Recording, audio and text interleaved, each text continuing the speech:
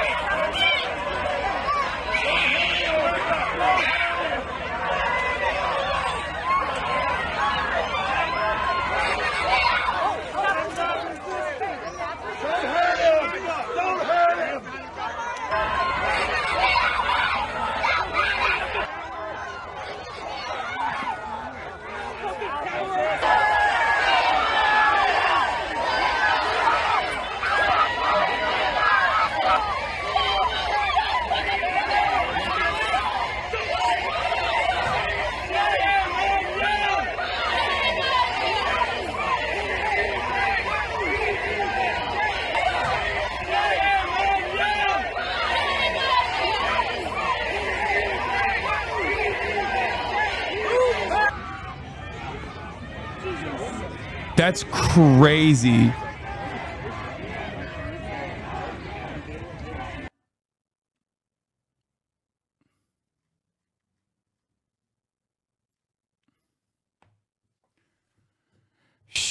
Jesus Christ, dude.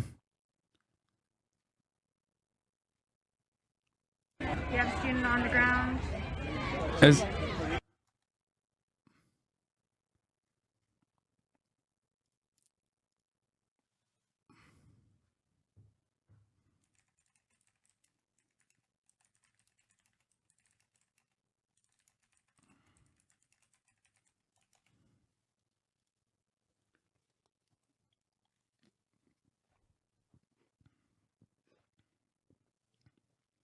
I don't understand this. Isn't USA a democratic country and isn't it 2024? I mean, the United States of America has only been a theoretical democracy in its inception. And another thing that you have to remember is that they've been doing this all the time. You might be new to it because maybe it was over a cause that you didn't find to be worthy. But like, I mean, think about the way that the Black Lives Matter protests were fucking dealt with. But of course, that was Donald Trump, so it's different, right? Well, it turns out the state is still going to behave in violent ways no matter who's in charge. After all, the Black Lives Matter protests started under Barack Obama, and they too were violently suppressed under Barack Obama. Donald Trump basically just took on the helm.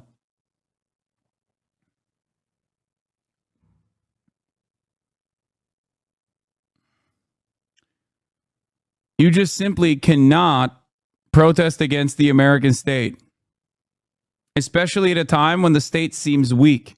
These are actions of a weak state, okay? Not a strong one.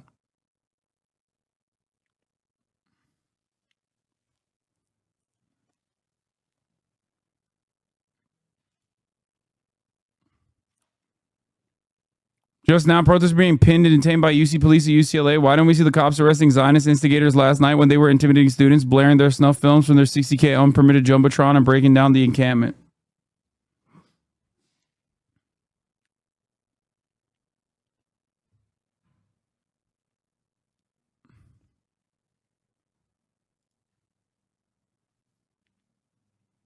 You have to make compromises in politics. I mean, what the fuck do you do? Are you always right?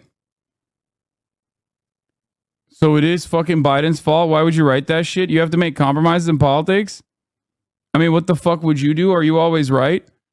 Do you think it's an unreasonable demand to make from the progressive, supposedly quote unquote progressive administration that championed human rights against violent police suppression under the Trump administration during the Black Lives Matter protests, and a guy who specifically ran against that, doing the exact same thing to the pro-Palestinian students?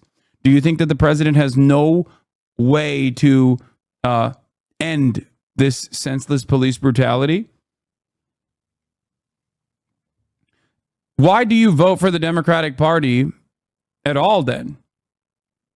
I mean, actually, why do you vote for the Democratic Party at all? Why vote for Biden at all then in that situation? Is it just to make yourself feel better?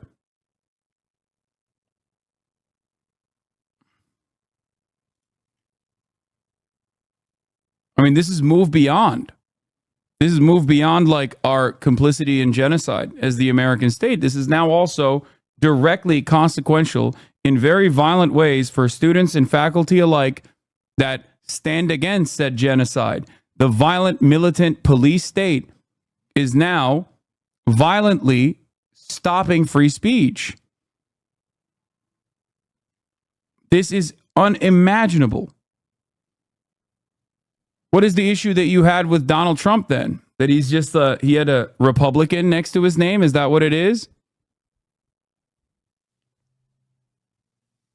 That's crazy, man. The reason why I criticize Biden is because maybe I'm foolish, but I still think that like the Democrats have some time to fix this. Hopefully there's enough pressure upon the Democratic Party, at least enough Democrats. Cops are moving in Colombia currently as we are talking. Apparently cops are moving in.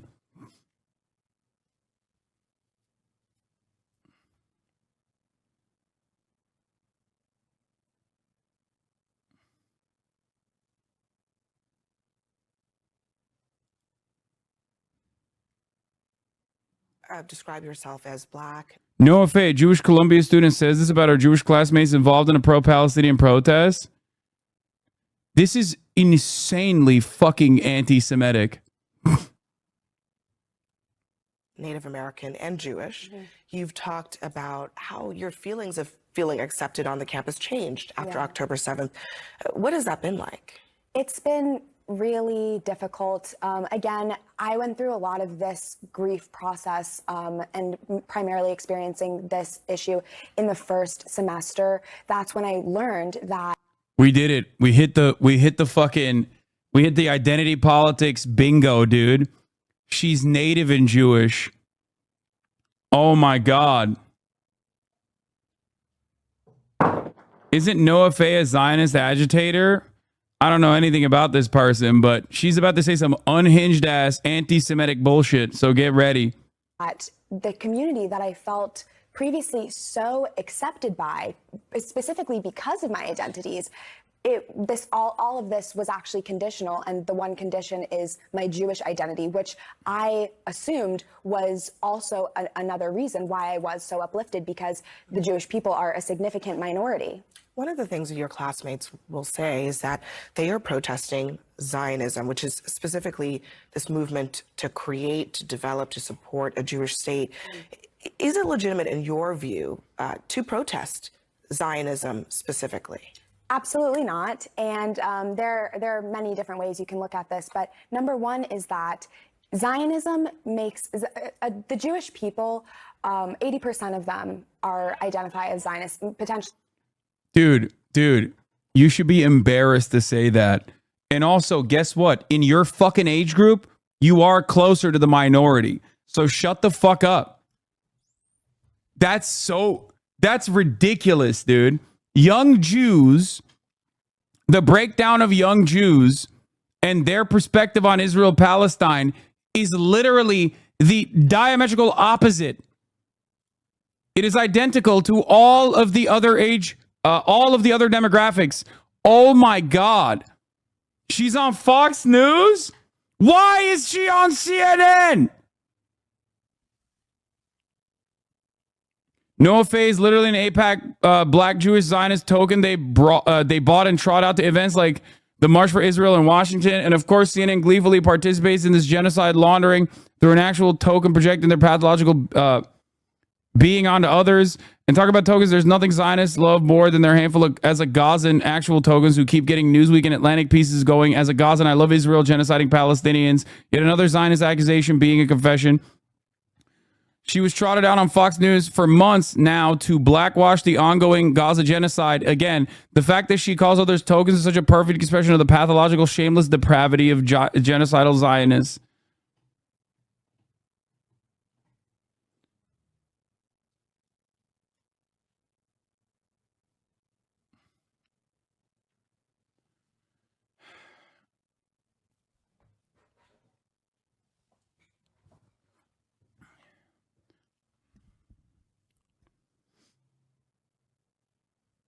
What does blackwash mean in this context? It means that they're using her for her blackness, as in to say, see, like this person who is a victim of white supremacy is on our side. It's like Candace Owens. They're utilizing her identity.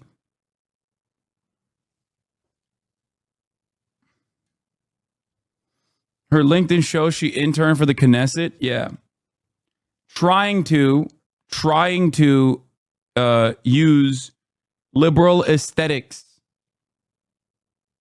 that are appealing to liberal sentiment.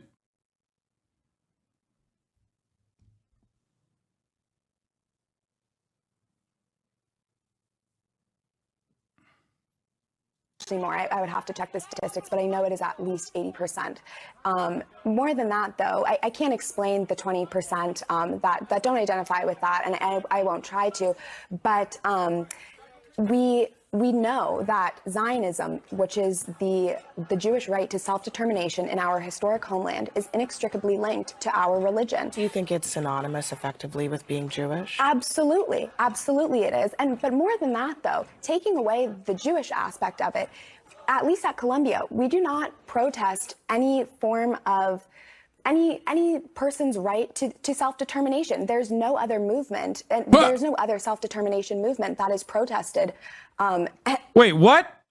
Your right to self-determination cannot be by putting your boot on Palestinian children's skulls.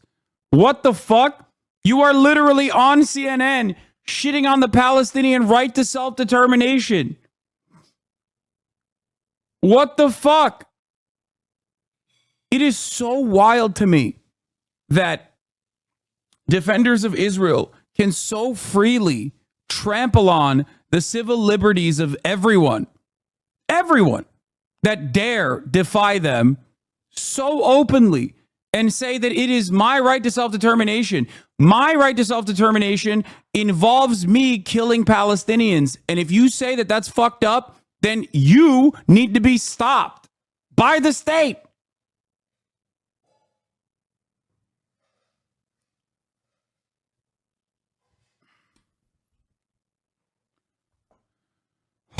The more, I'm telling you right now, the more things escalate in America, the more the broader subsects of the population recognize how fucking fraudulent this shit is, the more desperate they get. Desperation is kicking in.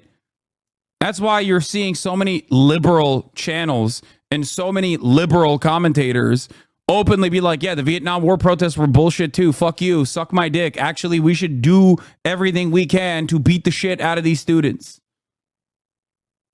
They're just dialing it up.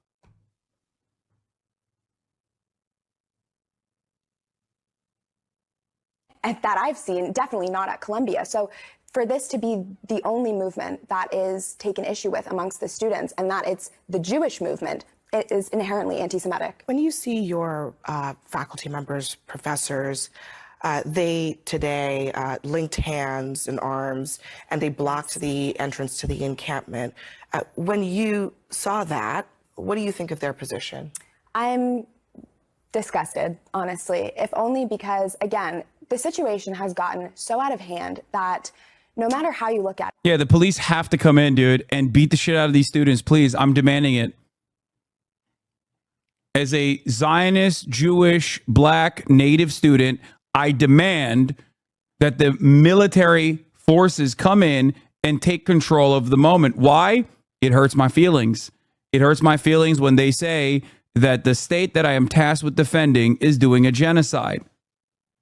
Okay? It's like, please, Kent State time, please. If we're taking out the political element, the anti-Semitic element even, it is just absolute anarchy on campus. And to see that faculty are supporting this. This can be reduced down to the same exact principles every time and forever. Okay? Every time and forever. Always.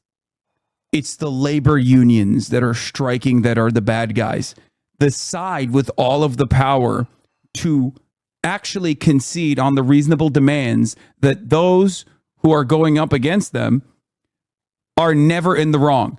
The bosses are never in the wrong. The striking workers can always stop the strike. Why are they doing so much chaos? Police have to come in and deal with them right now. They're stopping entry into the workplace. That's illegal. The police need to come in and fucking stamp their heads immediately. There are two sides to every negotiation, and yet the side with all of the power to end the conflict never gets discussed as an equal partner, even though they're not even an equal partner.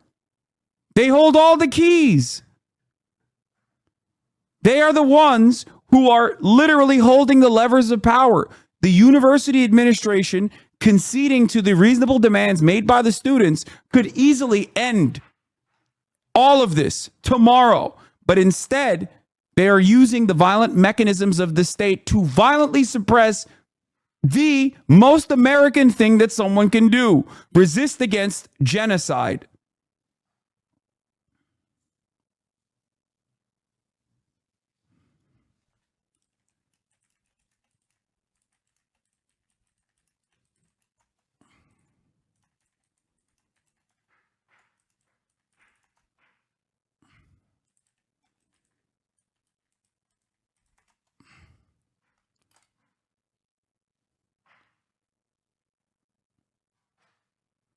Okay, you lost me with that last part. No, dude, it is very American to fucking resist.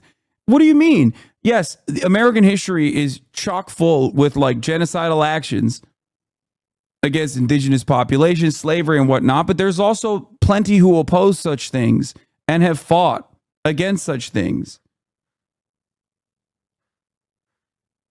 Make no mistake. Just like the top of the hour is a fundamental part of the stream. Okay? And if you no longer want to see the ads, if you want to resist against the ads, all you need to do is subscribe for $5 or for free. That's right.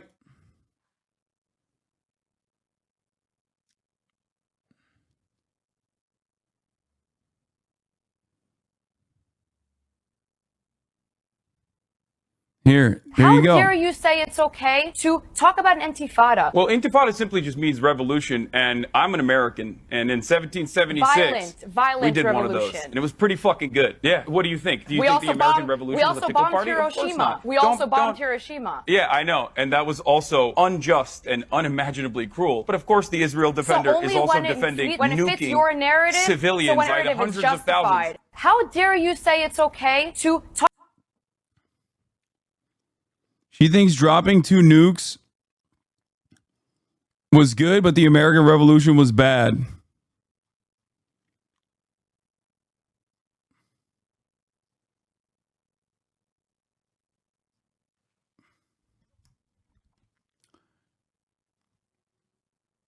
Anyway, let's finish this And in out. a way that is, in I this have to pee. instance today, they were barring students who, in my opinion, you could consider them to be paying for these lawns. They're barring students from enjoying the resources that we all have a right to. So that alone is just absolutely inexcusable to be seen from faculty. As I'm sure you know, there are Wait, what do you mean? The other students are also paying for it. What the fuck are you talking about?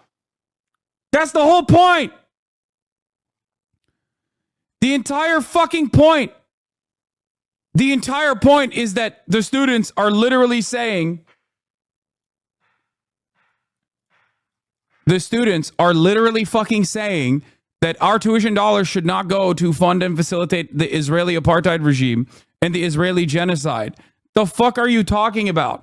What the absolute fuck are you saying? And now that very same student, very same administration is just barring them from entering the campus.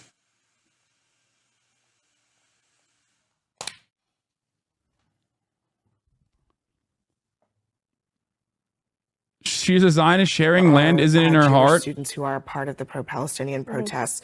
You've compared them to blacks for Trump, gays for Trump. Absolutely. It's fair? Yeah, of course it's fair. I mean, I say take them as seriously as we all take blacks for Trump and gays for Trump.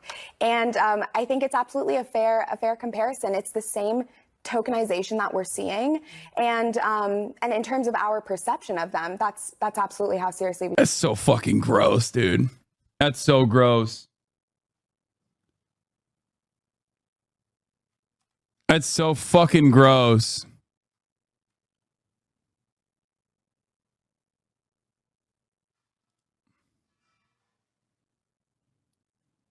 Oh, this is her? Nice. Sick. Fucking freak. A gift from Gaza.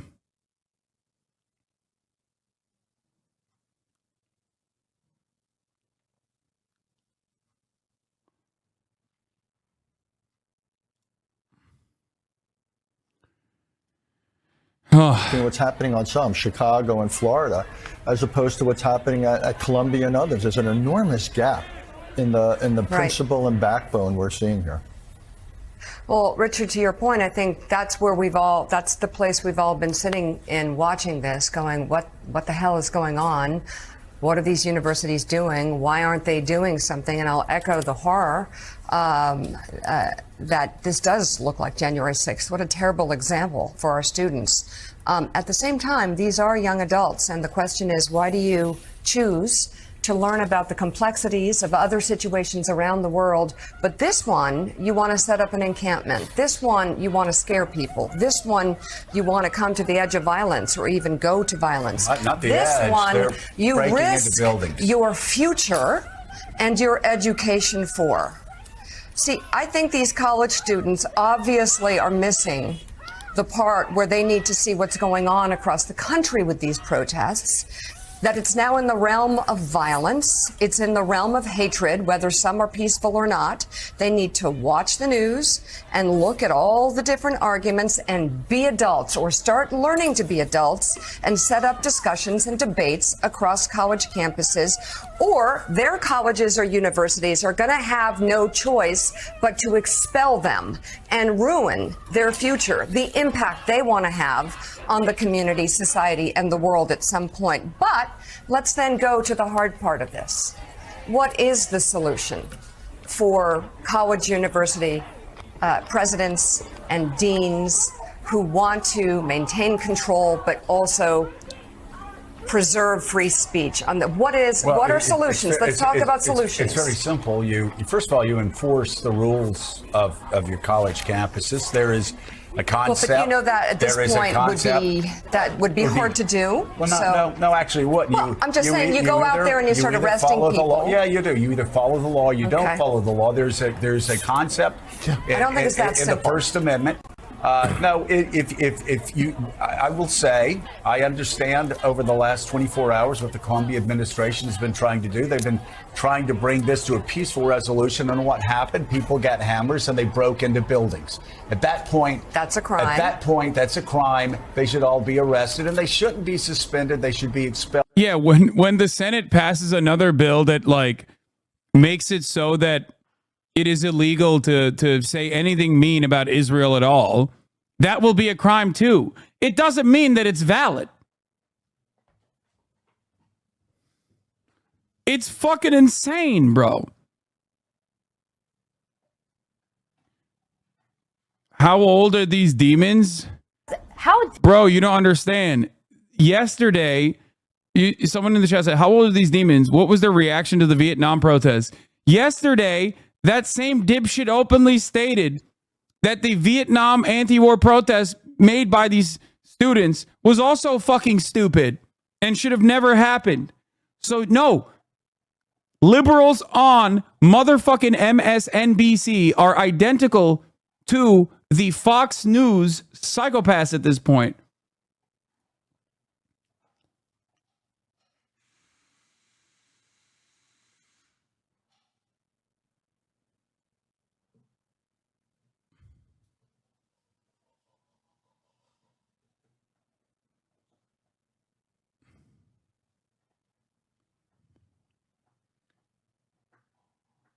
How libs think these encampments should act?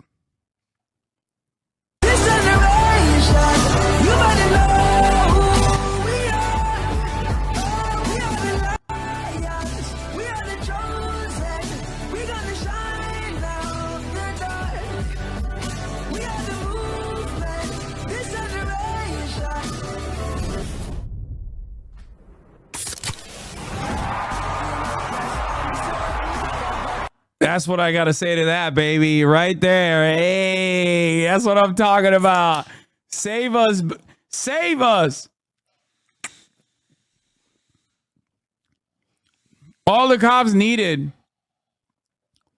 was a fucking Pepsi, dude.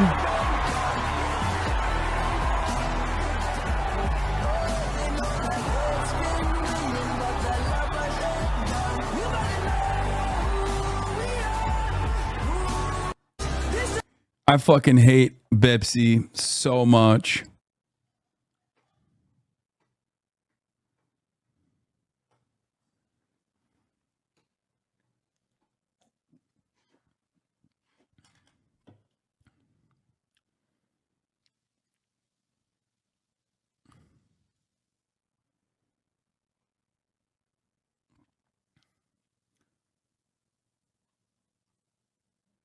Do you see the boys' version of this commercial? Yeah.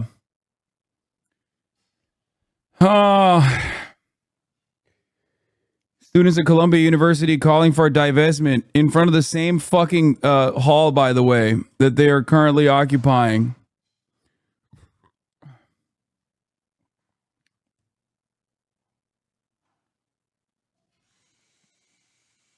Why are you drinking them? Unfortunately, I ordered Diet Coke, but there wasn't Diet Coke, so they sent fucking Pepsi Max instead, or whatever this is. Pepsi Zero Sugar. It fucking sucks.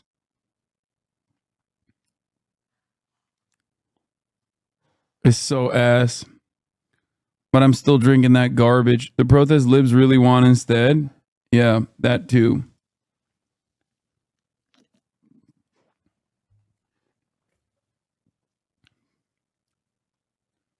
You need to stop drinking Pepsi Zero Sugar on stream, please. Wait, what?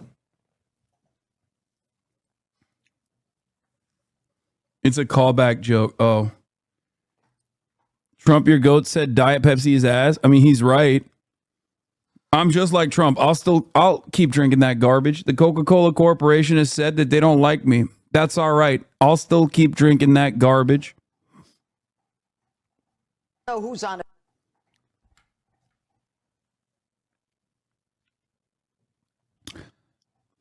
It is wild to think that, not much difference between this shit.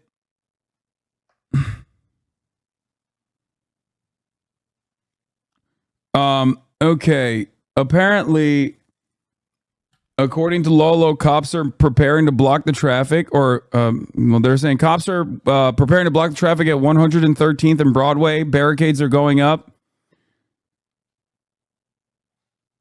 None of us have the capacity to talk to press right now in the middle of a security issue, is what the students say, which is fine. I already told them that they don't have to speak. Only if they are willing and able to do so. And apparently the cops are currently moving in and they're fortifying. Okay.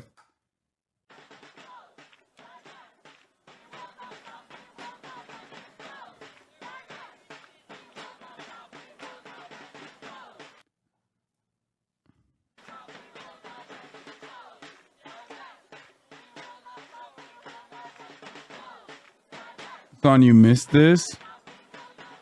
I ran it already.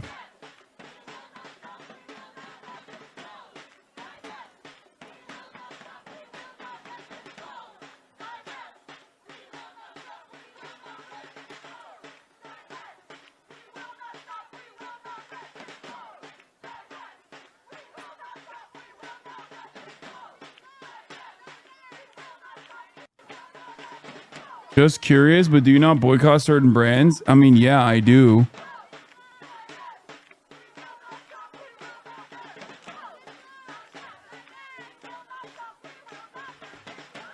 Just curious. Let me explain it to you. The brands I boycott are on the BDS list. The brands that other people have made on their own version of the boycott list are not brands that I boycott. If the BDS list were to boycott a brand, I would also boycott it. Except Domino's. No, I didn't fucking actually get I literally canceled the order for $700 worth of Domino's pizza after ordering it,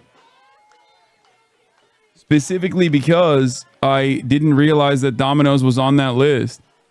It was a part of the organic boycott target. This is the BDS list I abide by.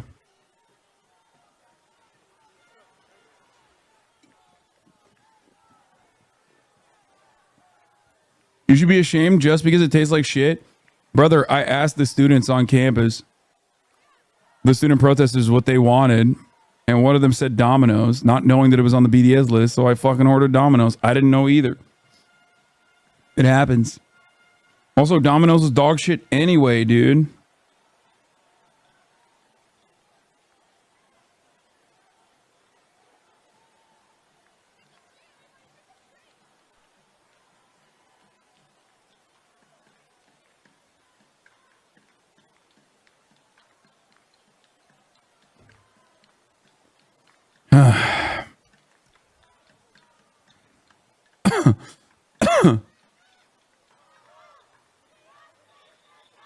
Are you going to cover University of Arizona encampments that have been going on as well as getting wild since last night? Yeah, sure.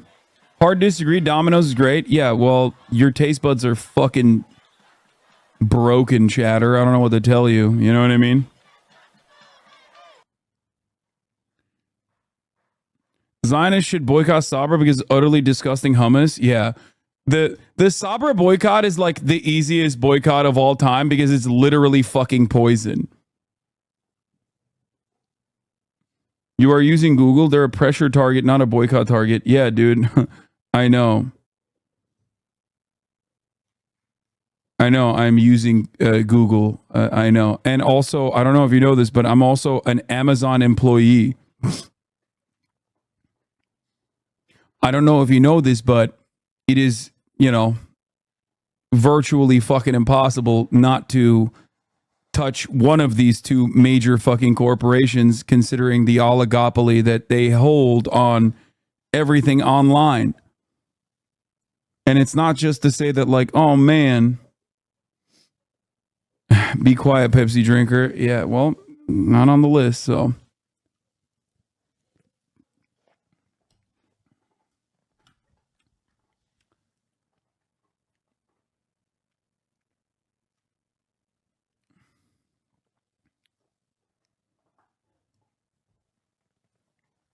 Yeah, Chatter is using Amazon while visiting websites that use AWS.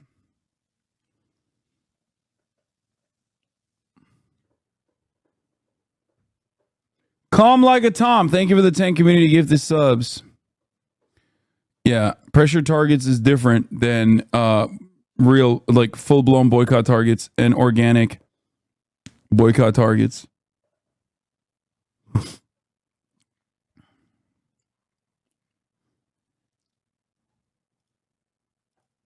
Anyway.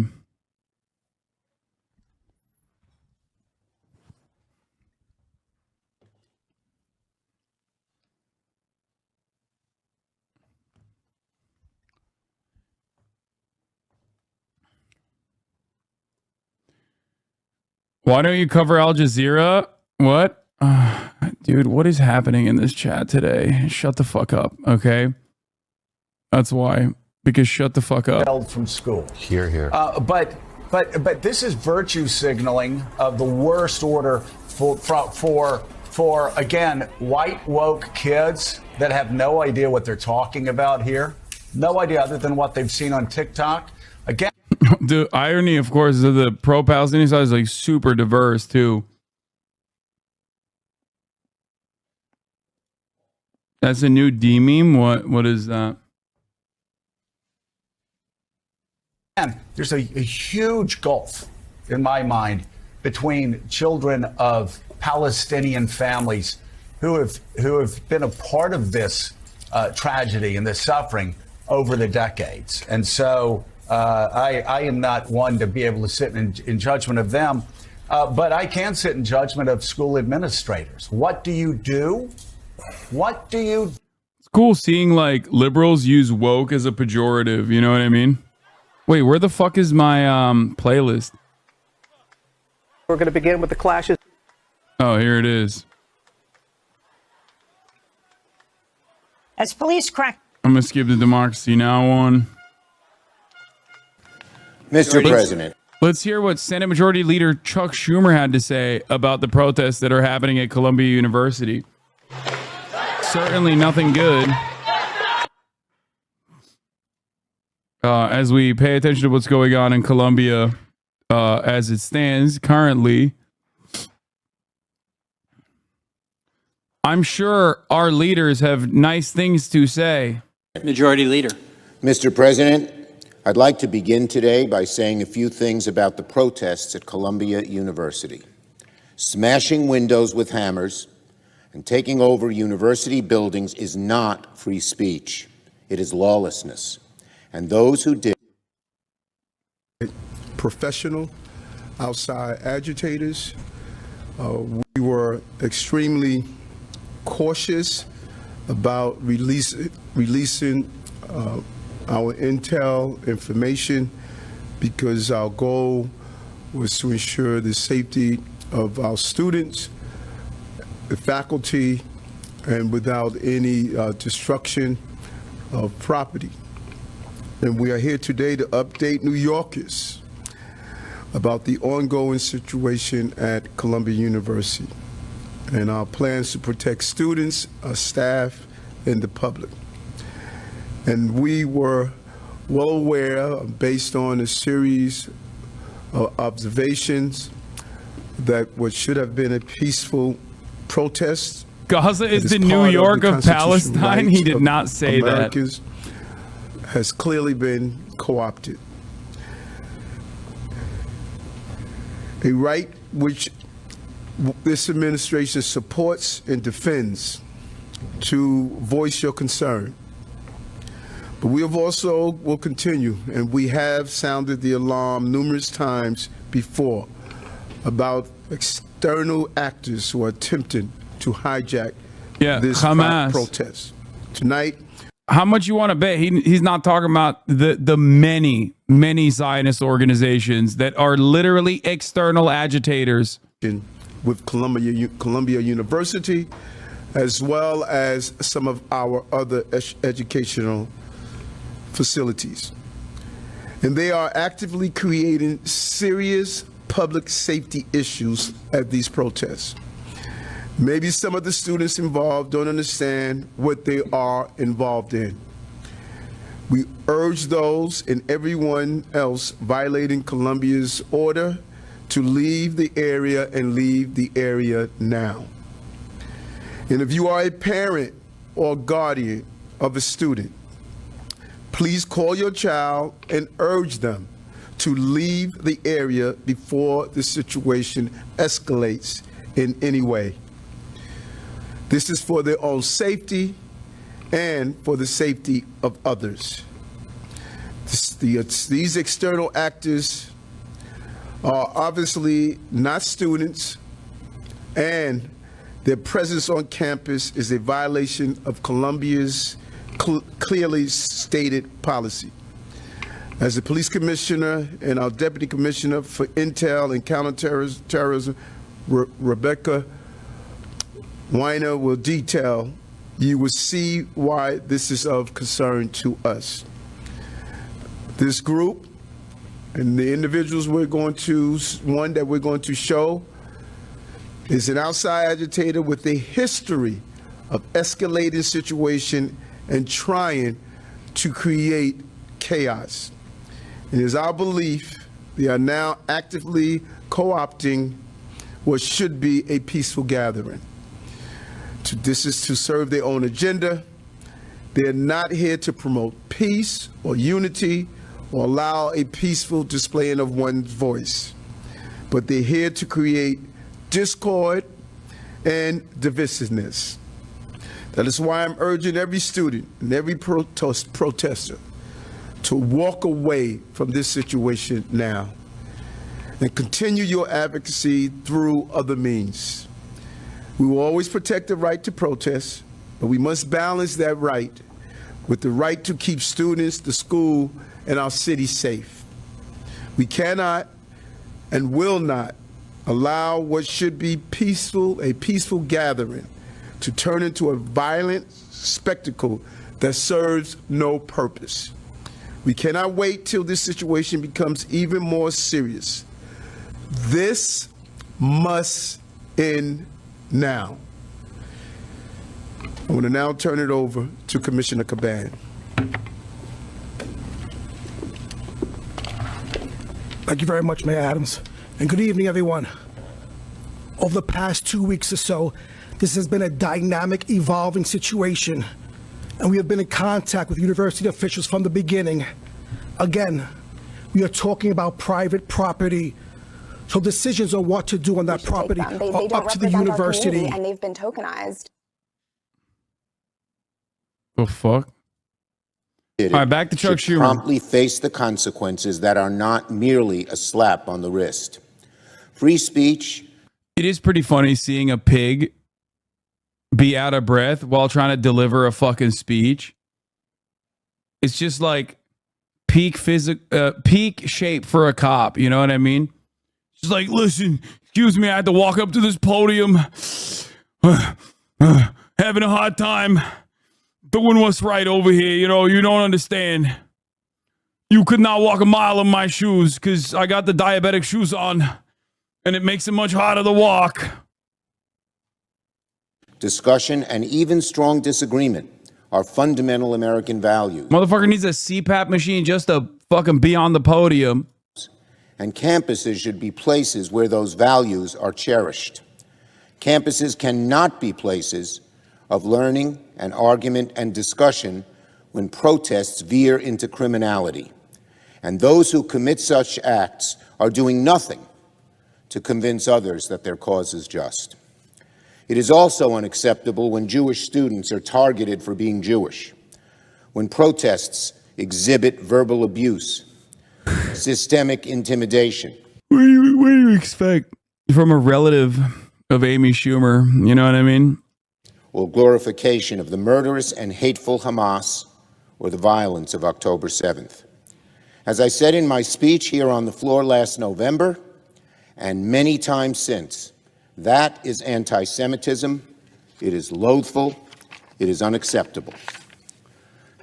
Now, on another note, sad note, yesterday in North Carolina, 4 law enforcement officers, including a deputy U.S. Marshal, were killed in the deadliest attack against U.S. law enforcement in 8 years.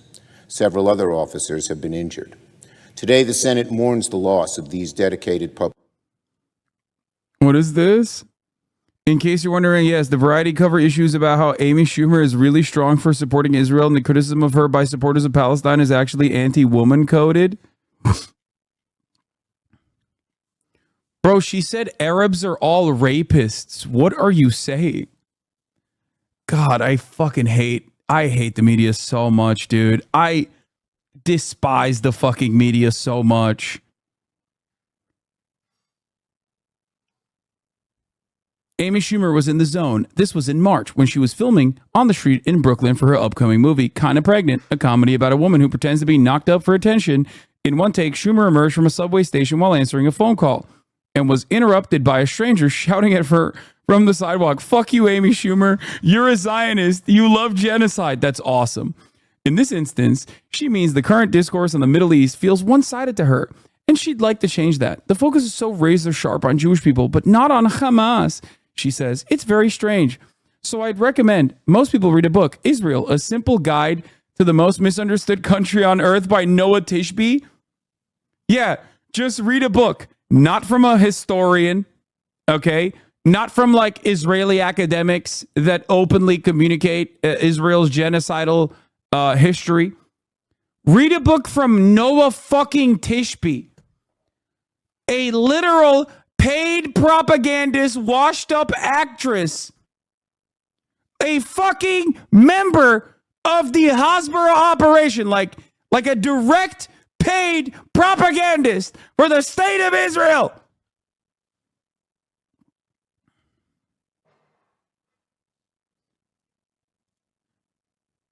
Just don't read books from any Jew, she says. Just not the Jews that say Israel is engaging in abhorrent actions and has since its fucking inception. You know? Jewish people wrote everything down. Yeah. Just not the kind of Jews that are, Holocaust historians and genocide historians who have been screaming from the fucking rooftops that Israel's actions are unconscionable.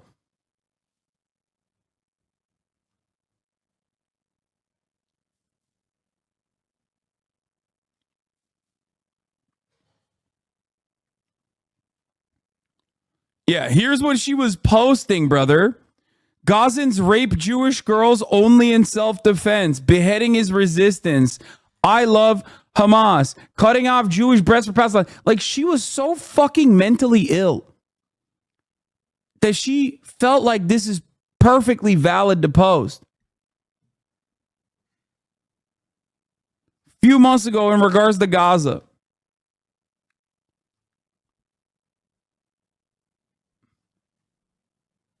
A cap for cutie. Thank you for the 10 community gift this subs. I can tell this isn't AI because the guy is holding a sign that is also his shirt.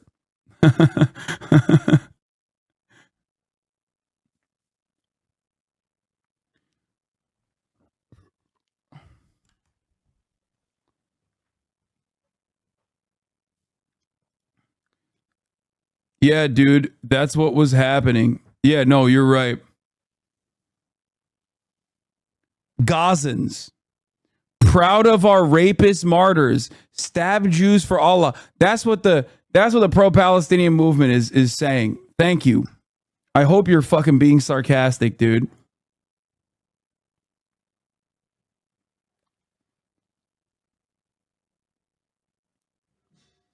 Why is it that they always talk about everyone only supporting Palestine, yet the news only supports Israeli and Zionist voices? Are they that desperate to be victims? The news media is going to do what the news media does, which is defend the American state. If tomorrow the American interests were no longer in funding and facilitating Israel's genocide, and Israel somehow magically turned into a foreign adversary, which of course is laughable. Obviously, it's not going to happen. But in that hypothetical, the media would be just as aggressive towards Israel, if not more aggressive towards Israel, as they are against Russia. It's that simple.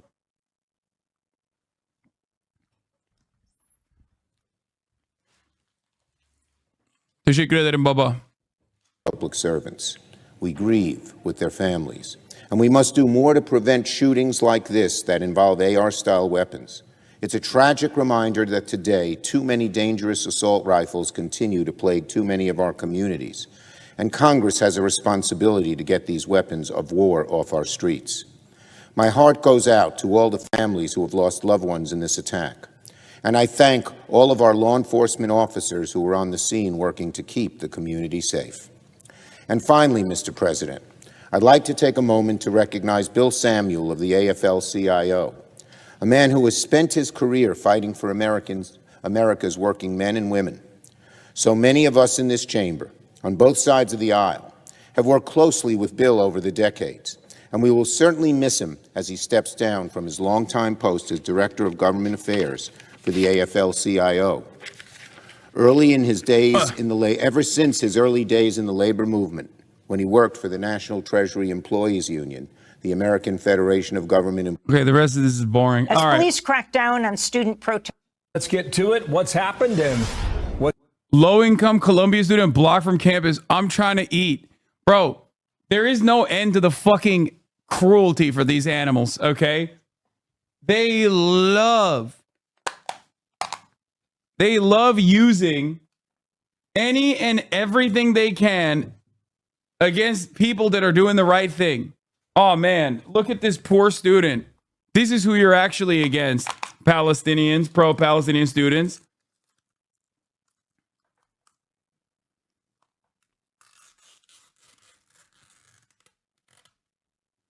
This is basically the same exact principle behind, like, you know who we need to free Palestinians from? Hamas. That's right. That's why everyone should be championing our actions here. It's the same exact fucking shit.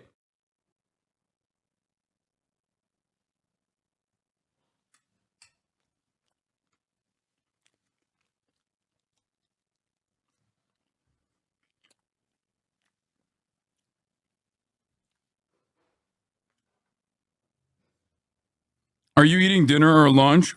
Why not both?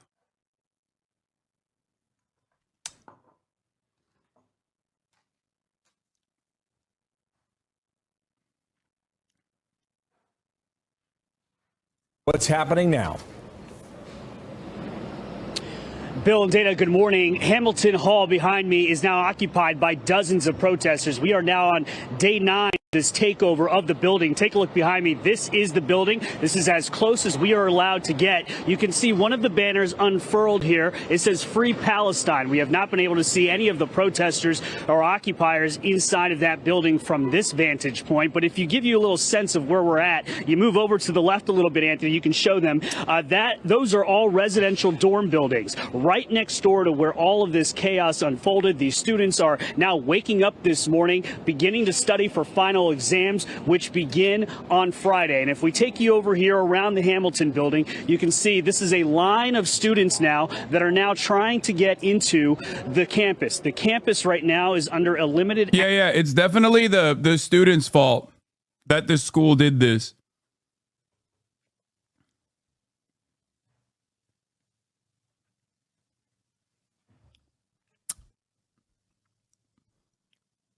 Carl's Kid Marks, thank you for the 5 tier 1 give the subs. Access only. Only students who live on campus and essential personnel are allowed onto campus. This is a direct response to the takeover of the Hamilton building at 12:30 last night. If I actually kind of cut through here, I can show you. Again, this is as close as we're allowed to go. It's a private university. This is outside. We haven't heard any of the protesters, but this all began at 12:30 in the morning. Protesters that were in the encampment began to storm the building with backpacks and sleeping bags. They broke glass to get into that building, and once they were inside, they started unfurling those banners and chanting. There were 3 maintenance workers inside at the time, according to the Columbia Daily Spectator. They have to die. Spectator, the newspaper. Sorry. They have hostages, bro. Sorry. Columbia has to do what is right, which is blow up the fucking hall immediately.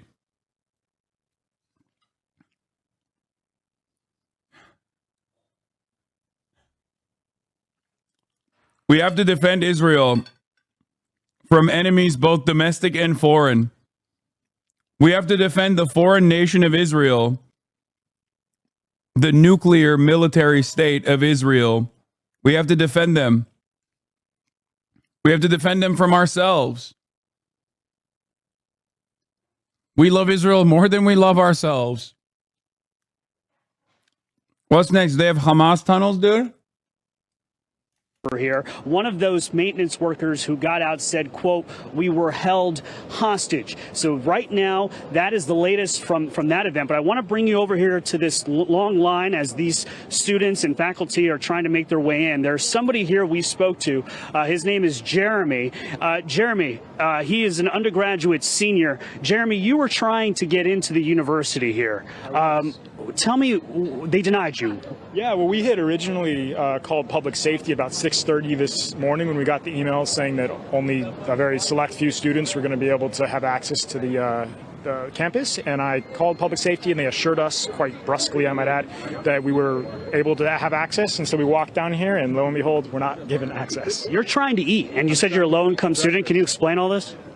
I think you just explained it. I'm trying to eat, and I'm a low-income student. I luckily just, heard back from some of the administrators in my program. They've graciously let us know that we can go to Barnard College or Teachers College, which was 2 of the affiliate universities or colleges of Columbia. We can go grab some grub there, but I'm just not liking the amount of chaos that is ensuing around breakfast. You know? And finally, what are your thoughts on the fact that your fellow students here have taken over a building, broke in, they've entered, and this has now escalated to where it is? Oh, I think escalating is the word, right? I think that it was a misstep, and I wish that they would have engaged with the university when President Shafiq had come to the table last week. I think that it's a bit of a tragedy, you know, and I think that we need to pack up and go home now. How does this end? Bro, how the fuck? What kind of student?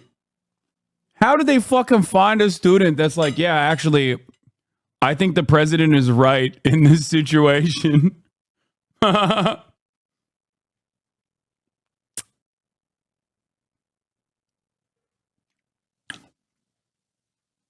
That's a good question. I guess that people like yourself in the news have to keep asking tough questions and see where the chips fall. Do you want to see the NYPD come in here? No, I don't. In fact, that was one of the most disruptive elements of the past few weeks. I've been very concerned to see the amount of guns and armaments around the campus, and I'm not happy with the presence of the NYPD. I think anytime you have NYPD, it's not... Even though you can't eat food and you're trying to study, you don't want the NYPD to come in here and break up what's going on. Hey, look, I'm developing these types of answers to these types of questions over breakfast. So I'll chat with me later today. I'll tell you how I feel. Well, Jeremy, thank you for your time. I really appreciate it, though. But that's just kind of the situation out here, guys, as we are still awaiting an official response from the university. This is all happening after they announced that they were going to conduct suspensions of those students. And yet, after making that announcement, faculty members joined. I wonder how many people they asked on that line until they inevitably found one person that could be like a little critical of the students.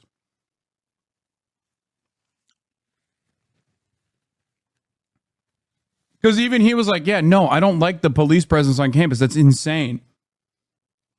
And that was a major escalation. And part of the reason why it's happening right now, what's happening right now is happening. I love the reporter being like, don't you want the police to kill your fellow students because you can't get breakfast? Come on, you're a low-income student. In the protesters, which grew overnight in that encampment, and then they felt emboldened to storm Hamilton Hall. And now we all wait for what the next step will be. Brian, Dana, good reporting Bill? up there. Thank you. We'll be back with you momentarily. You're right about those deadlines. They came and went and took no action, and they are left with what they have now. And who knows how long this will last. Brian, thank you. Upper West Side there in Manhattan. I'm Steve Ducey. I'm Brian Kilmeade. And I'm Ainsley Earhart. And click here to subscribe to the Fox News YouTube page to... And finally, new rule: someone needs to tell the people who blocked... Seems to be some of the only people media can find. This is from 2 days ago. Pro-Palestinian help free the people of Palestine. Our demands that as they that's from the encampment are both graduating from the school next month. Wait, what? I'm really uncertain. I'm not sure what's going to happen. There's not really any communication about it. Some students were seen. Wait, what?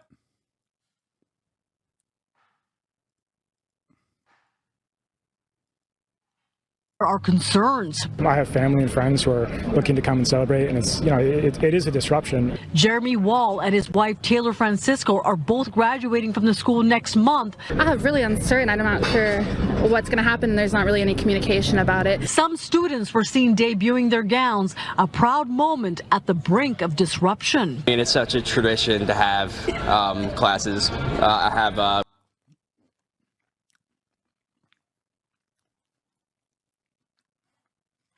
That is the same guy.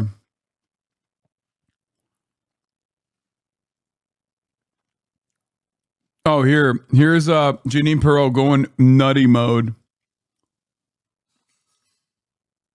I want to know who's on a visa. I want to know that their visa's being suspended and that they've started revocation hearings. I want them out of this country. I don't want to hear that they're listening in Al Jazeera and cheering what's going on in the United States and the Palestinian flag is wrapped up in the United States on Columbia University and calling for the elimination of Jews. If it were blacks, believe me, they'd be all in jail right now. And I don't resent any blacks, but what I know. Oh my God. What the fuck? Yo, they can't stop being so racist all the time. Is it Title VI of the Civil Rights Act makes it very clear. Department of Education can withdraw the funding, all the tax benefits. The Department of Justice should be involved. And we've got a president who's such a wuss. He has someone speak for him and say, we're going to let the universities handle it.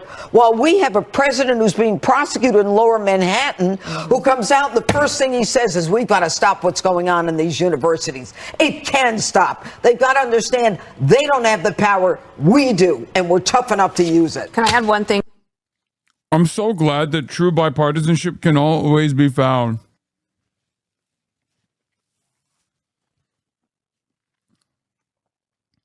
You know, when it comes to American foreign policy.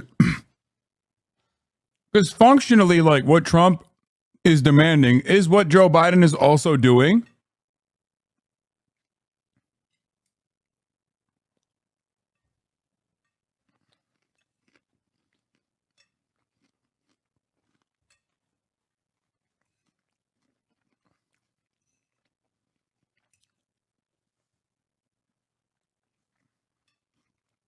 I wonder if the liberals see that.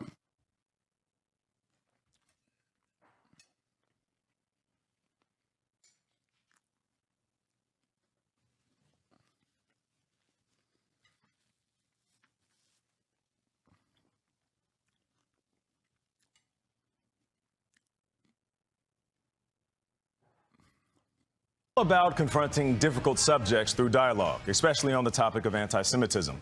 It comes up a lot recently in light of campus protests against the war in Gaza, which have sparked a debate over whether it's anti-Semitic to criticize the policies of the Israeli government. Now, former NFL linebacker Emmanuel Acho and actor Noah Tishby have a new book, Uncomfortable Conversations with the Jew, which aims to get people talking openly, even if it's not easy. Emmanuel Acho, Noah Tishby, hey, what's up? Good morning. Good to see y'all. Good to see you. It's good to have you on first on CBS Mornings, as we love it when that happens here on the show. Emmanuel, I'll start with you. You have had these uncomfortable conversations about race, police brutality, even abortion. What made you want to discuss Judaism? For me, it's simple. I feel like justice won't be served until those that are unaffected are as outraged as those that are affected. And so, though I am not a Jew, though I'm not a Jewish person, I said, what would happen? How much more powerful would we collectively be as a society if, rather than black people simply fighting for black people, women fighting for women, Jewish people fighting for Jewish people, we collectively fought together against hate, against oppression, against anti. We collectively fought together to defend Israel. Like, what would happen? How sick would that be? Like, what if we all just like dropped our own personal stuff and just decided that, we are in defense of Israel and the American State Department? Semitism. And for me, you can't empathize with somebody if you're not educated on what breaks their heart. So that was really my impetus for all of it, is let me learn what breaks my Jewish brothers and sisters' hearts so that I can empathize with them and fight alongside them. And you saw Noah online. I did. After October 7th, and you reached out to her. I reached out to her 2 years before October 7th. Oh, to have this conversation. Yes, this project was not a project based upon October 7th. It was a project based upon anti-Semitism. Noah just continued to speak and continue to lead and continue to be a galvanizer in the community. Emmanuel actually reached out to me over a year and a half before October 7th because he noticed the rise in anti-Semitism, which I really want to commend him for that, because a lot of people from outside the Jewish community did not notice that. So we started working on it way before, and then obviously October 7th happened and October 8th, and it became a lot more urgent. Yeah. No, we did. No, we did. We did. The problem is the people that did do that, the people that did notice that, and the people that did fucking yell about that all the time are now also firmly on the side that is protesting Israel's unimaginable cruelty. So it don't really matter what our perspective is. As a matter of fact, it's a bad perspective to have for your propaganda purposes, that so many of the people that are anti-Zionist, that are incredibly critical of Israel, also happen to be the people that were yelling about anti-Semitism. Kind of sucks because it breaks the fucking narrative that like all of this is just unrestricted Jew hatred. That's what must be motivating everybody to be critical.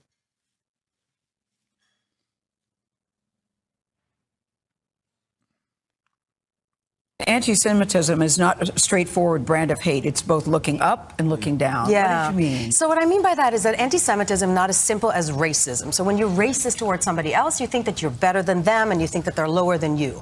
Anti-Semitism is a shape-shifting conspiracy theory. So every few generations, it changes into something different. And it can look like, oh, the Jews are the vermin of the earth. They're lower, they're scum. They're like terrible race, which is what the Nazis were saying.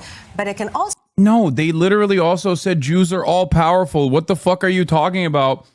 Why are you literally oblivious to the main premise of the fucking book that you wrote? No. Anti-Semitism, and for the record, racism as well, is always about how the enemy, the opponents, are both powerless, feckless, cowardly, weak, and very strong as well.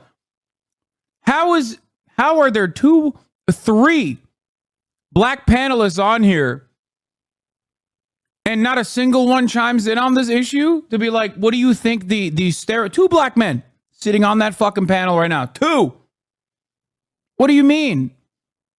Racism is not just about black people being fucking,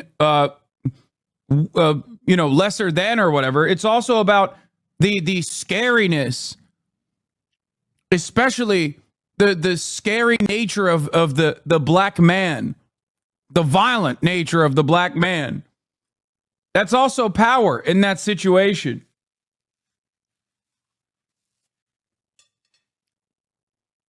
She literally fucking dumped this take here and tried to differentiate anti-Semitism, which is another form of racism, mind you, to single it out, and failed to do it in a spectacular fashion because she literally explained historic anti-Semitism as something different than what it actually was. Also sound like the Jews are controlling the banks, they're controlling the media. The Jews have this conspiratorial power, that's mythological power, really, that's also have been historically caused a lot of bloodshed. Well, you said don't call it power, you said call it positions of power, and Emmanuel, you objected to that. Yeah, the beauty of the book, Nate, the beauty of the book, Gail, there's tension. There's real tension there. Is tension. Yeah.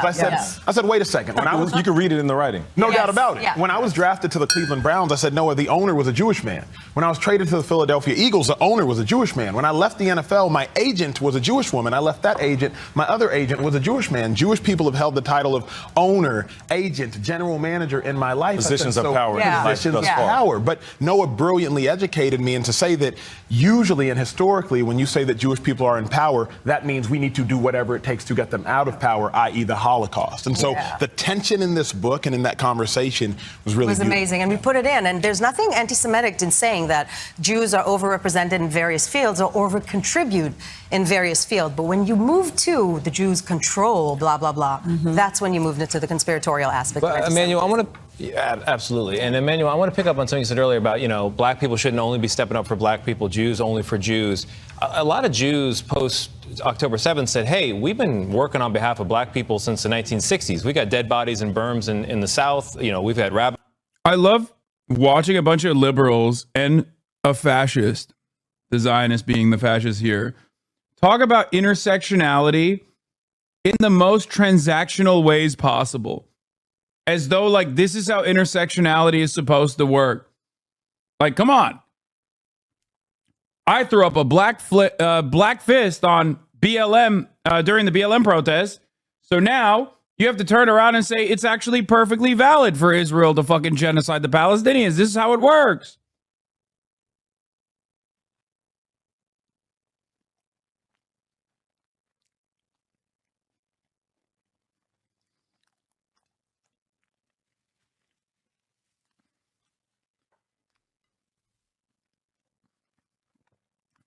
That's awesome.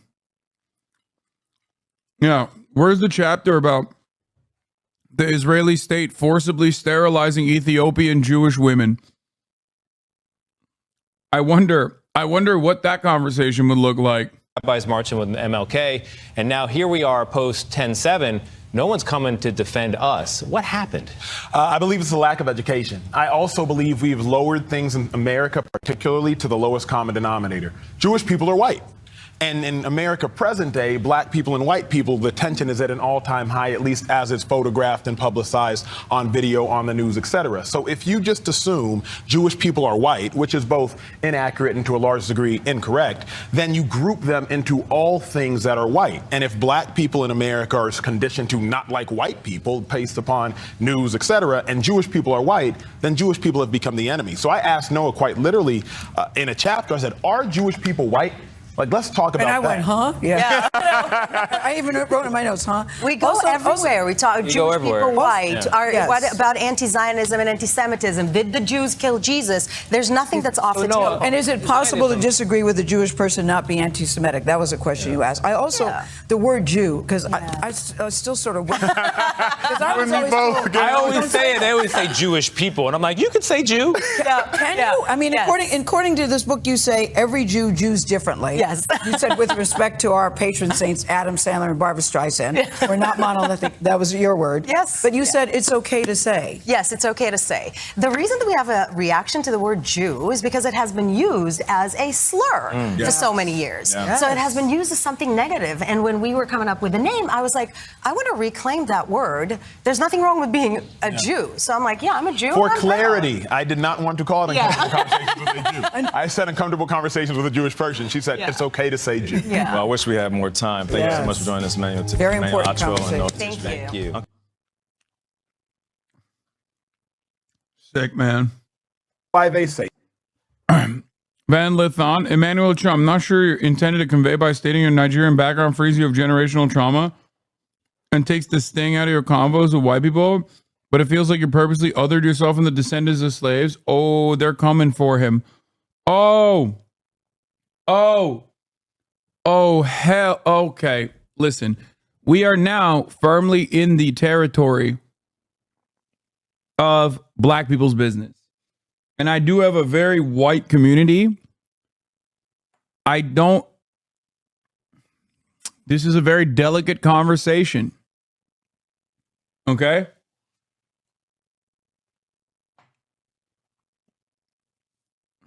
I'll just say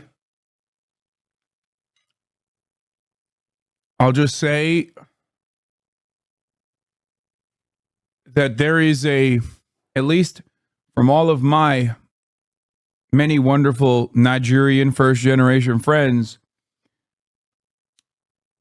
a lot of Nigerians that come to the United States of America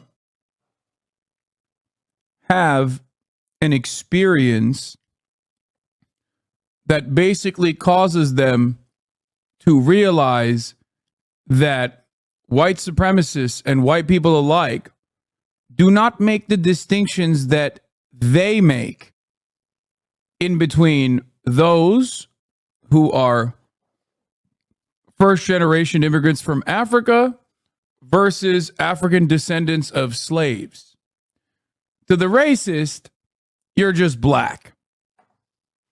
Many Nigerians might come into the country, especially as adults, oftentimes from relatively affluent backgrounds. It's not like it's super easy to come to the United States of America from an African nation at the end of the day, and assume that there's a difference in the way that the system sees you.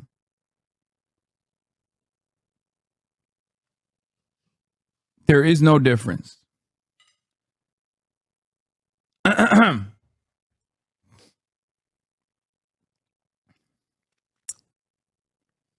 Say that, because I've been in them rooms when they saying that. When I kick it with black people and they're like, all white people are racist.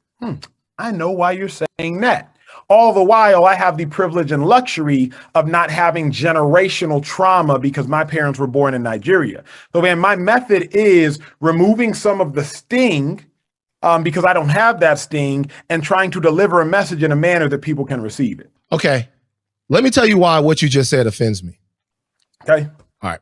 You saying that you don't have generational trauma and you didn't mean it this way, but the reason, and it's, I have to name it, you saying that you don't have any generational trauma in some way meaning, or that in some way meaning that your delivery method to white people is going to be either more effective or more sanitized is, to me, dangerous. And let me tell you why. Everybody that you just named and what you're talking about does what they do in different ways.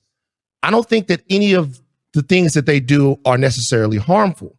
But what I could say is a black man, a prominent one, acting as an emotional butler for white people and serving them the most milquetoast, unspicy, unseasoned brand of racial discourse and accountability possible could definitely be harmful. Like, we're fighting for our lives. And to me, having a conversation like that at that particular time, it's not that it's a different method. Everybody has a different method. Is that it's the wrong method, is that it gives cover for. Yeah, Van is fucking dope. All the way back when he was at TMZ and he was cooking. He was like one of the first to cook Kanye, if I remember correctly. Like he literally was one of the first people in mainstream media as a prominent black figure. Straight up was like, nope. Like way ahead of the game. If not the only one at the time when he was like, nope, that's crazy. You're out of your fucking mind. I stated my lineage to allow my understanding for my predisposition to be less hostile. It was giving the listener insight as to why, not implying I'm better.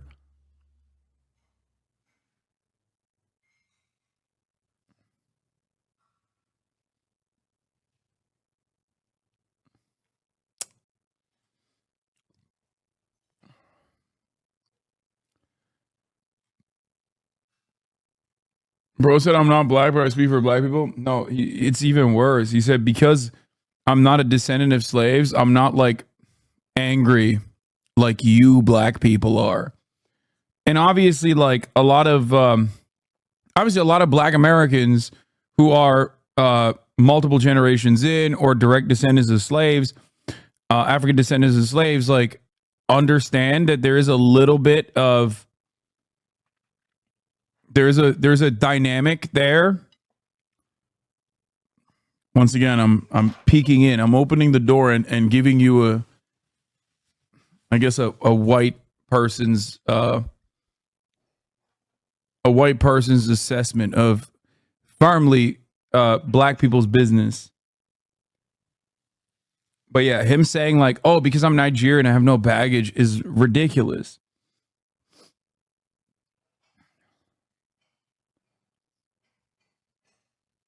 It's also false.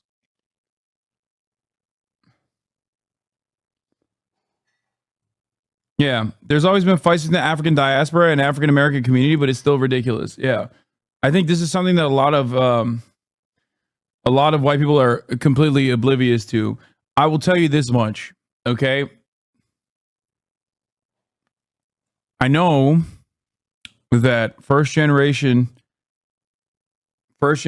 immigrants that are coming from Africa will not only sometimes see African descendants of slaves in the United States of America as lesser than, but also go so far as to the extent of calling them names that they've made up as a substitute for like the N-word, Canadian. This is not even a joke. Straight up. Like,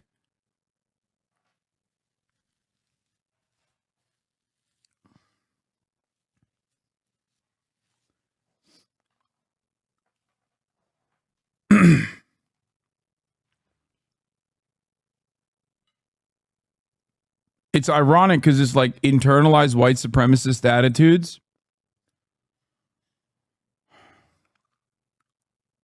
Bro, they literally side with the white people on the bootstraps argument so bad. Yeah.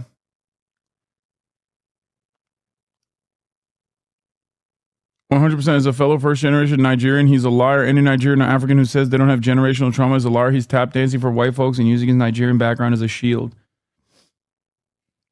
Wait, my nationality is a slur? I mean, that's literally just like, I mean, it's whatever. That's neither here nor there.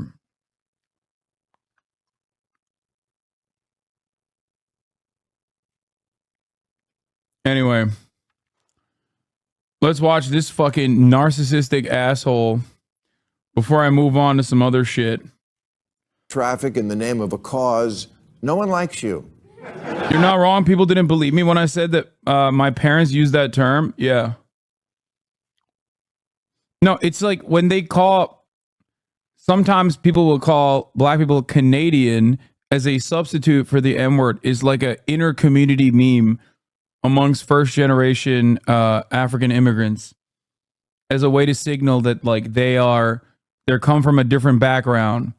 It's a substitute to say like uneducated, violent, all the same racial stereotypes that white supremacists have for black people, which is again,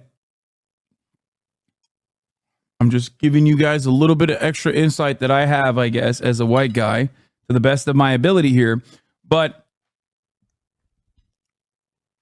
I think that, how do you even know this? I just think, how would I know this? Just think about it. Because it's not like there's fucking memes about it or some shit that I saw online. No, this is like, this is the type of shit you only know when you have very close relationships with the groups of individuals that you're currently talking about. Anyway, that doesn't matter. But that's neither here nor there. That's not what I'm talking about here. What I'm talking about is also the turning point for many immigrants is almost always on the receiving end of white supremacist action from one of the organs of the state, which is when a lot of people come to the realization that, like, oh shit, I am not being viewed as someone who is separate. Like, I am not being viewed in a separate lens as a first generation immigrant from Africa. I am just black. This also comes from how, I mean, this is also the same dynamic surrounding black culture. Why is there no tangible thing that you can associate with white culture other than like some memes that we talk about how, like, you know, putting raisin in the fucking potato salad or whatever? It's because blackness and black culture was born out of the material conditions that African descendants of slaves were subjected to. It was born out of a need as white supremacist chattel slavery destroyed all of the diverse backgrounds and the religious practices and the languages and cultural practices of black people, of Africans, and the unique parts of Africa that they came from. They were forced into creating a new culture born out of the violence and subjugation of chattel slavery. Because, you know, there's a reason why, as a white person, you can trace your lineage all the way back to like when your fucking parents got on a boat and came here. You can trace your lineage all the way back to however many generations, but black people can't do that. Black people, African descendants of slaves in the United States of America, cannot do that. Have you never wondered why they cannot do that? Because there's a cutoff point where they became capital. One unit. Forcibly removed from their own history, from their own ethnic backgrounds, from their own heritage, from their own languages and their cultural practices. Chattel. That's why there's a difference between black and white. Whiteness can only be defined on the boundaries of what it's not. And what it's not is black. Whiteness is the one group of people that will not ever be considered white, regardless of all of the other groups basically coming after, you know, multiple generations of immigration, coming under the banner of whiteness, becoming a part of the in-group. The only group that will never be considered white is black people.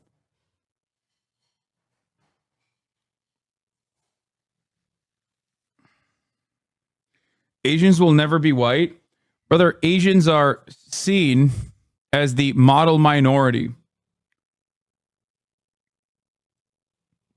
We're talking about the way that people in positions of power view and analyze and write out the rules.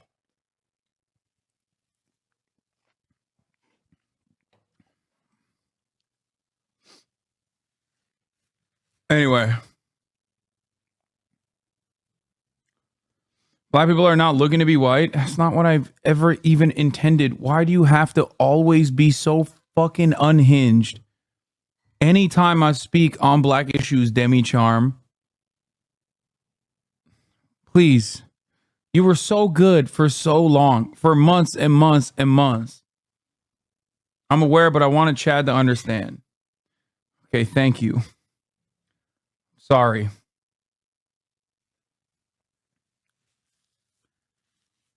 No, there was a time when Demi Charm stopped chirping at me anytime I spoke on black issues for like a good couple, for like since October 7, I think.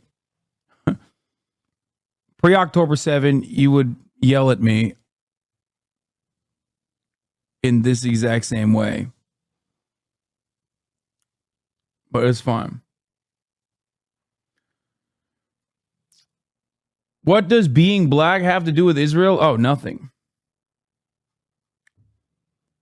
Just like, it's just, I mean, being black has a lot to do with Israel if you're a Jewish person who happens to be black, but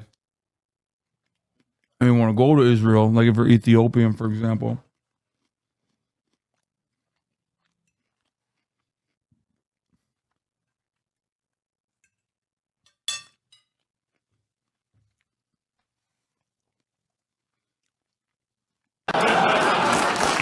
And you're probably hurting your car.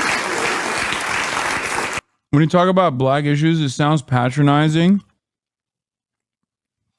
Maybe because I'm not talking to black people when I talk about black issues. And I'm talking to fucking white people who don't understand it at all. Yeah.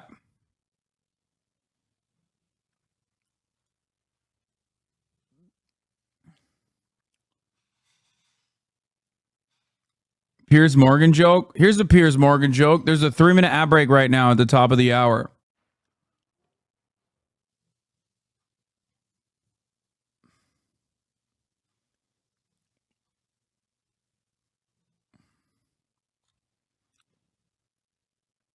And if you no longer want to see those ads, all you need to do is subscribe for $5 or for free with Twitch Prime.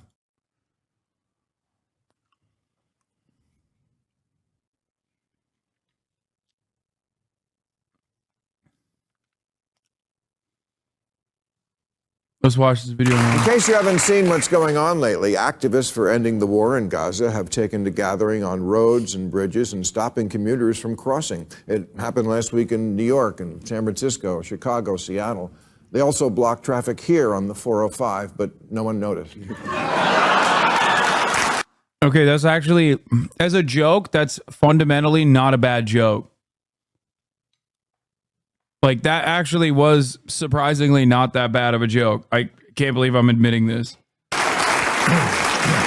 Obviously, because, like, it's not, the receiving end of the joke is not the pro-Palestinian students or activists, but instead how shitty fucking LA traffic is.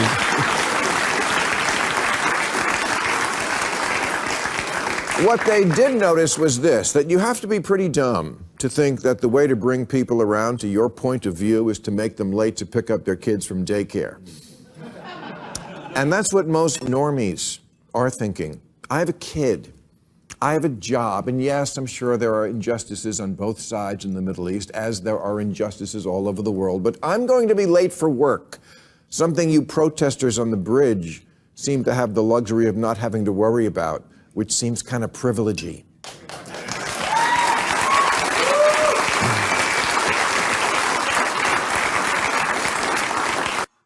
Isn't it funny that the dudes who are saying this and like chirping literally have not had like a real job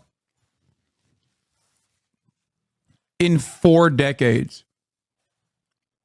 It's like Don Lemon. One, you're literally jobless, bitch. You right now don't even have the professional big boy job that you once did, which was already pretty fucking comfy to begin with, and you fucked up the bag.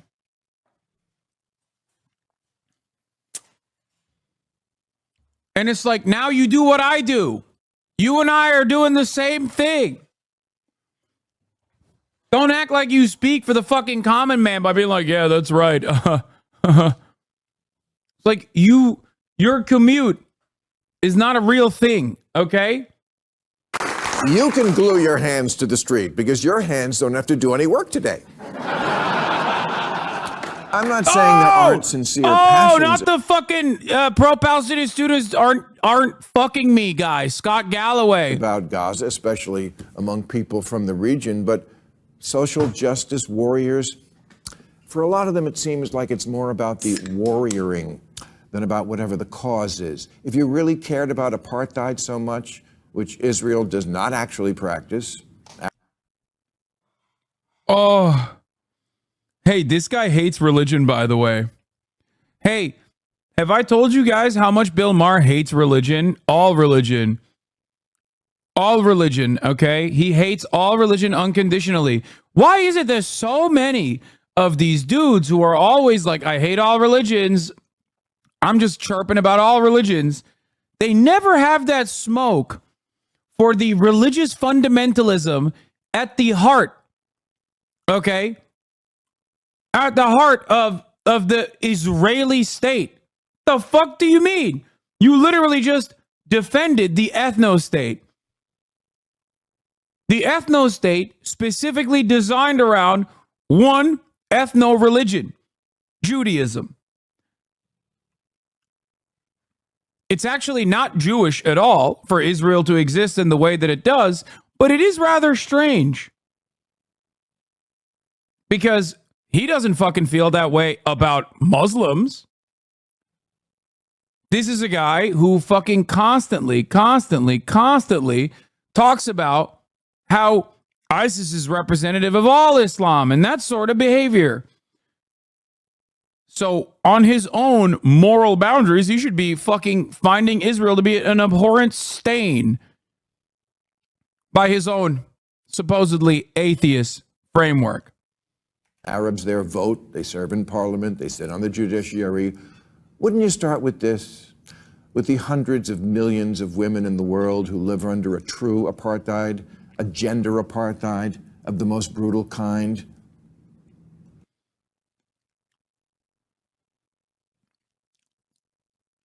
Bro, what is Israel doing to people that wear the hijab under its apartheid regime, which you claim does not exist? All matter of right-wing religious fundamentalism that exists in majority Muslim nations is also an unfortunate byproduct of Western imperialism. Also, you just said Israel doesn't have a gender apartheid when like 40% of the fucking parties in the Knesset are talking about how much they want to cover the women and how little they should be learning to read. The fuck do you mean, bro?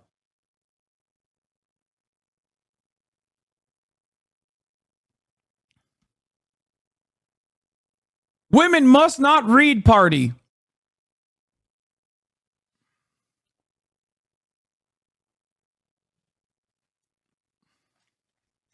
I'll wait.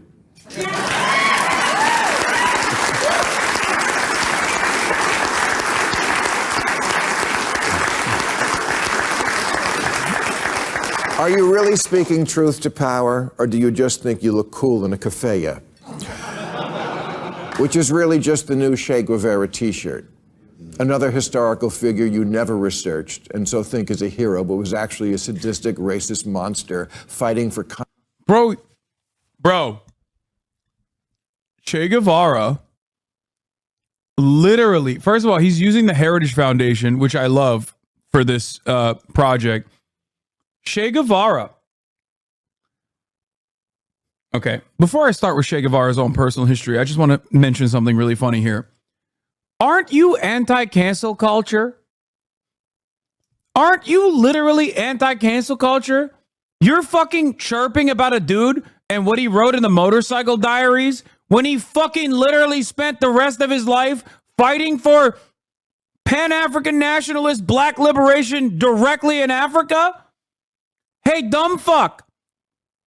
You are older than he was, and what the fuck have you done with your career?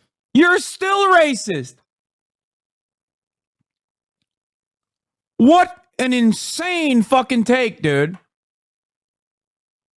What an insane take. He's literally like, yo, have you seen what Che had to write about black people back in the day? Time to cancel him. Please do not look at the Cuban Revolution and what it did for black and brown indigenous Cubans, what it did in terms of emancipation for them. Please don't look at what Che Guevara did for the rest of his fucking life. Post-Cuban Revolution. Please. Bro pulled up old tweets.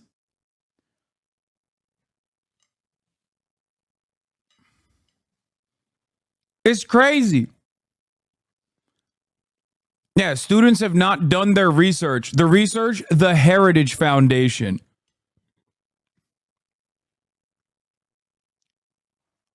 Communism, the worst form of government ever. But these are small matters.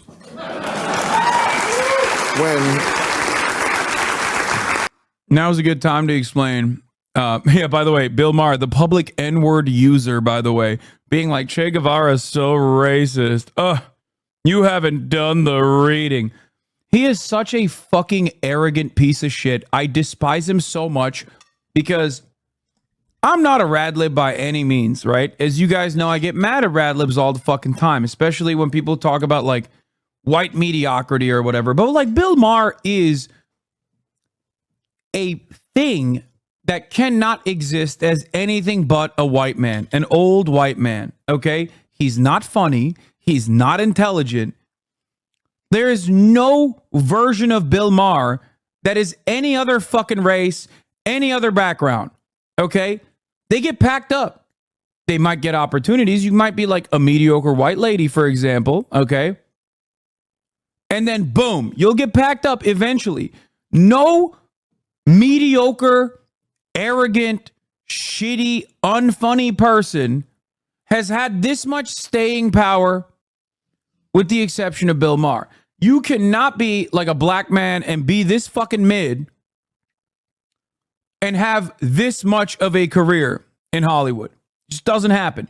So he is, in a way, unironically, the perfect representation of white mediocrity and white supremacy in that regard.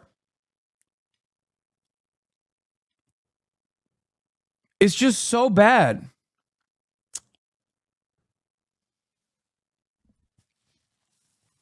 And as years have gone by, his quote-unquote comedy has only worsened. He is just basically repeating PragerU videos now.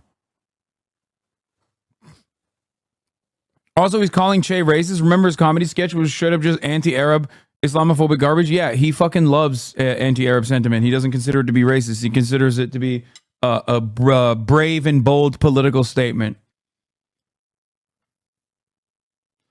Che was so racist, he went to Africa to fight in the decolonial struggle.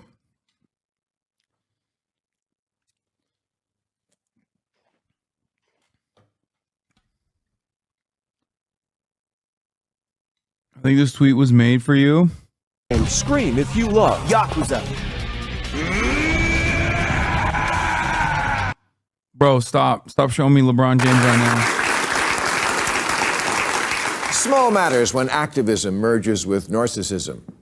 Less about the cause and more about me. Look at me. Oh, dude, what are you doing? You're literally shitting on fucking student protesters who are getting brutally beaten down by the police right now for saying things that you are too terrified to say, because guess what? If you were to say those things, you wouldn't have a job anymore.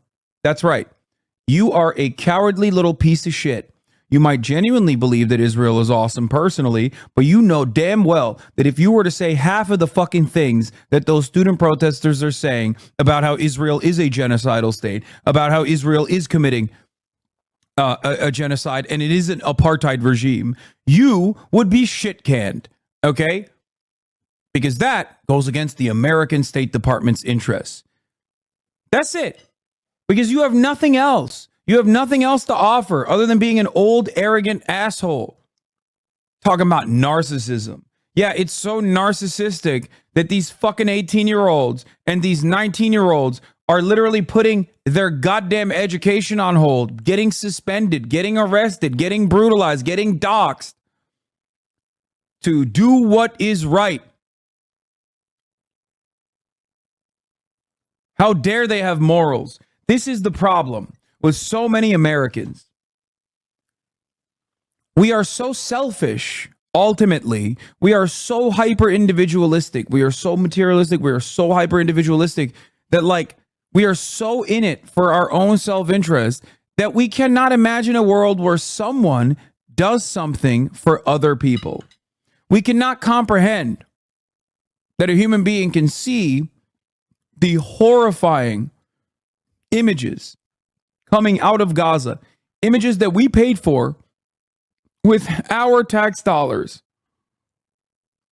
and say, this is wrong, this is immoral, we have to put an end to this. So all of these other protesters must also be grifting. If they were grifting, why are they on the side that has no international support from governments? Why are people grifting on the side that the media is regularly bastardizing and lying about and calling Hamas supporters and Iran supporters and Islamist fundamentalism supporters? Ridiculous. I despise this fucking freak so much. You alcoholic piece of shit. Watch me. And if you like the way I'm fighting injustice, remember to like and subscribe. Like and subscribe to what? The counter-protesters literally have media accounts. They are trying to unironically make a media fucking career out of this situation. It's the Zionists that actually have their own fucking personal... They have their own personal accounts. The student protesters hide their faces, Bill. Why do they hide their faces, Bill? They hide their face because they get doxxed, Bill.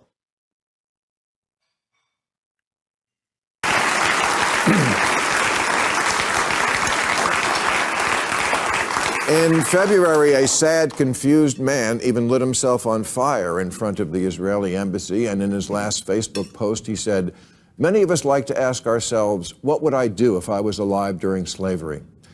Interesting cocktail question, sir, and I guess the right answer is kill myself. But it wouldn't have actually fixed the problem if General Ulysses S. Grant had immolated himself and his last words were, "Hey, Lincoln, are you using that log?" Wait, is he saying that Aaron Bushnell, instead of engaging in a radical act of protest as an airman,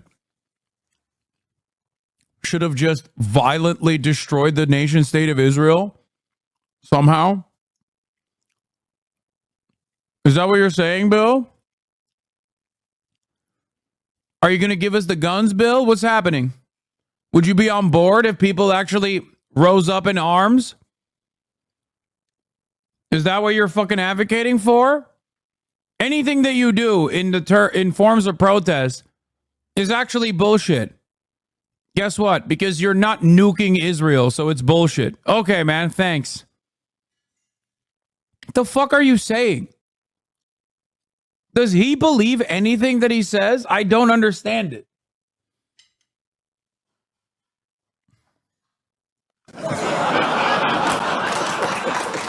Yeah, he's like, why are you protesting? Join the Al-Qassam brigades now.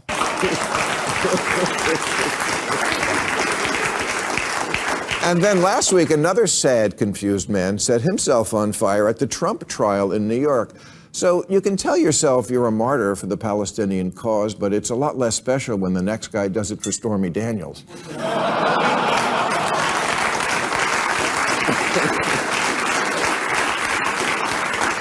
I don't want to diminish how sad it is that someone would take their own life for any reason, but maybe from now on, before anyone commits an act of civil disobedience, they should ask themselves a few questions, like, is the most important thing in my life something I hadn't heard of 6 months ago? Do I even know?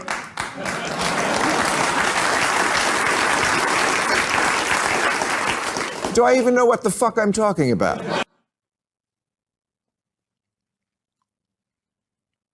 Once again, the assumption that, like, the people protesting against Israel's genocidal apartheid regime, they just simply don't know. Because if they did know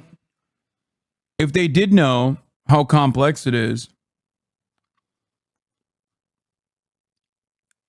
If they did know how complex it is, then, you know, they wouldn't be protesting. They would be like me, making fun of the protesters. They would be like me, trying to both sides of genocide. They would be like me, actually, not even both siding, because I don't think he both sides it at all. I think he just is unconditionally dick riding Israel.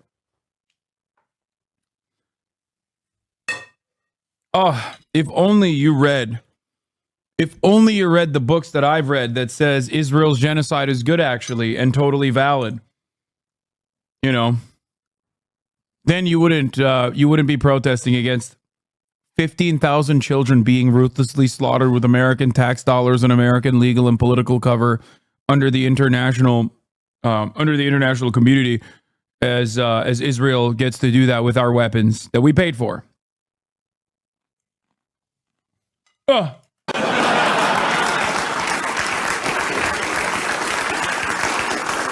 Am I really here for the cause, or is the cause here to bring you me?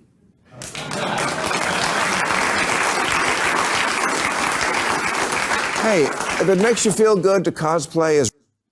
This literally falls apart.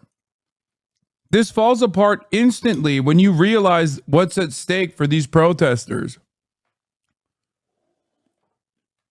Like, this is the same energy of being like, dude, you're a leftist grifter. You're a leftist grifter. You don't like what I say. Can't you comprehend that if you don't like what I say, then there are plenty of others who don't like what I say. I could be saying something else if I was a fucking grifter. Nobody grifts to the left. Nobody fucking protests an issue like this because they're going to get anything out of it. They do not get anything out of it, which is extra ironic because a guy who is getting something out of his unconditional loyalty to this apartheid regime is ascribing his own fucking guilt and his own resentment for his actions to those who are actually putting their fucking bodies on the line for what they believe in.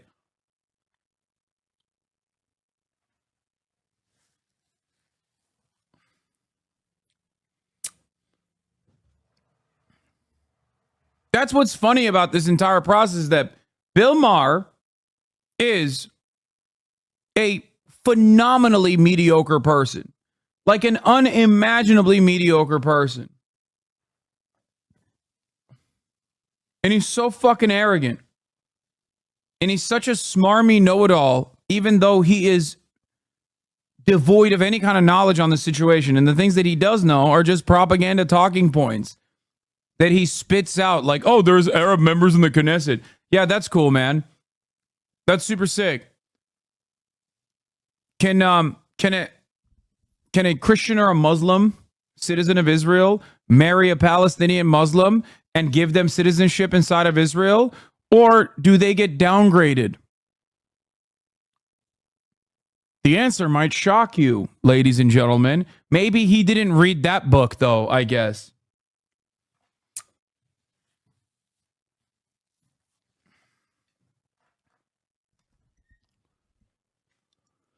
Oh, no, I'm Palestinian Israeli.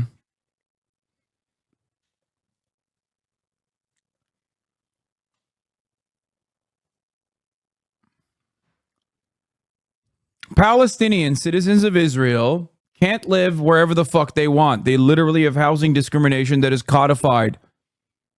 The state that he's defending has literally written the rules that Israel is a state for the Jews. Israel is supposed to be a Jewish state. Think about that. There is no other world in which this level of exclusion is even remotely seen as permissible. We all know exactly what it is, but when Israel does it, it's like, well, what are you going to do? Sorry, I have to defend it.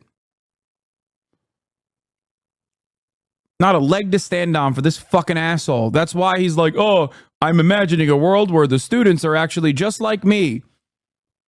Mercenaries.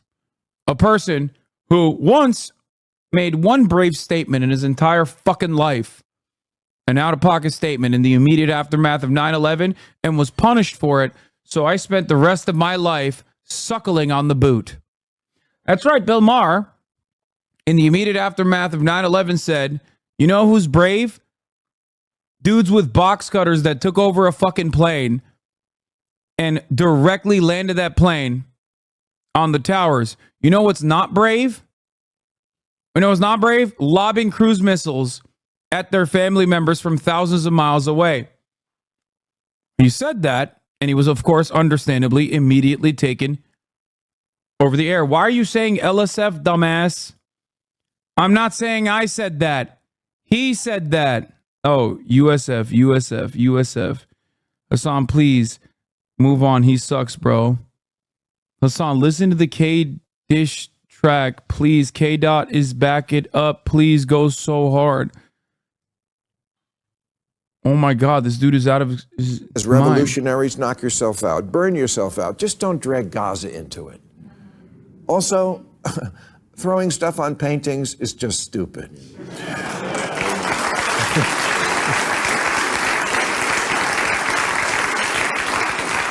No one sees mashed potatoes on a Monet and thinks, he's got a point, I should recycle my cans.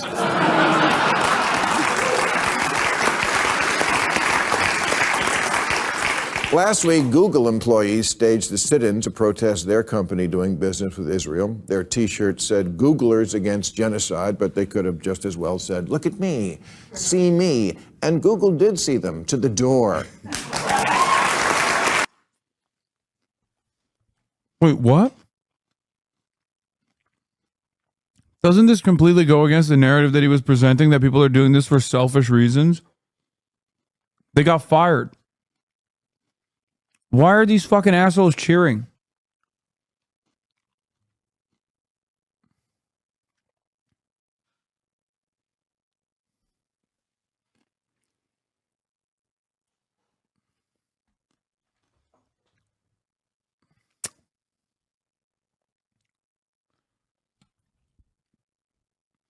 When you ask Zionists why Israel is allowed to discriminate against people who aren't Israeli, they say it's perfectly normal. Then when you tell them the U.S. grants constitutional rights to due process to all peoples within its jurisdiction, regardless of residence or citizenship status, they move the goalposts and say, yeah, well, Israel has to do it because terrorism. Yeah.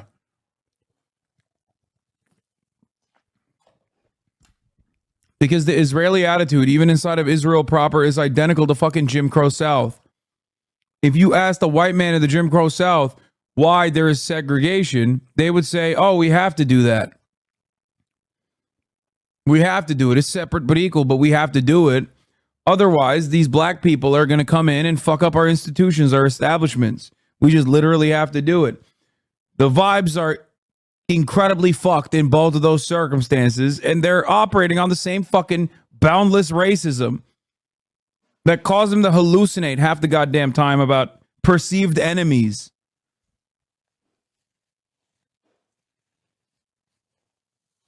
I think people arguing against you on this point would just say, yeah, it's still segregated though, dude. Yes, it is. Except the circumstances for black Americans now, while there is still much more room and much more economic segregation and much more white supremacy to tackle in the United States of America. Having said all of that, the situation for the Palestinians in Gaza and in the West Bank is still unimaginably worse. And I will argue against any chatter, black, white, doesn't matter, who says that that is not the truth.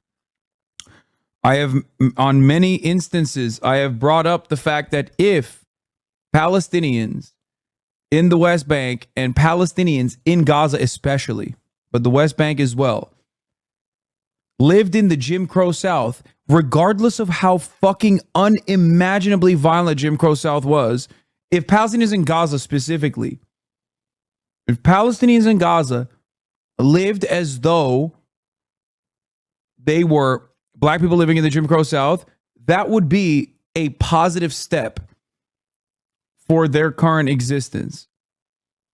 That's how fucked up. This is not to say Jim Crow South was great for black people. Of course it wasn't. This is just simply to show you how unimaginably fucked up it is in Gaza. That's precisely why you also see many black people also offer, unless they're like, famous and on television or whatever, but many black people also see this on the same fucking boundaries that we all see it as. They see it as another war of white supremacist values, and they're not wrong. You're going to get clipped. Good luck. I mean, I've talked about this quite a bit. I don't have an issue with this being clipped at all.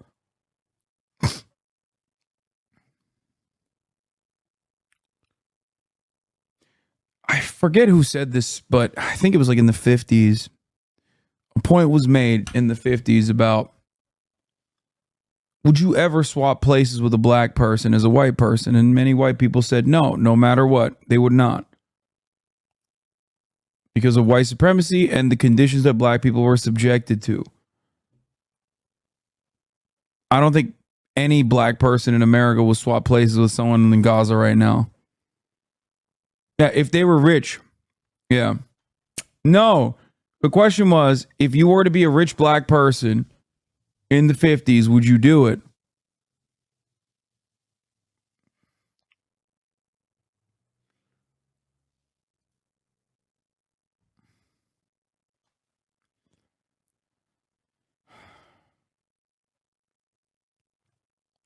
Anyway. Who was that author that went to the West Bank and said, I know exactly what this is? It was, Ta-Nehisi Coates. It's actually a really interesting story. Ta-Nehisi Coates talked about reparations, about Germany and Israel's relationship, and used that experience as a positive example when talking about how reparations should be given to black people in America. Ta-Nehisi Coates then went to the West Bank. And boy, did he it shook his world, okay? It shook his world to the core. Came back from the West Bank and was like, I am so sorry. I have done something unimaginably wrong. Yeah, Daniel Day-Lewis is another person. 2005, Daniel Day-Lewis, my king, my goat, went to Gaza. Helped build some of the homes that were destroyed by Israel.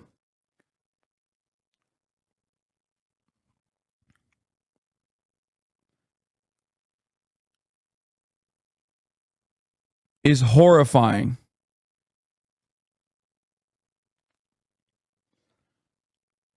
Yeah, Ta-Nehisi Coates literally was like, I knew exactly what it was. I walked through a checkpoint and in the process was stopped where people started asking me if I was Jewish or not. People started asking me if I was Muslim. And I knew right away exactly what the fuck is going on.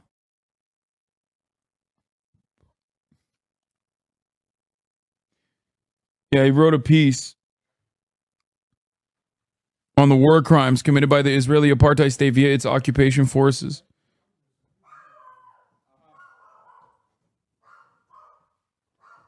It's Farley. Here, let her out. Let Kaya out. Let Kaya out, please. Let her out, and also, can you let her out to pee real quick too? Yeah. He's bargaining because Murat's here. What? They fired all 28 of them the next day. Yes, Cajonte Award coming to you guys next year. But maybe the question that today's protester needs to ask themselves more than any other is, why do I care so much about this particular cause? North Korea starves its people. China puts them in concentration camps. Myanmar brutalizes the Rohingya. Boko Haram kidnaps whole villages of... Bro, what are you saying? We're one. Other bad things happening doesn't mean that you can just like stop me from complaining about this one bad thing that's happening. Number two, we, well, with the exception of North Korea, which we are directly responsible for the famine there by refusing to incorporate them into the global marketplace, but we are funding the genocide in Israel. Our tax dollars are.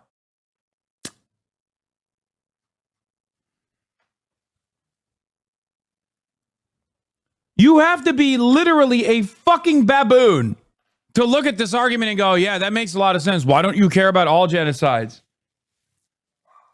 First of all, you don't know that. You don't know if I have covered all the other genocides or not. And secondly, can you imagine a world where, let's say, somebody is stealing the purse of an old lady and you see it, okay? And you say, stop! And you start chasing after that person. And the guy goes, hey, have you not considered that wage theft is the single greatest fucking threat to the American workers, actually? Why are you stopping me? It's like, bitch, you're stealing from this old lady. I'm seeing it right now. The fuck is wrong with you? Yeah, sure, there's like other evils out there, but you're still doing the evil. These guys are so dumb. This is just simply the all lives mattering. That's it. Women. The president of Burundi says gays should be stoned to death because they, quote, deserve it. Nothing? Ukraine? Maybe if these Google employees had the slightest idea what kind of fundamentalist, oppressive assholes they're supporting, Hamas, the Houthis, Hezbollah, the Iranian Revolutionary Guard, they might take it a little easier on the world's greatest monster, Genocide Joe. Genocide, by the way, is when you want to wipe out an entire people. Which is what Hamas said, and Hamas did. That's the stated goal of Hamas. That's what from the... Yeah. Israel kills fucking 40,000 Palestinians over the course of the past 7 months with American weapons and American tax dollars and American political cover. I sleep. College students say from the river to the sea. Whoa! Yo, that's fucking genocide! Yo! Hey, yo! Words are violence! Every single one of these reactionary pieces of shit, every single fucking day of the goddamn week, love, and I mean love, chirping like the most mentally ill, multiple cat having, rad libs, cackling like fucking hyenas. The moment Israel is a part of the conversation, they go, oh, bodies in spaces, bodies in spaces. You're not listening to the framework of Jewish people who want to do genocide. That's right, it's anti-Semitic. I don't care that there's Jewish people on the other side saying that they're anti-Zionist. It's anti-Semitic anyway.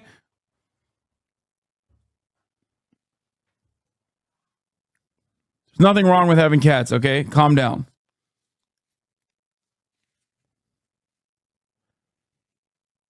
Think about that. Like, he's saying words are violence, dude. I thought you were anti-woke. What the fuck happened?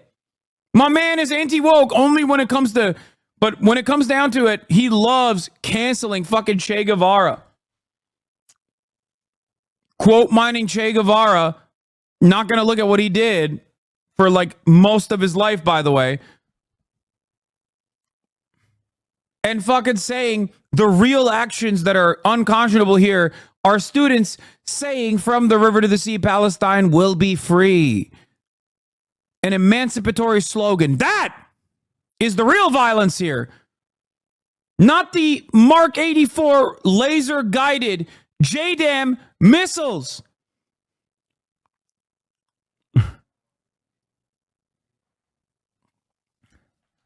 Ridiculous.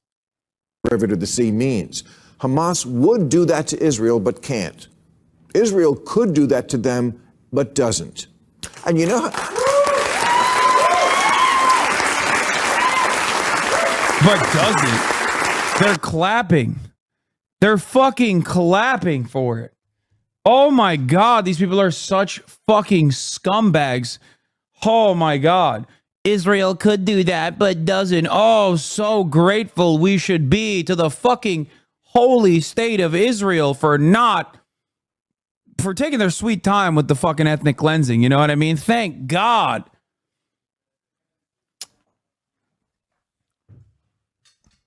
Oh.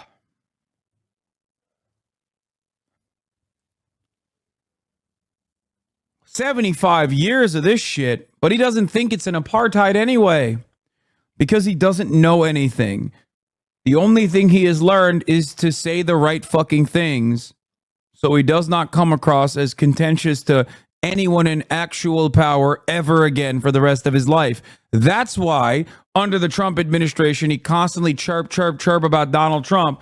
And under the Brandon administration, he's literally fucking taking the exact opposite stances to the things that he claimed he cared about. That's why these people constantly talk about wokeness. Has he seen the leveled buildings where nothing is left? I don't get it. It doesn't matter. It doesn't fucking matter. Okay? He doesn't care. He, much like Divorcelli, much like the entirety of r/World News, is just operating on pure Islamophobia and might is right politics. That's why I always say every conversation with a dick rider of Israel devolves into two fucking talking points. One, might is right. Two, Muslims are barbaric monsters who only understand force and must be fucking made servile. That's it. And he did both of those things.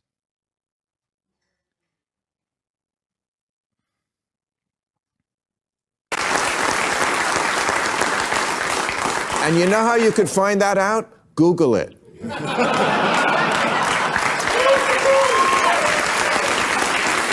And then he's going to do like Orange Man bad, blah, blah, blah, blah, blah. Shut the fuck up. You're just as monstrous and a genocidal piece of shit as Donald Trump is.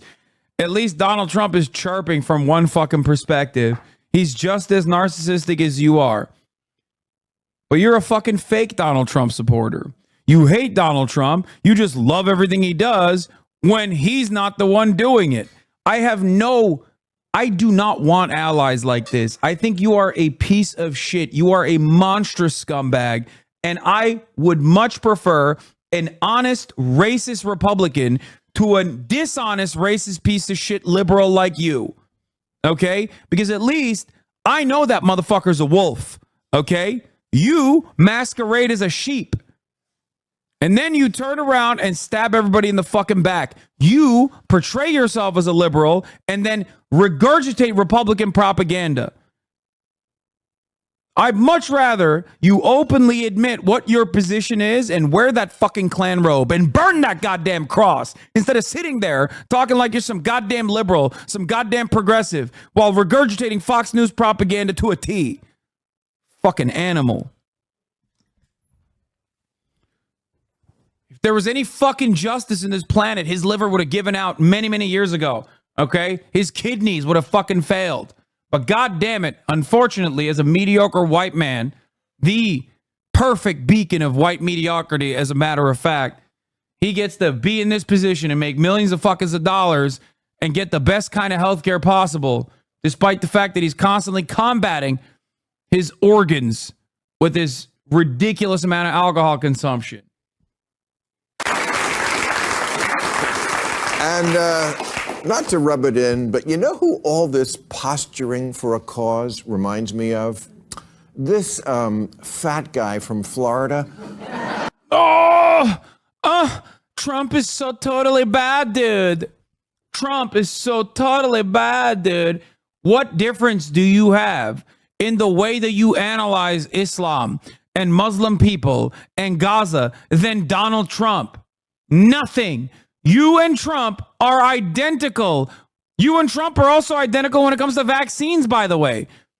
His perspective on vaccines is identical. You and Trump are identical on vaccines. You and Trump are identical on Gaza. You and Trump are identical on woke culture and these annoying protesters. You and Trump are identical in the way that you want to deal with these annoying protesters. Why are you still voting for Joe Biden? Well, Joe Biden also is identical with Donald Trump in many of those issues. That's probably why he doesn't give a shit and wants to vote for Joe Biden. who's always pretending that he's all about the cause of making America great again when plainly he's simply history's greatest attention whore. He's always finding some new injustice, from Obama's birth certificate to rigged elections, learning nothing about it and making it personal. So chew on that, my warrior friends. The person you most resemble is the guy who looks like he's always jerking off two guys at once. There it is. I got it in. Yeah.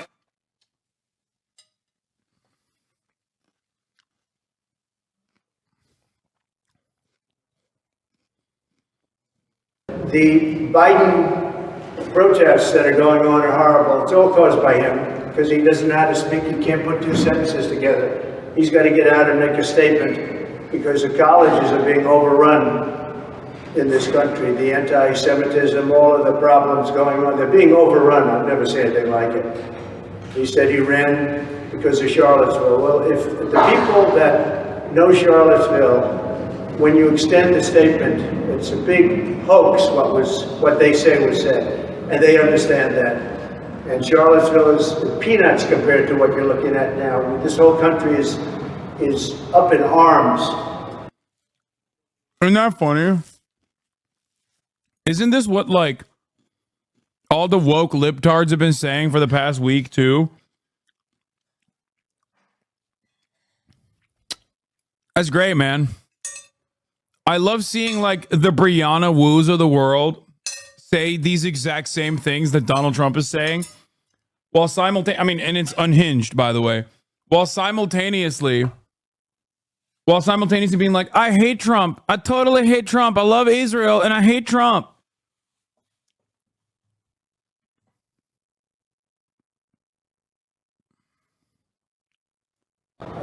Breaking into colleges, knocking the hell out of Columbia University. I mean, they took over. I know.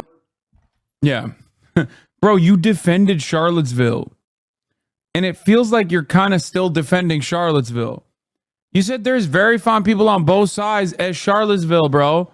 He literally has more smoke for the pro-Palestinian students than he does for the fucking literal Nazis. Campus protests are meaningless, not gonna lie. Yeah, dumbass. You can keep fucking believing that all day, every day. That's why it's so meaningless. That's why everyone is fucking chirping about it. It's so meaningless. That's why they're literally fucking sicking the rabid dogs of the state on all these students. It's meaningless. Please just stop it, guys. Come on. Good job. W Israel. Yeah. You got him. Got him 2 times in a row. I love how quickly this dude went from acting like he gives a shit. Stop the Trump hate, my president.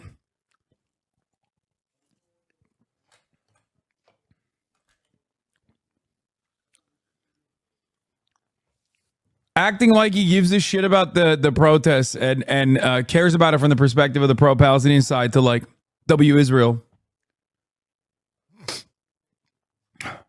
Yeah, dude, Israel's doing a W amount of genocide, dude. It's so sick. I am joking. I love Biden. I don't give a fuck. Fuck Biden. And fuck the Israeli apartheid, okay? Fuck America. Fuck Israel. Fuck Joe Biden. And fuck you.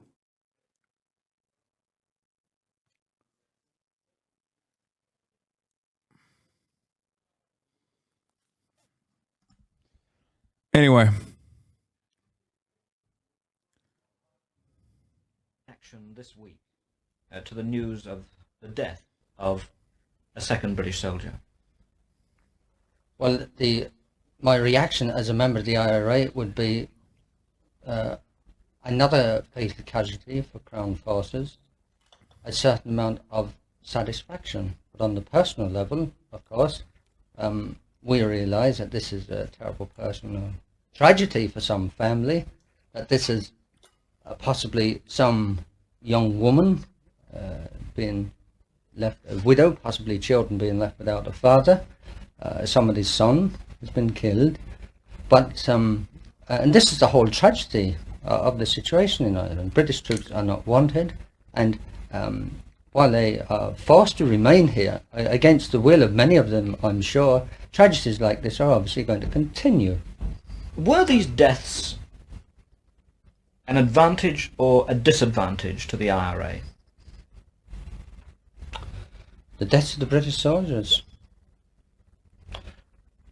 I would say that the deaths of British troops in Ireland for the first time in 50 years would be a definite advantage to the IRA. Why's that? Well, it has, without any doubt, it's done more than anything over the past 50 years to bring it home to the British public that unless their troops are withdrawn from Ireland, unless the just demands of the Irish people are met, that these tragedies are going to increase. So it's called making the occupation costly. But you see a political advantage in British troops being killed? Yes.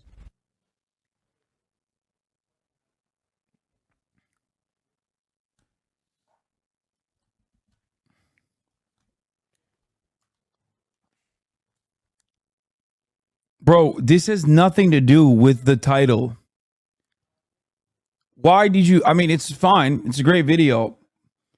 But why are you linking this to me and saying, like, this is completely irrelevant? Like, it's not irrelevant to, like, Hamas actions or whatever, but it is unimaginably irrelevant to the fucking campus protesters.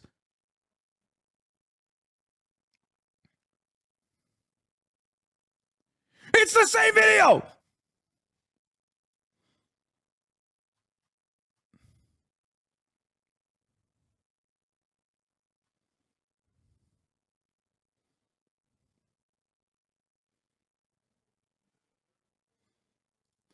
God, I hate Reddit so much. I hate Reddit so much. You don't understand. It shakes me to my fucking core how much I hate Reddit.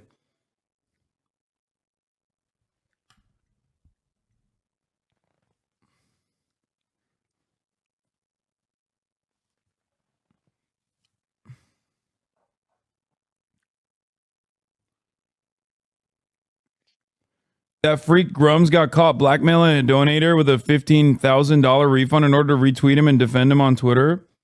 Who is Grums?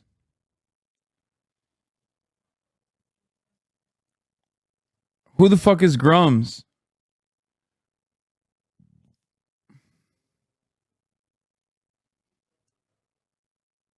Mark Kern?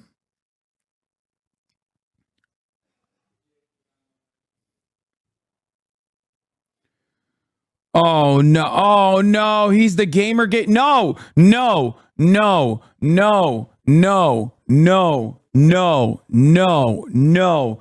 I will talk about Israel ruthlessly slaughtering Palestinian civilians and show you the gruesome images every fucking day. Do not bring back the Goonergate discourse. I do not want to think about it. I haven't stopped thinking about it. I do not. Don't do that. Don't do that to me. Some issues are too toxic to cover. Okay?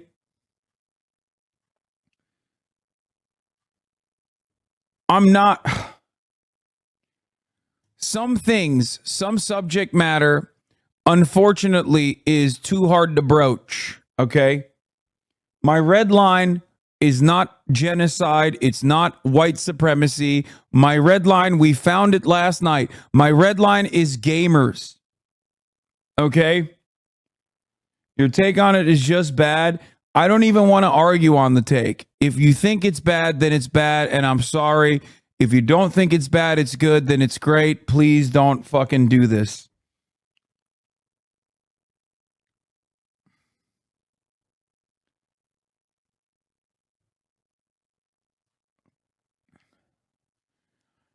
It actually, all that revolutionary courage and hope gone in an instant, fucking gamers. Yeah, no.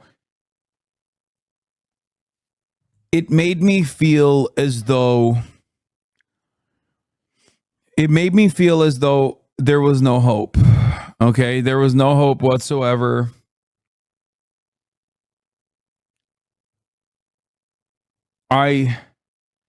Yes, I've seen that TikTok. I love the gamers in this community, but I goddamn hate the Hey, good gooner morning, family. gamers. So we're just standing out the gate. They shut down the campus. So we're just trying to, we saw some signs come out early. This guy is the most annoying Fox News guy, dude. Oh my God. They keep trotting him out for like all of the pro-Palestinian coverage. Their roaming guy. Holy moly, he sucks so bad. Earlier today from some of the protests. Let me see if I talk to one. Hello, how are you doing? Hi, good. How are you? What's your name?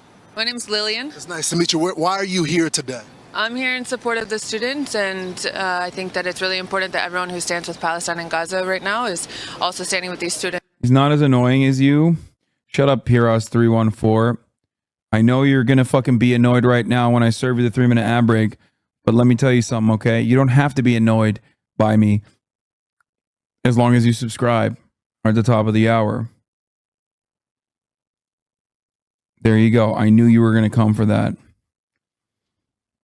I didn't get baited. I didn't get baited. I used your fucking shitty attempt. You're giving me a 10-10 now. Congratulations. I used your shitty attempt. Oh my God, he's a mobile chatter. Oh my God, I think he's a mobile chatter and he thought he got me. I parried it and then expertly got a 10-10 from you. Here's the 3-minute ad break now. Students who are, leading the way in the U.S. How do you feel about them taking over the building right now? I think that their cause is a just cause, and I hope that the administration really hears their demands. I think they're just demands. Do you feel like it was right to hold 3 of the janitor workers hostage inside of the building? Bro, dude, they are unironically trying to fucking gear up the American public to be like they're Hamas. These students are doing Hamas shit. They're holding the janitors hostage. Bro, what do you mean? How are they capable of holding the janitors, like fully grown, developed adults, hostage? Do they have guns?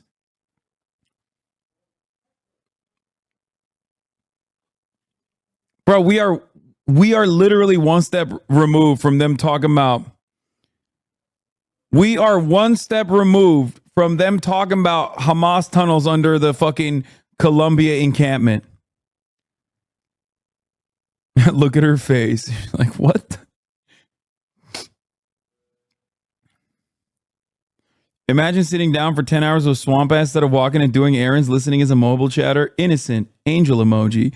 I love that there's like, is there war now? Is there war amongst the mobile chatters and the desktop chatters?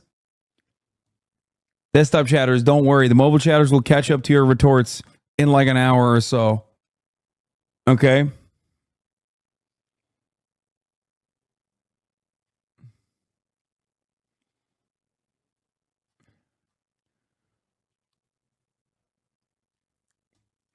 I think that's a really false narrative. That's what the janitors are saying, that they weren't allowed to leave. I think that that's a really false narrative. Even if the janitors are saying that, you're saying that that's not true. I have not heard from these janitors, but it is pretty funny that the janitors are like, yeah, they came in and we felt like we were kidnapped. Release the hostages. I'm getting a new pin for the 3 sanitation staff members stuck inside. We need a separate pin for them. Bring them home. Bring them home. Hashtag bring the janitors home, dude.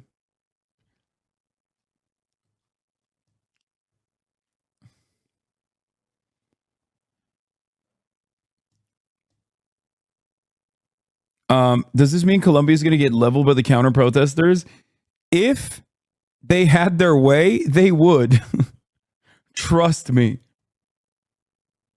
I think that it's a really false narrative that the students took anyone hostage. How do you feel about some of the Jewish students saying that they don't feel safe here on campus? I think that this is also a really false narrative that's being promoted. Do you think October 7th and the attack that happened is a false narrative? Do you believe that some of the women were raped? Colleague just came back. So this is what happened. Can you get out of my face, please? So this. Dude, oh my God. So this is what happens. I can't fucking annoy students any longer, and they're demonstrating too much messaging discipline, and it makes me look kind of annoying, and I hate that. He's going to start crying like Montana Tucker. You see how violently she said, "Get out of my face"? Did you see how violent she was? When I instantly pulled out, activated my trap card, October 7. This is what you see at these protests. Once you get into the nitty gritty of what happened on October the 7th. Yeah. You got it, man. Everybody thinks you're totally fucking righteous, dude. No one can understand. No one with 3 brain cells immediately sees through what you're trying to do. He ran out of talking points. It was like October 7. October 7. Anybody? October 7? October 7, anybody? Come on, debate me. I've said this time and time again, man, okay? Israel has done 100 October 7 since October 7. I don't see you fucking condemning that shit at all. What's going on right now? What's happening? Mr. Octoberelli.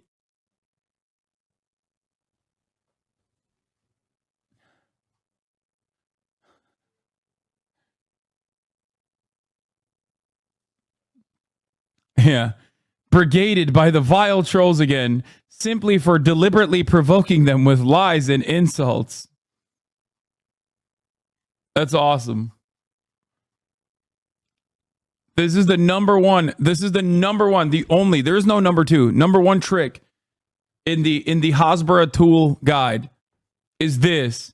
There is no need for a number 2. This is all they got. The rape of women. What's happening there? They deny what happened.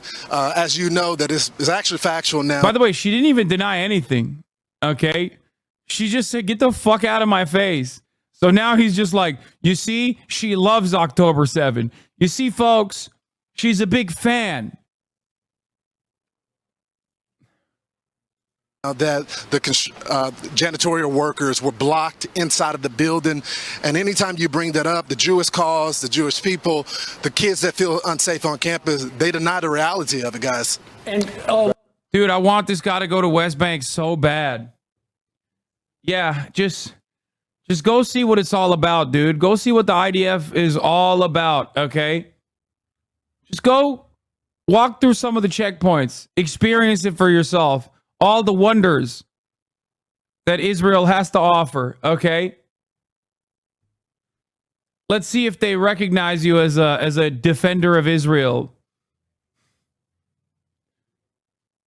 Right. Lawrence, you have the story exactly right. According to the Spectator, the newspaper there at Columbia, where you are, there were a number of facilities workers. They shouted at the protesters, let us go, let us go. They didn't let them go. And then one of them, when he got out, said, they were holding me hostage. How did they get out?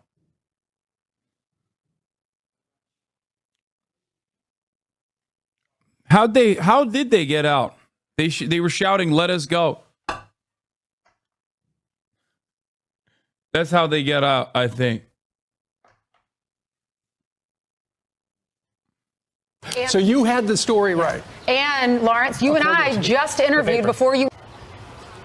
It is not, and it goes back to the denial of October the 7th as well. Remember, Hamas has continued to release statements saying that this has not happened, that women were not raped, that there was not a child that was in an oven, that they did not invade the Israeli people. But when you get to the UN investigation, to the film that I viewed at the UN as well, that shows you exactly what happened. I mean, I was just on my way back to Israel just a few weeks ago to talk with witnesses that were there for the attack. But when you talk to these young people that are far away from this, they have chosen to believe what Hamas is saying. And I think that's what the danger in this movement. When you have American citizens not believing what our closest ally, when independent reports have been put out to say that it is true, that it did happen, you can't have a debate. You can't have a conversation. It's not a debate, Lawrence. They just said false narrative instead of the truth. October 7th didn't happen.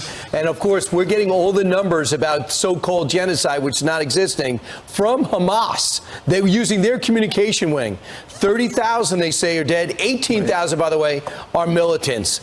I'm Steve Doocy. I'm Brian Kilmeade. And I'm Ainsley Earhart. And click here to subscribe to the Fox News YouTube page to catch our hottest interviews and most compelling analysis.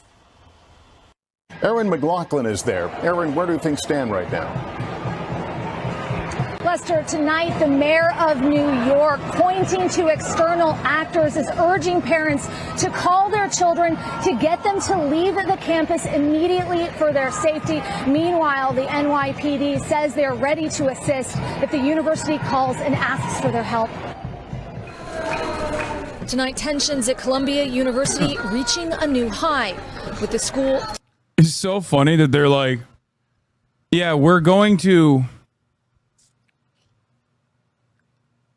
be really fucking ruthless and really brutal, and that's why the campus is less safe, and we're advocating for the campus to be less safe with police presence.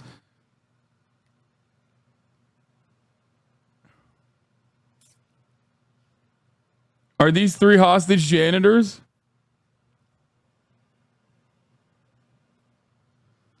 Am I crazy, mental one? Like, this is so weird how they're trying to do this shitty propaganda in the age of the internet.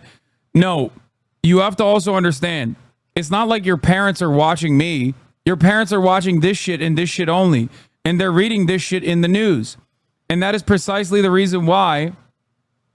That is precisely the reason why they have a very different understanding of what the fuck's going on. Oh, by the way, here's what's also happening right now.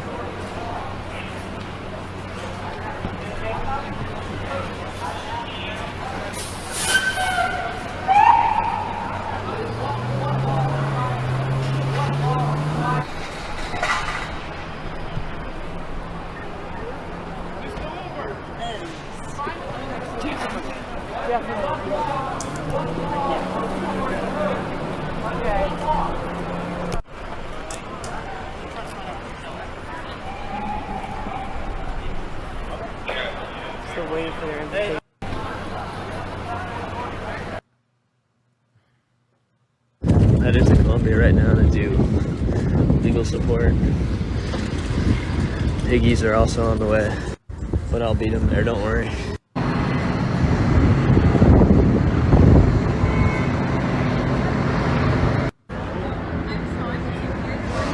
It is totally locked down from 120th. It looks like down to 114th. Totally locked down. And there's at least one helicopter you can hear overhead.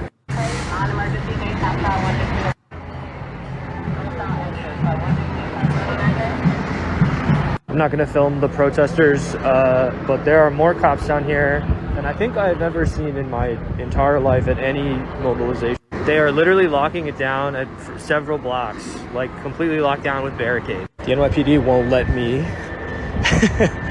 It's fucking crazy. NYPD won't let me in, so now I have to go. I'm trying to go around to see if I can get an entrance. These are all public walkways and everything. What's your name? Tadis? Pretty good. Pretty good. So I can't go this way. It's a public sidewalk, right? Are you a student? That's not even your business, actually. That's the issue we're gonna have. That's the issue, that I can't walk on a public sidewalk? Well, it's blocked off for a reason. Oh, it's blocked off for a reason? What reason is that? Huh? Why is it blocked off? You wanna exit? Yeah. Welcome to it, baby. See this bullshit? That's all she wrote, guys. I cannot meet up with legal support because they will.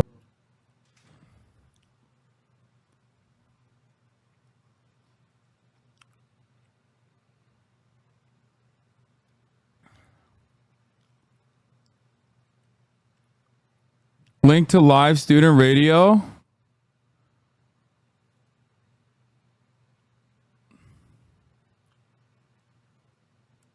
How do I listen to it?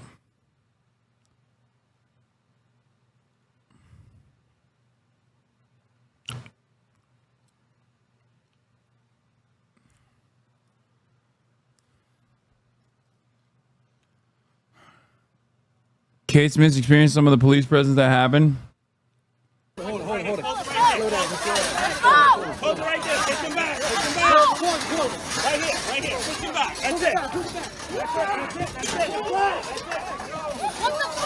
That's crazy.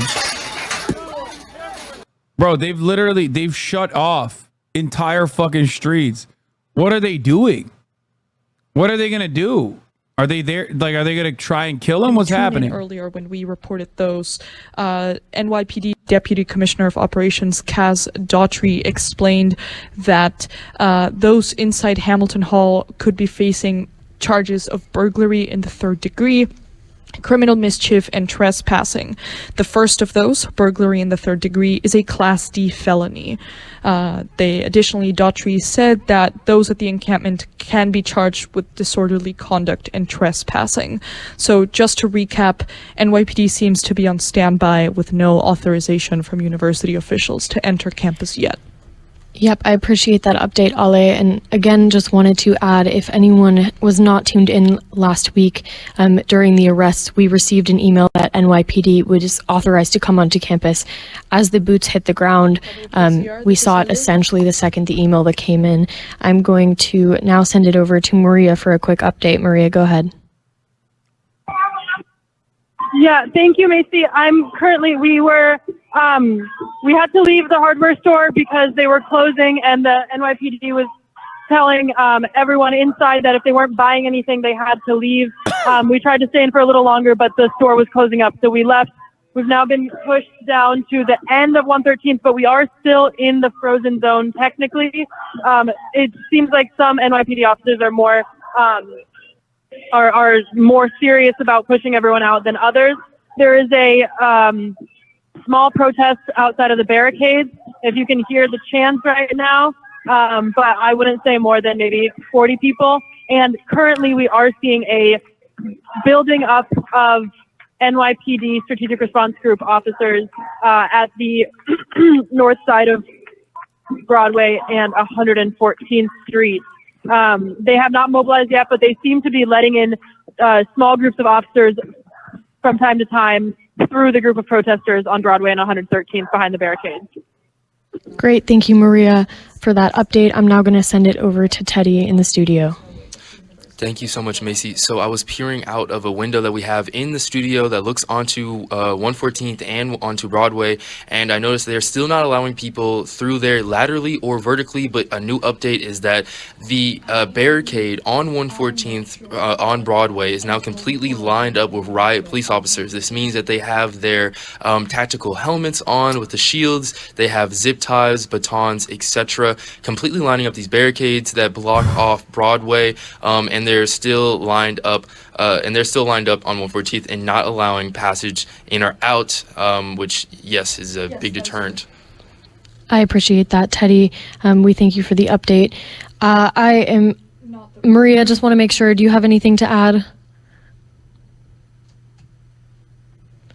All right, in that case, I'm just going to comment on a post that was made by Columbia University Apartheid Divest, which once again was the group that was organizing the encampments, though they have said it was an independent group that has taken Hamilton Hall, so that distinction is important. But Columbia University Apartheid Divest posted 8 minutes ago, mobilizing needed, people willing to risk arrest go to protect Hind. Hind is what they have been referring to Hamilton Hall as. Everyone else to encampment. The camp must be protected. No risk of arrest at the camp. Sweep imminent at Hind. I think it's really important that we mention that. So clearly the protesters have not given up on the West Lawn encampment, and they are committed to protecting it regardless of a sweep. But they also did say that there was no risk of arrest at the encampment. That we cannot independently confirm. It is unclear if there is a risk of arrest at the encampment, but according to the Columbia University Apartheid Divest protester organizers, they do not believe that there is an arrest. And Ale, can I hand it over to you just to talk about... This, by the way, is just a show of force, once again, just to try and get the students to back down with brutal police force. UCLA is threatening arrest and saying they have police on standby to come in and clear the encampment. They aren't letting anyone into the encampment. I just got back and wasn't able to go into support.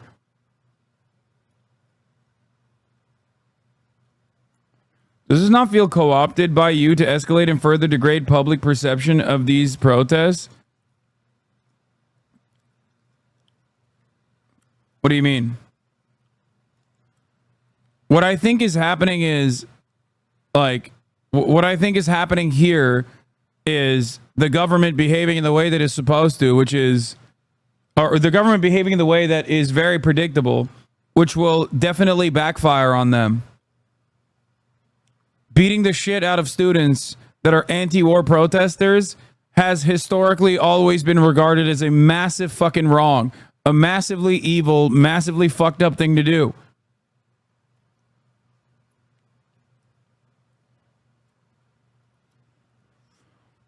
Here's the letter from UCLA admin for this in the Gaza Solidarity Encampment. Law enforcement is on hand and prepared to arrest individuals in accordance with applicable law.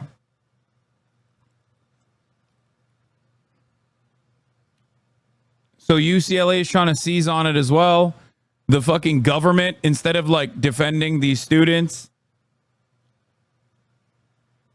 is basically, I mean, it's not an accident that all law enforcement is like operating at the same fucking time with the same ferocity. Nice, dude.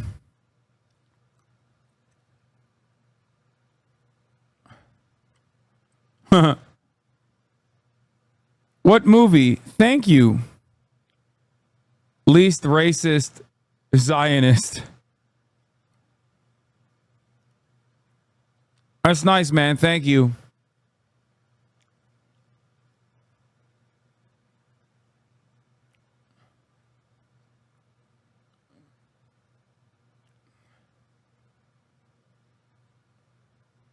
Yeah, you don't want to see nobody.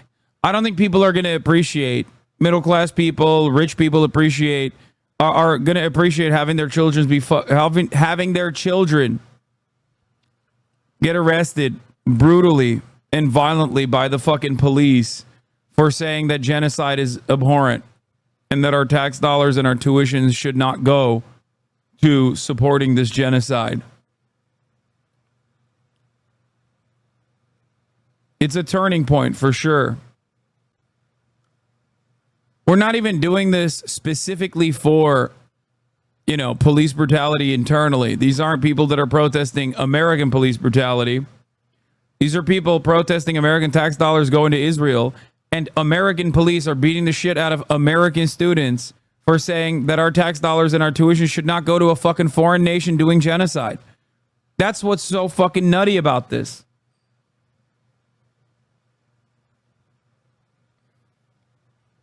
Have you talked much about talking to Zionist friends? It's something I'm struggling with at the moment. I'm not sure how to approach it. No. I don't. Every type of social protest, whether it be abortion, whether it be animal rights liberation, the full spectrum of these people are here. Yeah, well, they're not that smart because they can't bring a pizza box to the second floor. Jonathan Gilliam, thank you so much for joining Jesse Waters Primetime. If you were to live anywhere in the world except the U.S., where would you want to go? Easy. Japan. The Japans.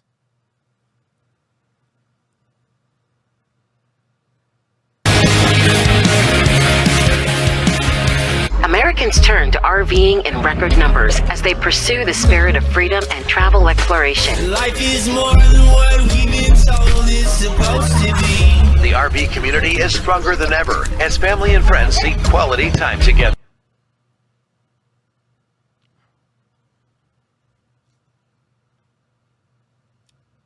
Japan does not welcome outsiders, bro. Don't worry. I'll be an insider. I just did my first legal observer training with the NLG. It was awesome. And she said the turnout was like 5x the normal amount of people. Hell yeah.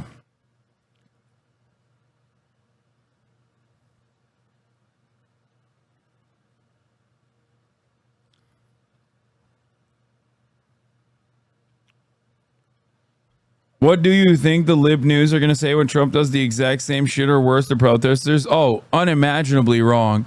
It's only bad when Trump does it. You have to remember. It's fine when we set up detention centers for migrants, okay? It's fine when Joe Brandon does it. It's called immigrant overflow facilities. And driving down Broadway heading south now is a It's just bad when Trump does it. A police bus. Great, thank you, Perry. I just wanted The gate is open. The gate, well, they just closed it, but the 114th gate did open temporarily. Hi, Macy. I'm Maybe sorry for I about hit 2 to interrupt. seconds. We're seeing corrections buses going down 115th Street and Broadway, turning left onto 114th. The lights are flashing right now, so in case something might be coming on soon. With the fact that 114, I think people in public safety are currently trying to unlock the gates. Yes, we'll be back later. I appreciate the report. So once again, we can confirm that the gates are being opened. We have our field porters there that will be giving... Sorry, Missy, go ahead. just to kind of avoid any panic, they were open for like 2 seconds. I think that the public safety officers were just trying to ensure that they could in fact open the gates. I think they were just kind of testing it. It is closed now. Okay, I appreciate granted, that. it's not locked, but it's closed. Great. Thank you so much. I just also wanted to reiterate the email that just came out. Shelter in place for your safety due to heightened activity on the Morningside campus. Non-compliance may result in disciplinary action. Avoid the area until further notice. That is very important to note. Also, it does somewhat nullify the statement from Columbia University Apartheid Divest that said there was no threat of arrest for those who remained on the West Lawn. We really can't confirm that statement, especially after this emergency notice has come out. I also just wanted to note that students for at least an hour now have been having trouble accessing their dorms. Those that live on campus have not been allowed entry because of the block off of the police barricades. So it's a bit difficult to have this emergency warning out when we know that there are students that are not able to access their living situations. So I just want to make sure everyone is on alert for that. The wildest part about this is that it's in the middle of New York City. So when you block off, when you get the police on board and you block off fucking public roads, you're not only blocking off traffic and whatnot, but you're also stopping students from entering their fucking place of residence. It is insane. To make sure they all stay safe, I'm going to hand it over to Ted now. Ted. Yeah, thank you, Macy. And I just want to note on kind of the presence of journalism right now. There's many journalism school students out here right now. They have been in coordination with their dean to grant, some access to make sure that they can continue to do journalism in this very important moment. We also were able to ourselves get a few individuals in with the help of this journalism school dean. So, there are many high up individuals at Columbia who know that there are student journalists working on this. Our faculty advisor was in contact with Dean Fromm earlier. So the student journalists, have been committed to this story the entire time. And they will be committed to this story, it seems like, to the end tonight. Thank you, Ted. I appreciate that update. It's very valuable to have not only WKCR, but also the journalism school out there tonight. Ian, I'm going to hand it over to you if you have an update. Thank you, Macy. I wanted to update on the West Lawn right now where the ongoing encampment is still placed. We have some people taking off the flags from the kind of line Cooney. they had out, which flags were placed under. But This I is will City say also University of the New York, numbers another of place where people there's student demonstrations happening. The low numbers of people at the West Lawn right now is incredibly noteworthy. There is, I want to say I could count on maybe one or two hands right now, the amount of people here. I'd say 5 to 10 people here right now, but it seems that they are busy. The people who are there are busy dismantling the encampment right now as it goes on. And as police build up around a campus, I think the question remains, what is going to happen to the West? I thought Cooney was CUNY and then SUNY State University of New York. SUNY State University of New York. CUNY is Cooney. You're wrong. Or City College of New York, CCNY. A faculty statement on imminent police action at Columbia University. This is for immediate release, April 30th, 2024. The statement reads, at this hour, the NYPD is massing on barricaded streets outside the gates of Columbia University. Columbia faculty has spent the day offering our help to defuse the situation on Columbia's campus and have been rebuffed or ignored. We have been locked out of our campus and have demanded to be allowed back in and have been rebuffed or ignored. This is not new. Columbia faculty have attempted for the past 2 weeks to intervene in the situation, only to be shut out by senior university leadership. NYPD presence in our neighborhood endangers our entire community. Armed police entering our campus places students and everyone else on campus at risk. That is why university statutes require consultation with faculty, statutes which appear to have been ignored since April 17th and again tonight. We hold university leadership responsible for the disastrous lapse of judgment that have gotten us to this point. The university president, her senior staff, and the board of trustees will bear responsibility for any injuries that may occur during any police action on our campus. So that is a faculty statement on imminent police action at Columbia University. Thank you, Perry. That is a very important statement.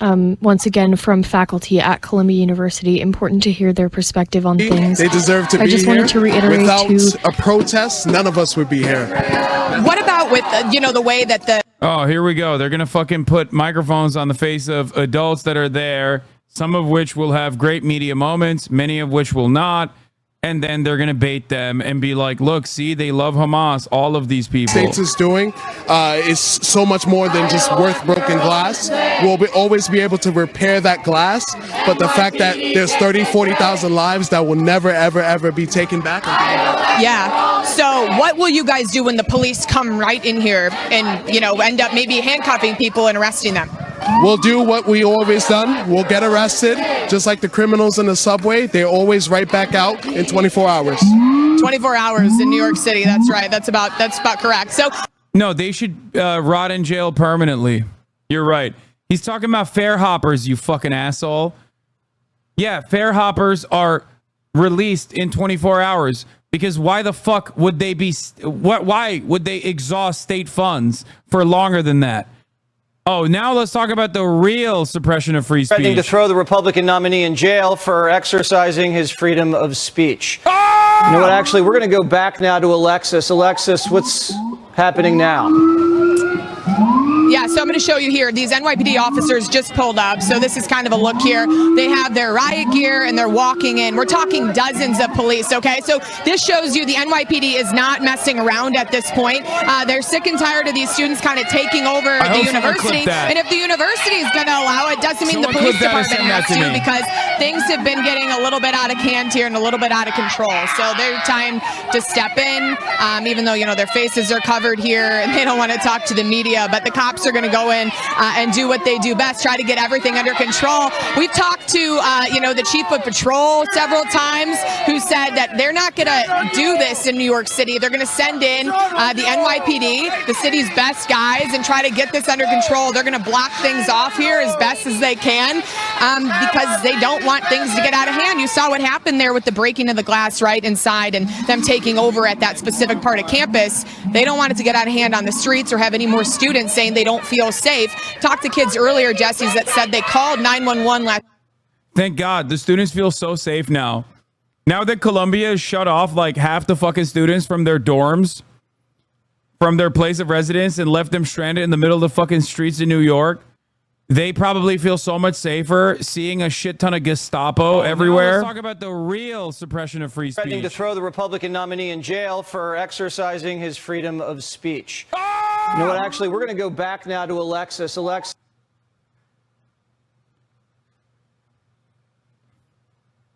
Do something. You just saw them cordon off the street, and I believe we saw some men in riot gear, police horses.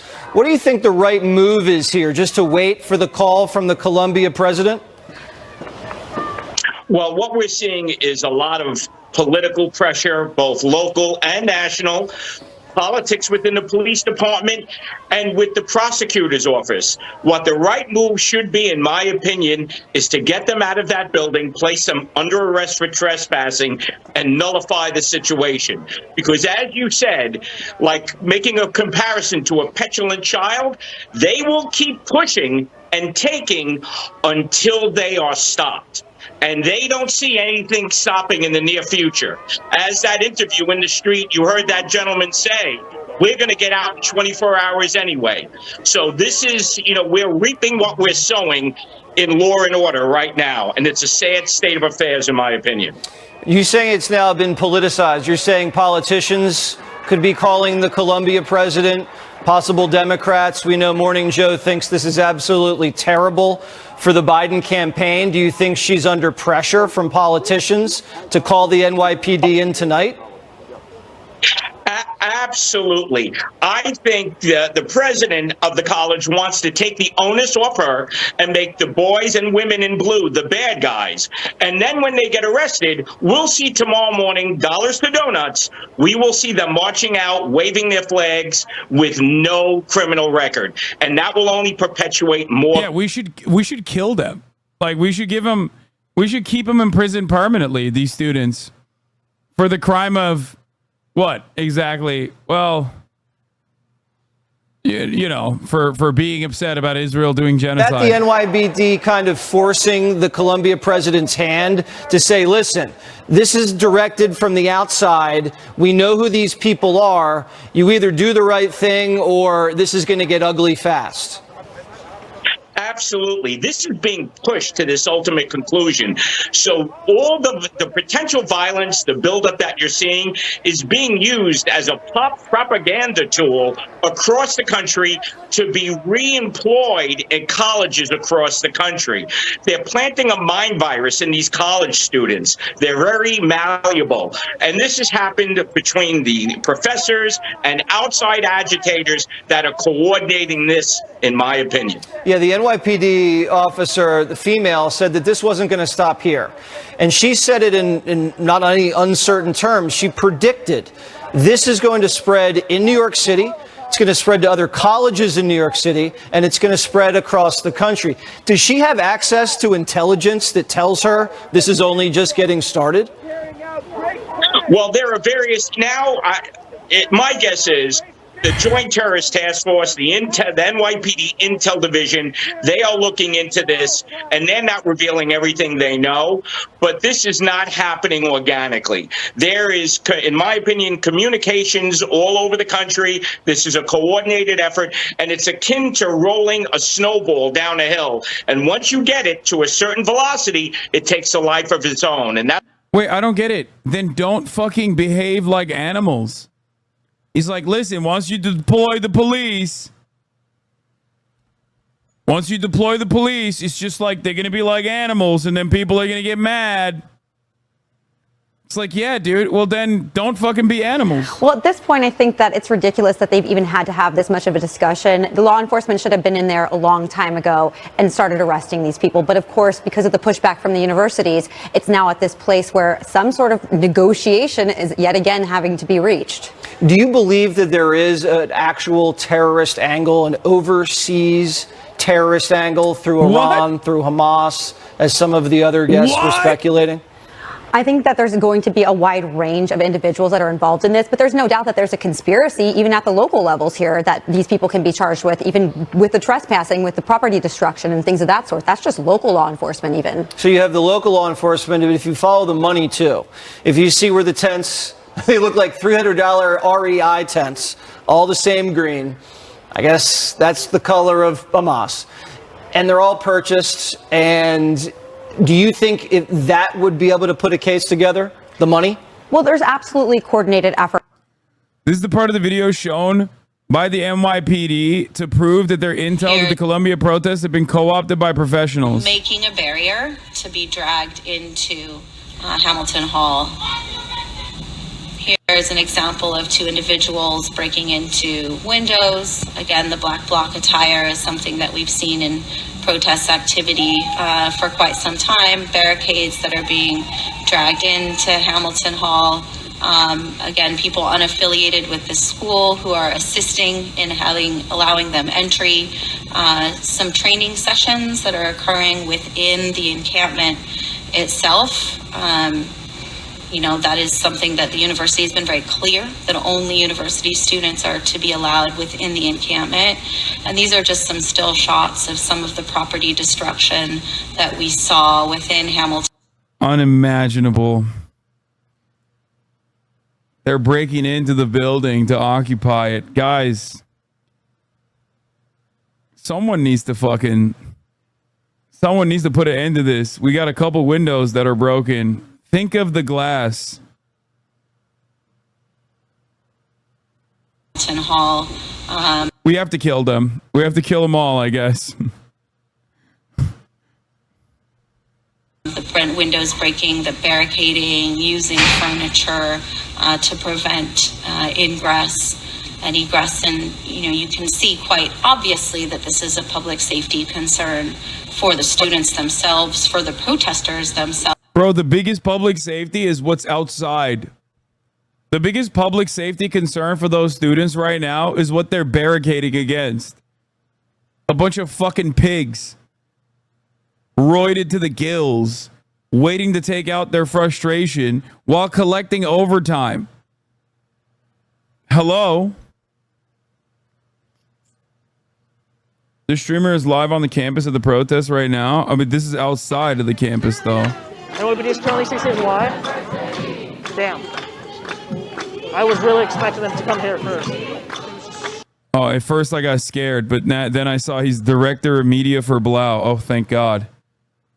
At first I was a little scared. I was like, uh-oh. No, it's public. They're on the other NYPD street. is busy dealing with other kids. You're next, buddy. I am at Hyde Hall. There's no way. That is so insane. Is Naivete a part of the protest? I can already smell the fucking Divorcelli Octoberelli chatters in his chat. You guys are going to ruin his fucking stream by following him and shit, by the way. Unless he knows how to cancel his alerts. They're in there. They're in there to debate this student. Blockades. There are blockades in the north, blockades in the south. Yep.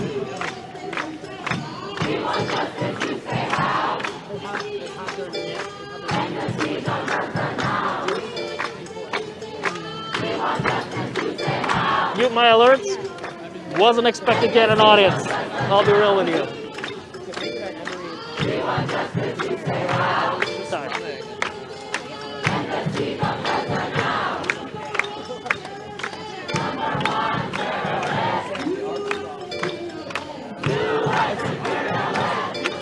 HasanAbi. Oh shit. What's up?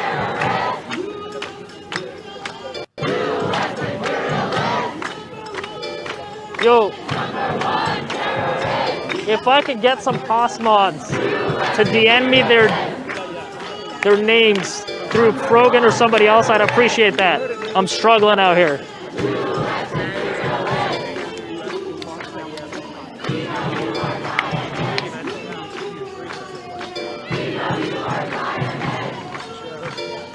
Oh no.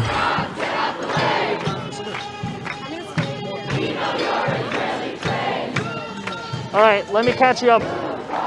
I've been here for about 2 hours. They blockaded the street. NYPD blockaded the street about 2 hours ago.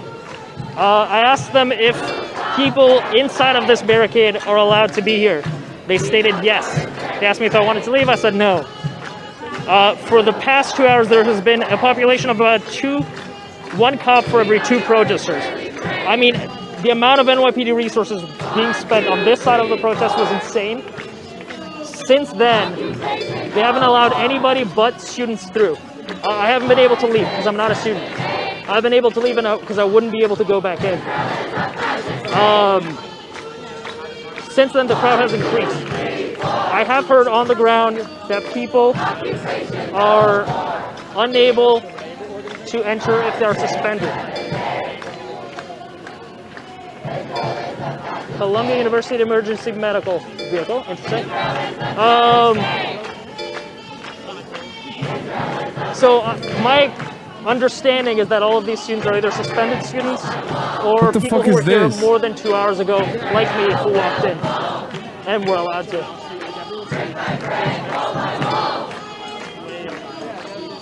Turn off notices. I wish I could. I'm streaming to a computer. And I don't have access to that computer.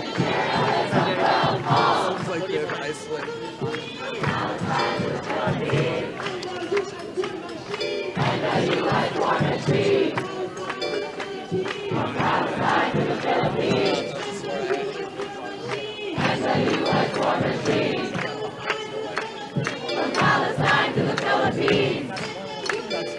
Hasan sends regard. Hey, I wish I wore my merch, man. This is the one day I didn't.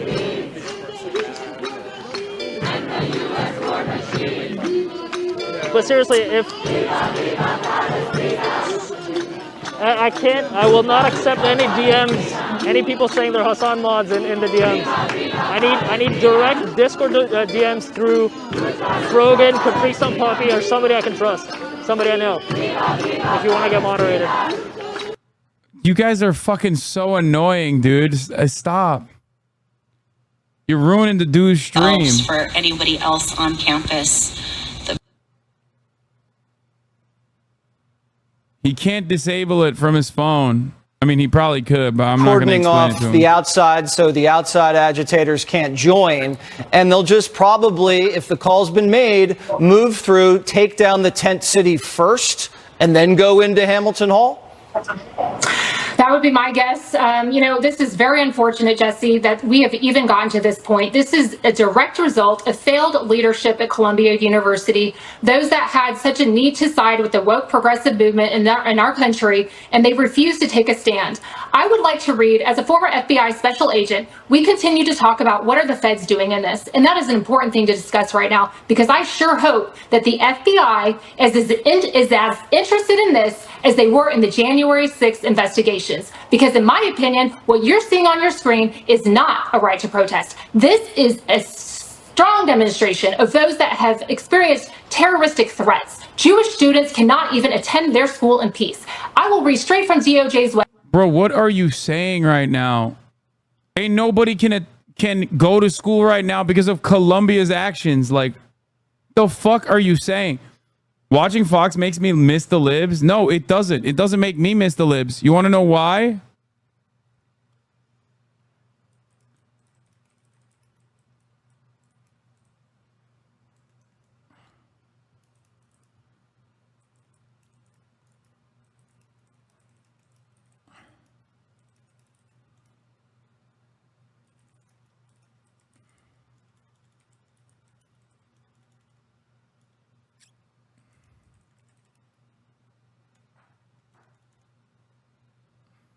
Hold on, sorry.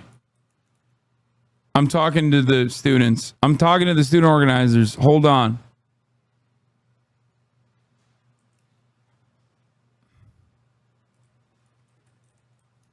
At a rapid. At least they're straight up with how vile they are. The libs pretending to care while essentially vying for the same thing hurts more, in my opinion. Yeah, here's the thing. Here's the thing, okay? Liberals and conservatives alike are saying the exact same fucking shit over and over again. It's just that conservatives are a little bit more annoying and a little bit more open about how fucking resentful they are. But liberals are almost just as bad. University of Texas, they went in there and said, enough is enough. Governor Abbott said, we will not tolerate this. Other places, University of Florida, I believe, had 9 arrests yesterday. They come in and say this will not be tolerated. Well, it's tolerated in New York, and you even heard one of the protesters or witnesses say, you know what, I have no problem with this. I'll get arrested and I'll be released later tomorrow, within 24 hours. And that is what is wrong with our country right now. These soft on crime policies do not work. And now you've crossed the line, and these are terroristic threats. You have Iranian leadership praising what these protesters in the United States are doing. Jesse, this has got to stop. And again, people do have their First Amendment rights. This crossed the line of First Amendment rights a long time ago. And this sure cannot be tolerated. It sure did. University of Florida saying this isn't a daycare center. Nicole, thank you so much. Let's now bring in Outkick.com host Tommy Lahren. Tommy, Joe Biden pretty quiet. What's going on at the White House? Well, Joe's probably already asleep, let's be honest, Jesse, but he should be up, and he should actually be at least addressing the press, if not addressing. He should be up, awake, he should be killing a student cities and states all across the country. And then you've got his press secretary looking in her binder for a response, and all she can muster the intelligence to say is that she's going to let the university handle it. Well, the universities are not handling it, as we're seeing here. This is also a lose-lose situation for NYPD because, Jesse, we all know NYPD is going to go in there. They're going to attempt to do their job. They're going to be demonized and painted the villain. And then these pro-Hamas, pro-Palestinian protests will also turn into defund the police, BLM protests. And we know that while these perpetrators are going to get out in 24 hours, they're probably going to get settlements like they did in 2020 due to quote-unquote police brutality. So this is what it's like, America, if you choose to live in a blue city in a blue state run by Democrats. This is the glorious picture you have to live with. Yeah, thanks, Tommy. And it looks like we have some of the top brass now moving in a more show of force. Let's go back to Alexis McAdams, who's on the ground. Horny. Alexis, we can. He's so fucking horny. He's like, hell yeah, get in there, Hit the sick 'em. streets. That's right. You can watch them move in right now. They're going to move right through here, Jesse, right in through these cars. And we're going to stop here and let these officers move through. But they're coming in riot gear. They have their batons out and they're ready to take action. I mean, this has been going on, right, for several days. And they've been waiting here for the call from the university. I checked in with some top police sources who now are here on the ground with the NYPD who tell me they're going to head into that campus momentarily. So that's why they've got those zip ties, those flex cuffs, you name it. They're bringing in extra crews who are used to dealing with this, right? I mean, New York City deals with protests all the time, so they know the drill. And unfortunately for these protesters, a lot of them are going to end up getting arrested. But I think when you hear from somebody how many times, right, over the several days that they don't, you know, if you get out of here, get suspended or get expelled, if that doesn't work, really, what will? So I don't think that they really care if they're going to get arrested. You get hit with a disorderly conduct charge, and then we saw just the other day they get out pretty quickly here. So we'll have to see how things play out. Jesse. All right. Thank you so much, Alexis. Let's now bring in former U.S. Army Special Forces Jim Hansen. Jim, the NYPD put out some images earlier in this afternoon at a press conference, showed what looked like Antifa anarchists, all black, diving through windows, and they said they're known criminals throughout the department. What does that tell you? What? This has had outside agitation all over it from the very start, Jesse. We already know there is a ton of foreign funding behind this. What? There are groups coming across are you the United States. The saying? usual suspects are all in effect.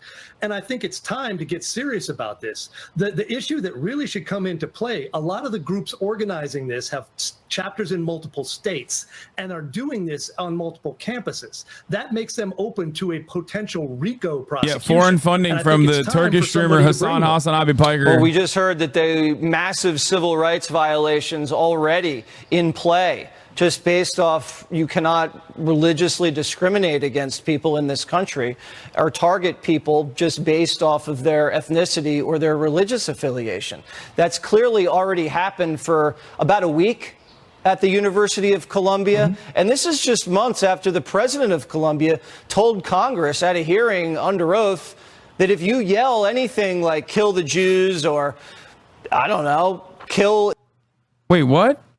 Pretty remarkable. CNN reporter is live on campus. Julie, explain what the scene is there like right now and show us around.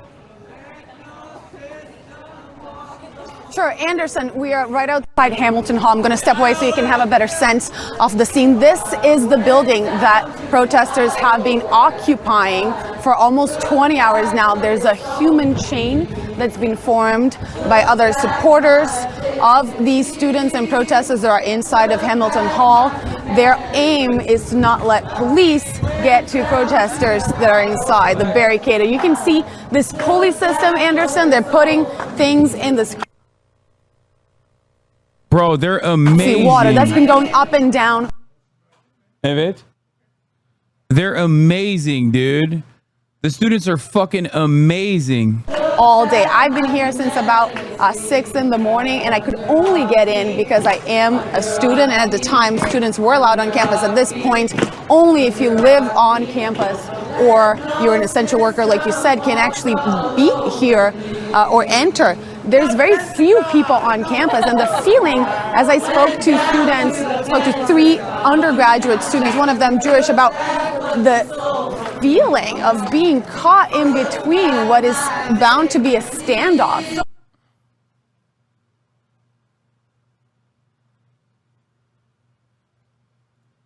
Wow. It's on. Look at the violence, dude. I'm shooketh. Yeah, it's so bad even Matt Walsh condemned the arresting of students. Yeah. But I mean, that's. I cannot believe CNN is on scene.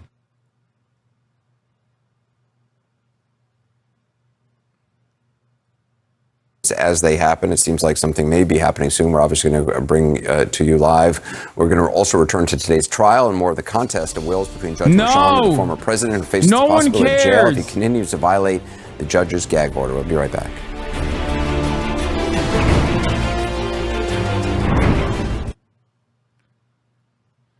Oh my God. Oh my God. Oh my fucking God. Nobody cares about Donald Trump's gag order, bro. Shut the fuck up.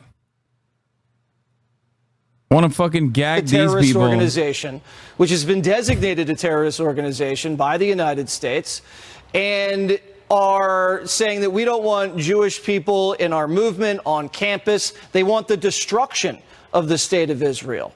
That's completely different than a traditional anti.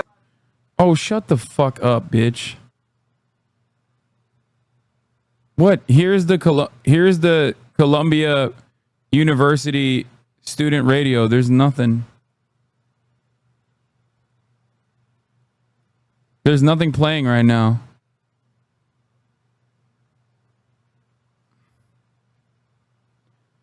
Hamas is a terrorist organization. Hamas is a terrorist organization. Israel's a much larger terrorist organization than Hamas ever could be. Okay. I'm making a lot of friends out here. So you can kind of see over here some of the protesters as well, mixed in with the police, but they're moving in quickly. And this is just the strategic, response group that's moving in here. They've got those zip ties. They're ready for action here on the ground. I just talked to an NYPD source trying to figure out exactly, Jesse, are they going to move into that Hamilton Hall where they took over those students and are ordering in pizzas and getting all comfortable supposedly until graduation? Or are they going to move into that pro-Gaza solidarity outside of the John Jay Gates President currently, and two public safety officers currently telling people to stay away from the steps and to not crowd the steps as they kind of were at Carmen. But Ian and I are here right now, and we will keep you posted on whether or not the NYPD is going to enter through the John Jay Gates.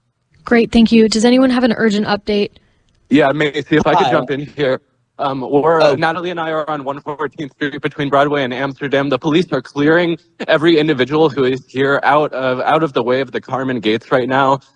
They're literally on the sidewalks, pushing individuals back so that they are not in the way. There are barricades set up ostensibly so that the police have space to organize before they move through these gates. I want to emphasize that these gates are not open yet, but that there is a pretty heavy police presence.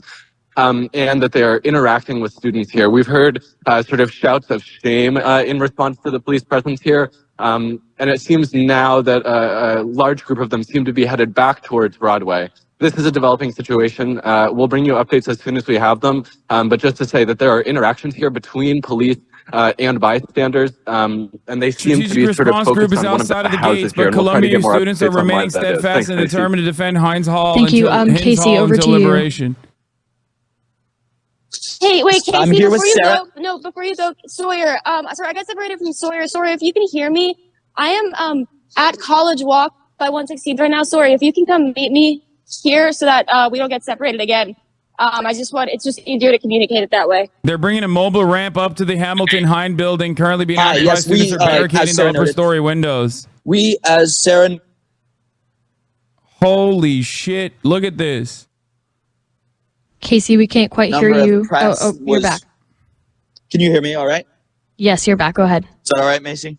Okay, yes, there's a large group of journalists that were gathered at the Carmen Gates of 114th Street, but then they all began to, of course, run to the 116th and Broadway Gate. And now it seems that this whole sort of line has disappeared, and we will keep you updated on that. Sorry, I don't know what's going on. It seems to be sort of...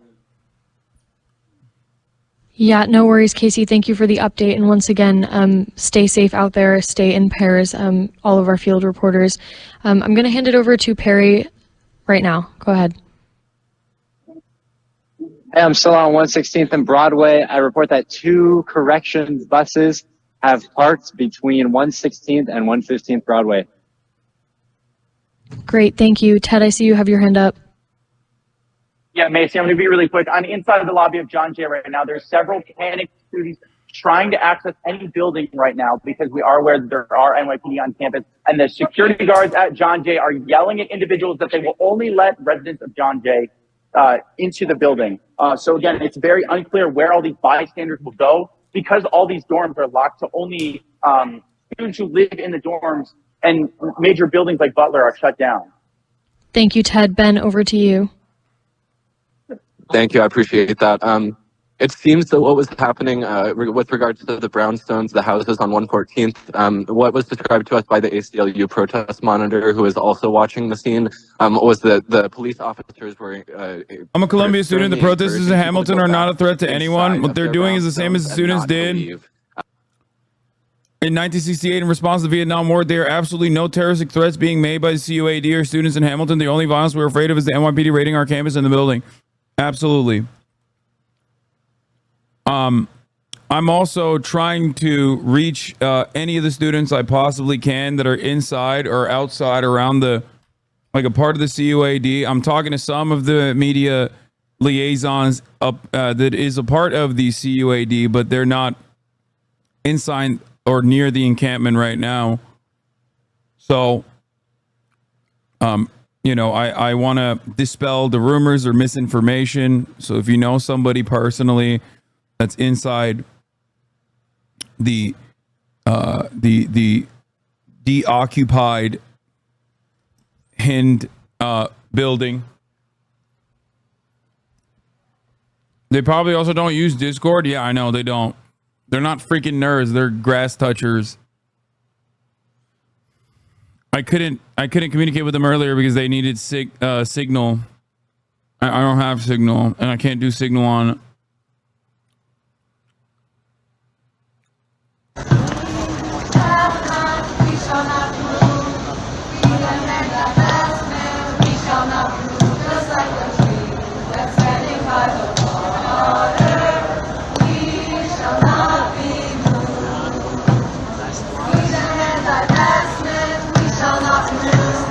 Why am I not there and sitting on my ass to serve you top of the hour ad breaks, of course, and then tell you that if you no longer want to see those ads, all you need to do is subscribe for $5 or for free. I wish I was there. I wish I could be there.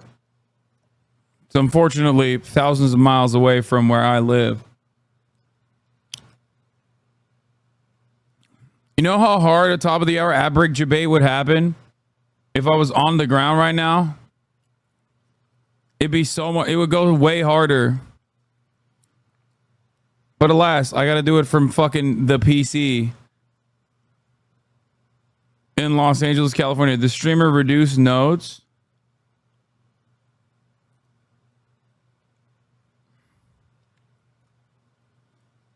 Bro, I'm telling you, just send Austin to do on the ground interviews. You're out of your fucking mind if you think I could send Austin to a situation where he could be violently apprehended by the police.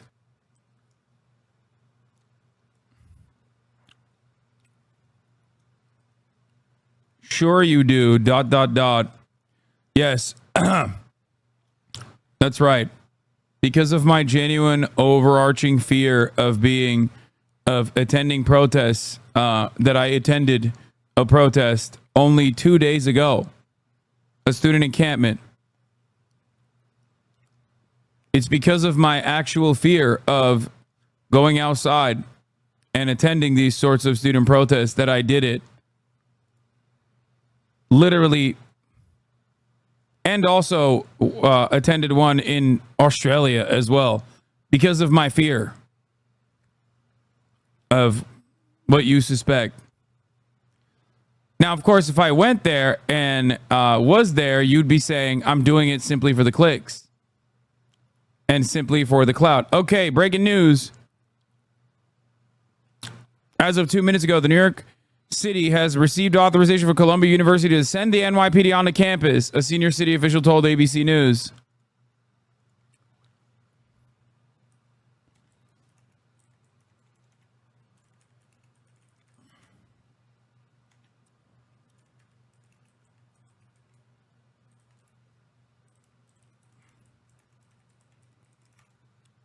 I hope all the students are safe.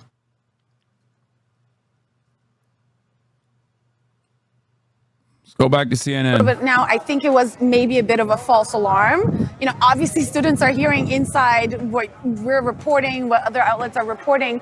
Everyone is kind of just trying to figure out what happens next. And as they're scrambling, there's movement, there's a lot of running and stopping, and people asking, where's the police? This is why I was trying to figure out where Shimon is exactly. I believe we're just quite exactly in our diagonal here. So that's... Yeah. Here's our Columbia University student, UB. Some other chatters know this, but I'm a Columbia student. I can tell you right now that the choice to occupy Hind Hall came from both just the 60s Vietnam, not just the 60s Vietnam protests, but also the South African divestment protests in 1985 and the ethnic studies hunger strike in 1995. Hind Hall is an escalation that is completely because the admin ended all forms of negotiation. Today, Columbia arbitrarily suspended students, some of which had nothing to do with protests. Yeah.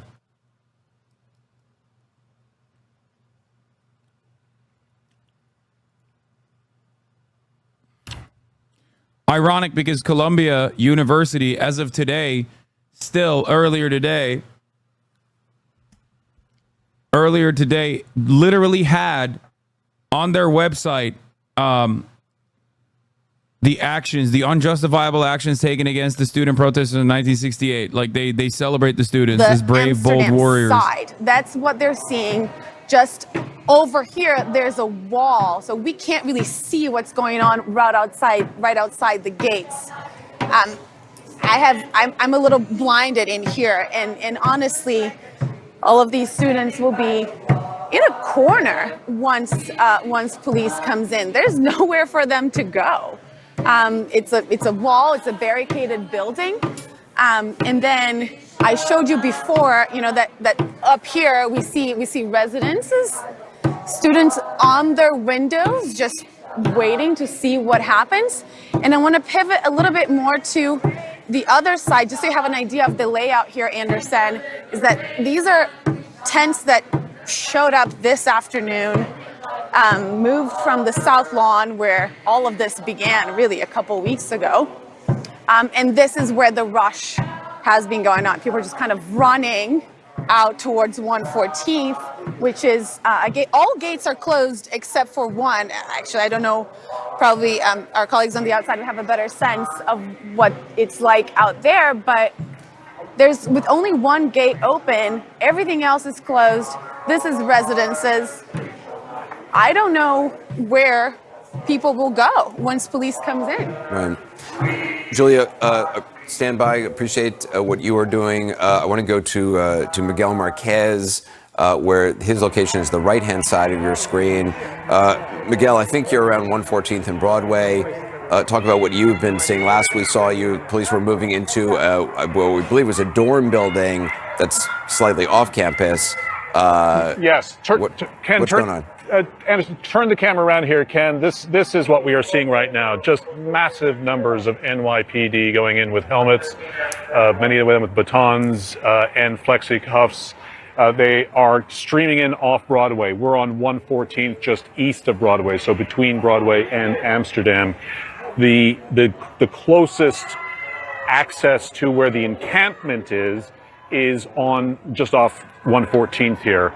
Around the corner from us on Amsterdam is where Hamilton Hall is and where protesters have remained at that gate. The main gate at 116th and Broadway, we were there earlier and there was nobody there. Police are moving in. But there's any activity there right now. They've blocked off that entire area. Okay, right after the fucking news Again, there is broke, no pedestrian traffic here. People were moving police through are freely. now moving towards the campus.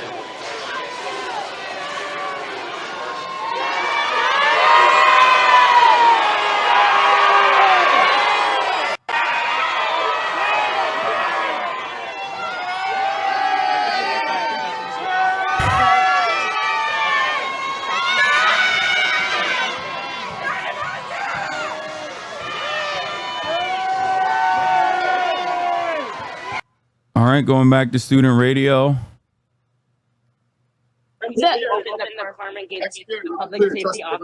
Okay. But there is a flood of police in riot gear ostensibly trying to come in. People are booing on the street. They're not moving very far in. Sarah, I'll pass it to you. Yeah, does anyone else have an update? Hi, wait, yes, can I please, sorry, I forgot to unmute, a bit chaotic right now, but yes, okay, so there is a group of SRG officers in mass, in riot gear. They are walking towards, me and Sawyer right now. Okay, can everybody in the studio please be quiet, because this is kind of a high stress situation. So Sawyer and I are walking, face towards this group of SRG officers. They are walking up, I don't know what this street would be called. They're walking kind of parallel to Alfred Lerner. SRG Strategic Response Group. In between Alfred Lerner and Butler. I'm going to keep on the line to kind of track where they're going. The public safety officer, okay, they are diverging right now. Some of them are going in front of Butler. Some of them are going parallel to the West Lawn encampment. Okay, no, I'm just kidding. They are all going towards just kidding. Parallel to Butler. That is on one of the circumferences of the West Lawn. I'm just kidding. Once again, they are reforming. Sorry if I'm a little bit chaotic. They're sorting around. I'm going to go off the air now. Unless, Sora, you want to make another comment. Yeah, can I jump in real quick here? From our vantage point on West 114th Street, Natalie and I can confirm that police... Ben, I gotta interrupt. I'm right here as a large group is walking by. They've split. I am seeing officials from all guards, and this is. I have Leon here with an update too. Half of them, I'd say, are going towards low stuff. Facing on the left side. I'm gonna interrupt real quick. Yeah, we got a large mass coming. Yeah, I'm sorry. I'm gonna interrupt real quick. We got a large mass of police officers coming into campus again. A lot of them in right here. I would say in the 40s or 50s right now, walking down Butler again. Butler barricaded down. There's a public safety officer within Butler looking at the police officers moving in. They're moving, turning left towards Hamilton Hall again, where it is occupied. We have a large congregation of police officers, 40 or 50. Okay, we have another group. If I can interrupt you, Georgia and I do have a vantage point here. It does seem that the NYPD is headed directly toward Hamilton Hall. They're rounding the corner here at Butler, and I see a mass of students running away. It seems they're trying to get out of the way of David, I'm so sorry. I really need to interrupt you. We have a really good vantage point here from Butler Library. Go for it. We can see different cohorts of NYPD officers. One is going across Butler lawns towards Hamilton Hall. The other one is going past Alfred Lerner Hall and around the lawns. They are currently encircling the east and west lawns right now. Students are running away in fear. I want someone on the Hamilton side of this to provide their perspective, but I can go ahead. I can speak to that here. We have a large group of people shouting shame at the NYPD officers. I'm gonna. I love them. The fact that a lot of the spectators fucking are love also them. They're choosing to remain amazing. outside as they approach. It appears from what I can tell that they're fucking fucking amazing. Still where they are at this sort of like intersection where they would turn to get closer to Hamilton. I don't know if you have a better viewpoint on that, McKenna. If you want to speak to that. It appears I want to get my news coverage from them on them only. Can you speak to that?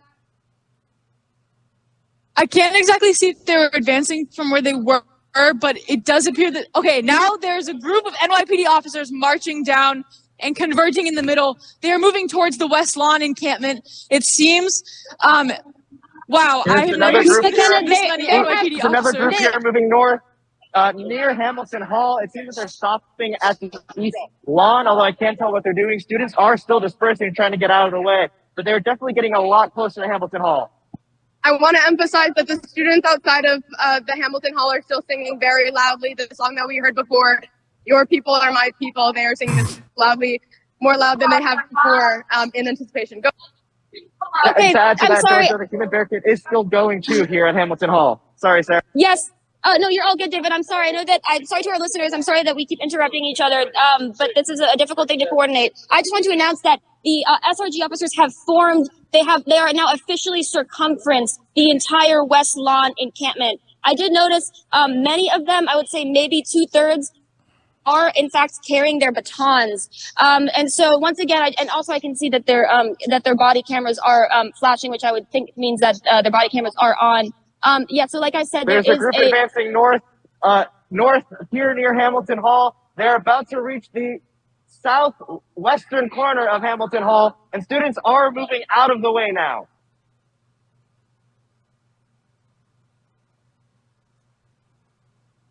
Okay, great updates from our field team. We really appreciate all that you guys are doing, and I know there's a lot of emergency situations going on right now. So again, large police presence on campus. It appears they are not only just at Hamilton Hall, but also surrounding the West Lawn. Georgia, can you give an update? Yeah, so they were walking north along the sort of, again, these are just paths on campus. They were just walking north along the sort of west facade of Hamilton Hall. A lot of people here were expecting them to turn to then come onto the south facade of Hamilton. Right now, it seems like they're just kind of confused. Their commander, or whatever the word is telling them to turn around, stop.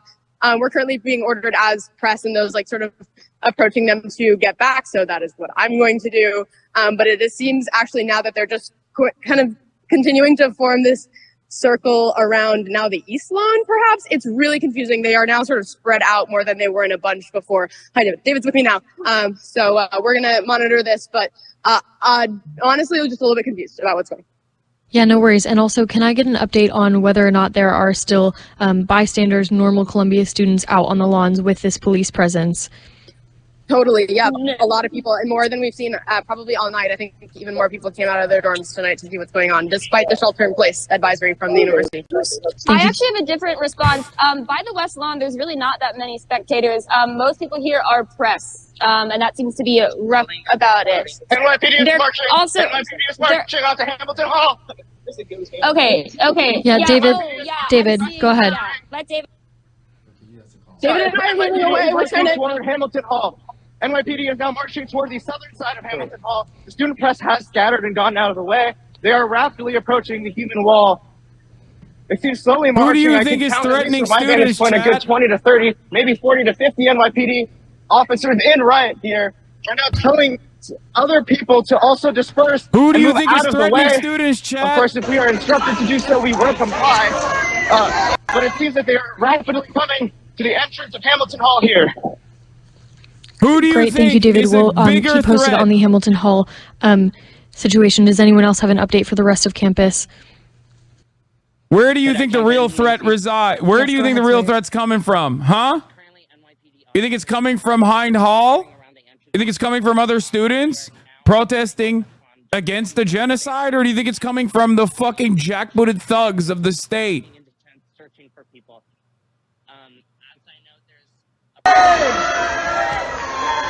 This is National SJP's own coverage directly outside of Hind Hall.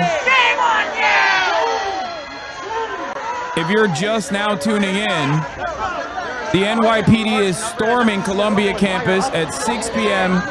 Pacific time.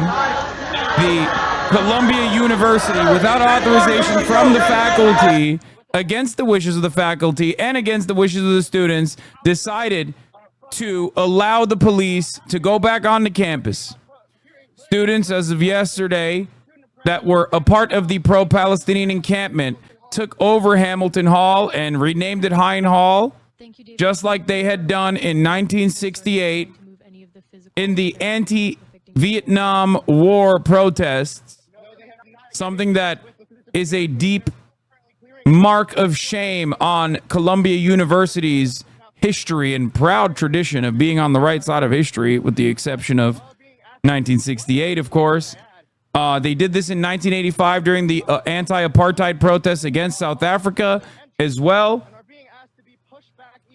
They took over the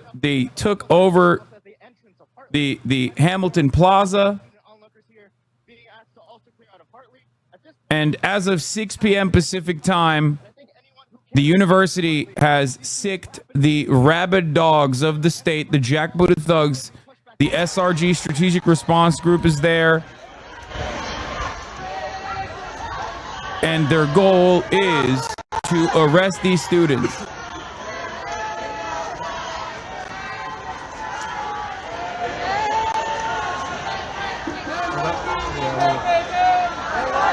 Yeah, here's...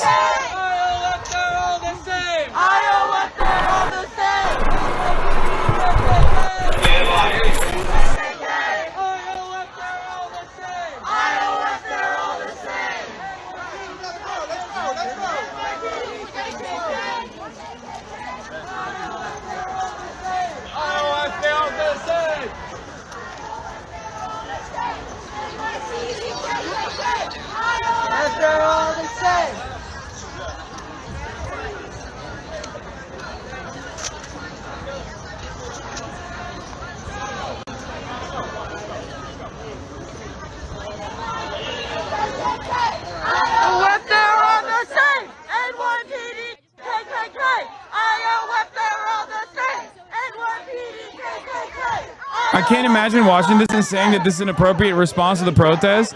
Brother, for the past week, even before it got to this point, you understand that that is precisely what everyone has been demanding, right?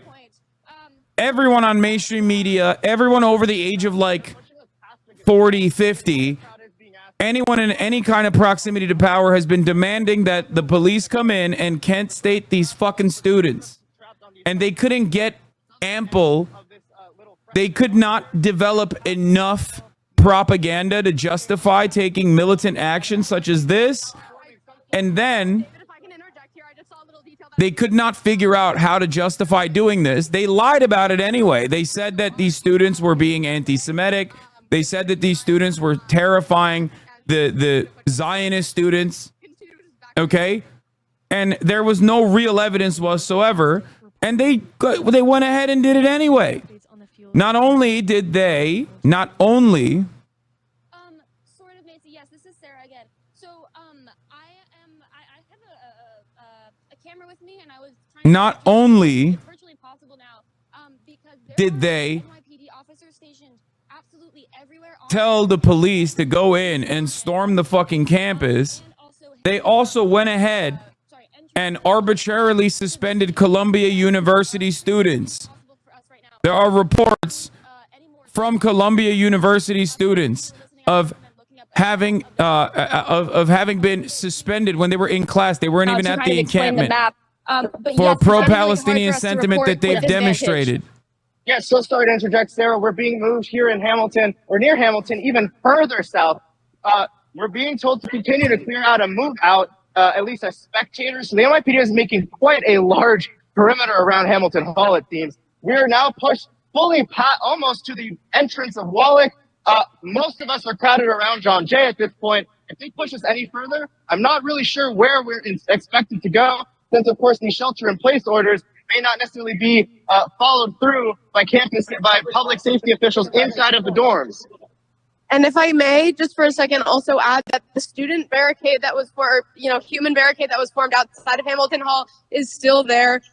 They did not move. They are currently standing arm in arm along the facade of Hamilton, waving a Palestinian flag, and now are being moved back. Okay.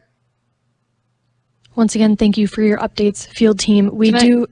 Go ahead, McKenna. Can I jump in? Thank you. I just wanted to know, as Ian and I are standing at one of these pillars in front of Butler Library, we have a really good vantage point of both of the lawns. As Sarah was alluding to earlier, they have NYPD officers stationed at pretty much every entrance, every corner of every lawn on Lower Campus right now.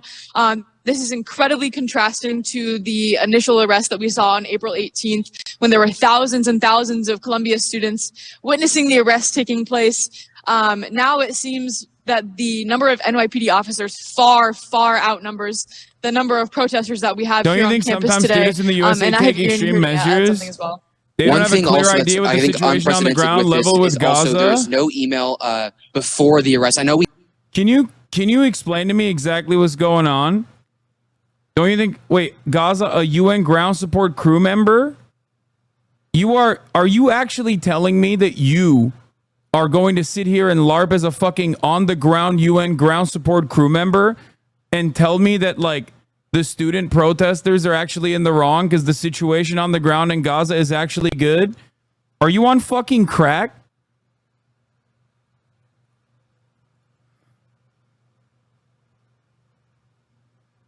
There is no fucking way this person is actually a UN person, right?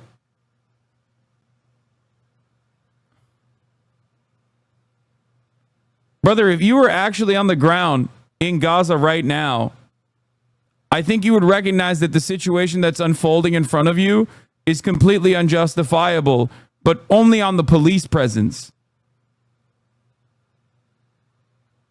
It's perfectly valid to protest what the fuck Israel's been doing in Gaza. And we asked, well, where do we go? And he just said, oh, I don't know.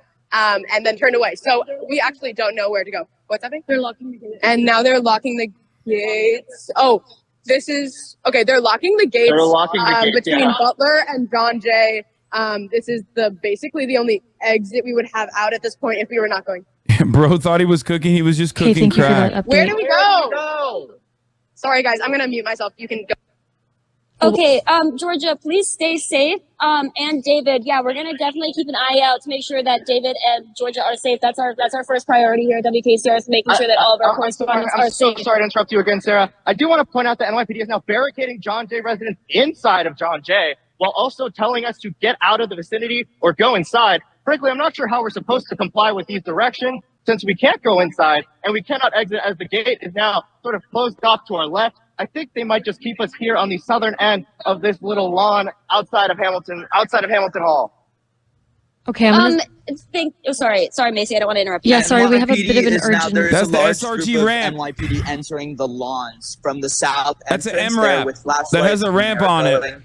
towards And the they're tent. using It that is ramp quite a large group, specifically to in fucking addition get up to the lining, second and I floor believe they're and third starting to look floors. intense now. I don't know if Higher that's, levels that if you guys can probably hear that weren't well. barricaded. We have a bit of an urgent update. I'm going to have to send it over to Ben. Ben, can you hear me? Okay, I will just phrase what Ben said. I'm so sorry to interrupt. We are now being escorted off of the premises, both press, spectators, anyone else. Frankly, no one here is left to document whatever might go down at Hamilton Hall, as we are now being told to leave the premises. No one is outside. Everyone is barricaded inside of their dorms here in the lawn outside of Hamilton Hall. We're now being escorted off the premises by NYPD. I'm not sure where they're going to put us, but I don't think we have any reporters anymore that are outside of Hamilton Hall. Yeah, I just want to reiterate that the amount of people I see around me right now with student press on their backs or on stickers of whatever kind. Message here. So in the crowd here was saying, who is going to you're heading out to 114th and Broadway, is that right? Anyone else? Frankly, no one here is left to document whatever might. I'm heading towards those gates. They're opening the gates now for us all to leave. Why are they kicking out the press? Why are they kicking out the press? Why are they kicking out the press, you think? Okay. And as far as you can see, Julia, at Hamilton Hall, I don't know if you can still see Hamilton Hall. Is there any movement over there, or you can't see anymore? I'll show you what's happening from Hamilton Hall now. You see those officers coming out on the left side of the screen. They're coming from the direction of Hamilton Hall. Okay. Right behind these bleachers here, that's where Hamilton Hall is. Right there, that building up there, that's Hamilton Hall. We can't see it anymore. And police is just pushing us out. Okay. Julia, remarkable work. I really appreciate it. We'll check in with you momentarily as soon as you get situated. Shimon Prokupez. Shimon, where are you? And what are you seeing? So we're on 114th Street. We're just, the NYPD has put us all in an area here in expectation that we will see some people leaving. We're here on 114th Street, just outside the gates here in the front, and we're just waiting to see if anyone comes out. We have seen we have seen heavily armed officers and some big trucks arriving here, which is pretty significant.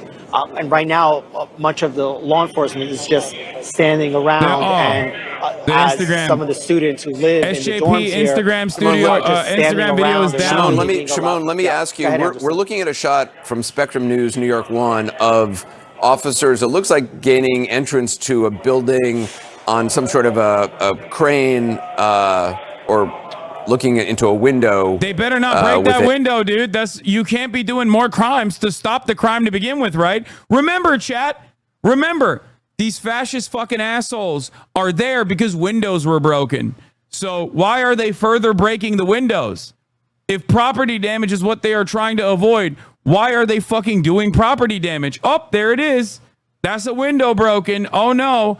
I guess it's time to send in the fucking National Guard to arrest these cops too. Remember, that's what they tried to make this about.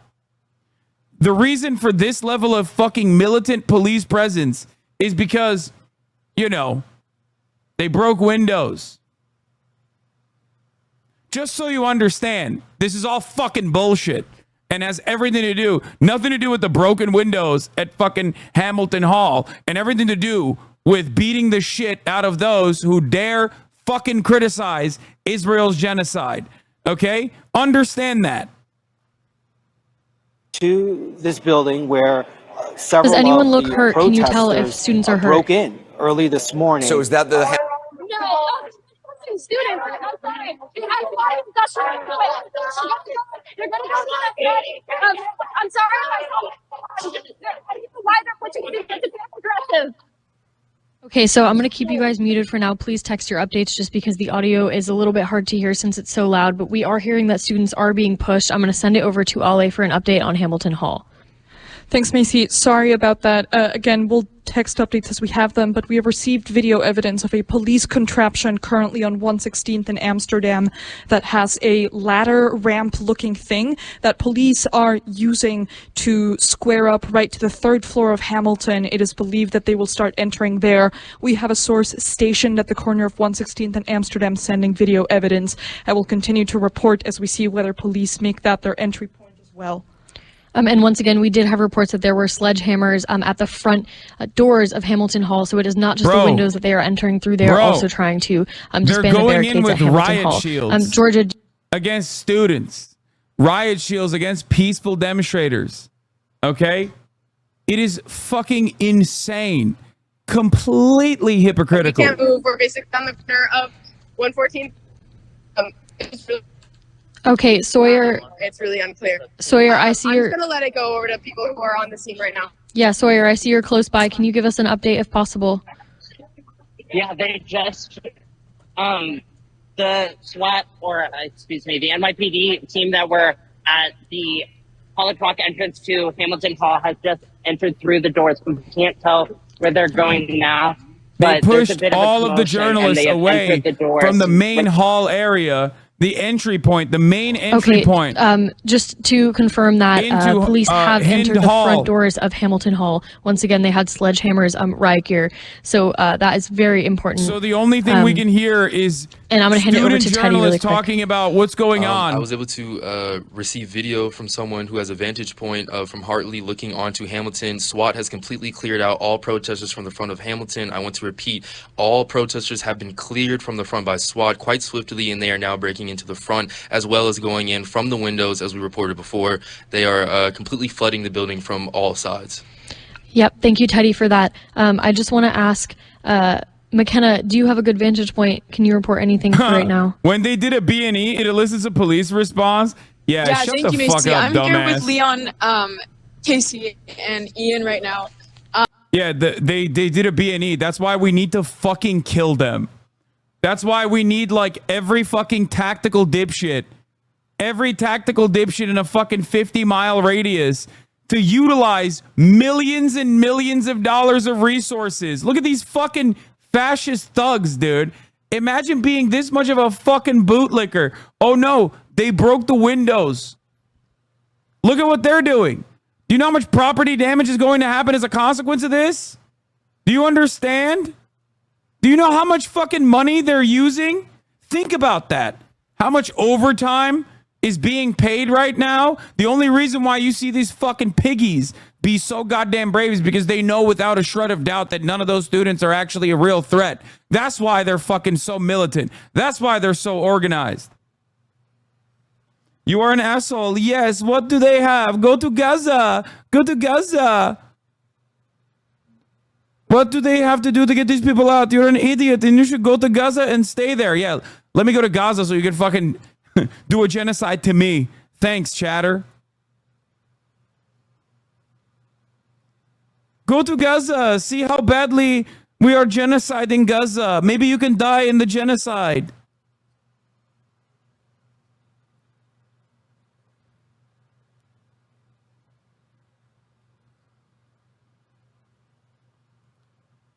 Are those guns drawn? I can't see from this photo. I'm sure they'll just fucking simply tear gas the entire building. So I worry about the health and safety of the students and of the police too. Hey, Judge Scheinlin, when you were on campus as a student back then, I mean, and it was anti-war demonstrations. Was there this pitting of students I don't think they'll use against each other, guns. which is what we have been seeing? You know, this animosity of how Jewish students have been treated and others. No, I don't think there was. I think there were activists and less activists, and the less activists simply stayed away from the protesters. But I don't think there was that internal dissent that you're seeing now, which is so pronounced. Was there widespread support on campus in '68 for the protest? I think there was more widespread support than there is now. Now it's a very different situation. It's very What? No, it's polarizing, not.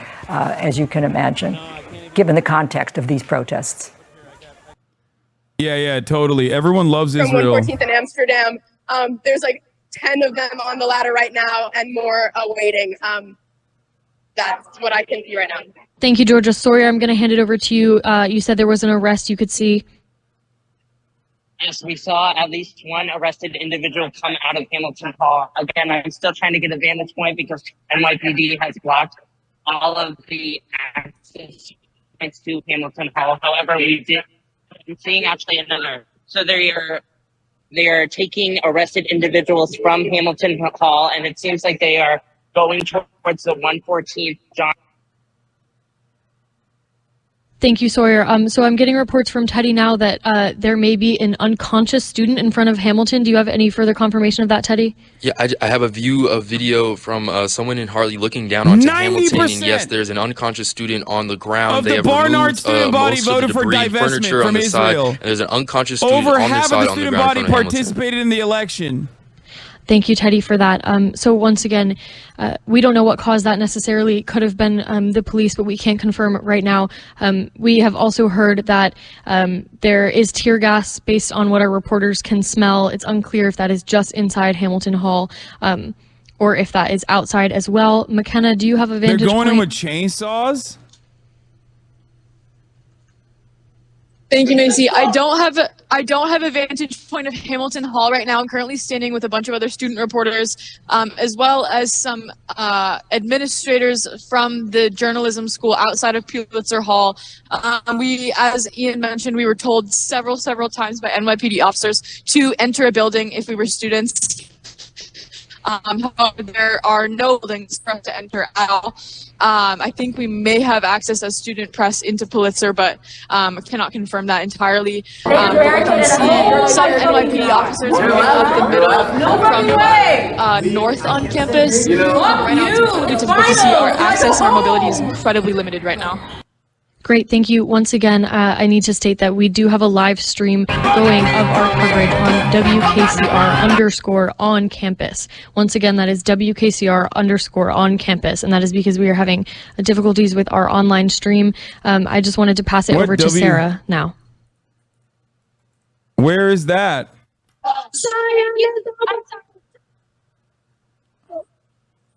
There are a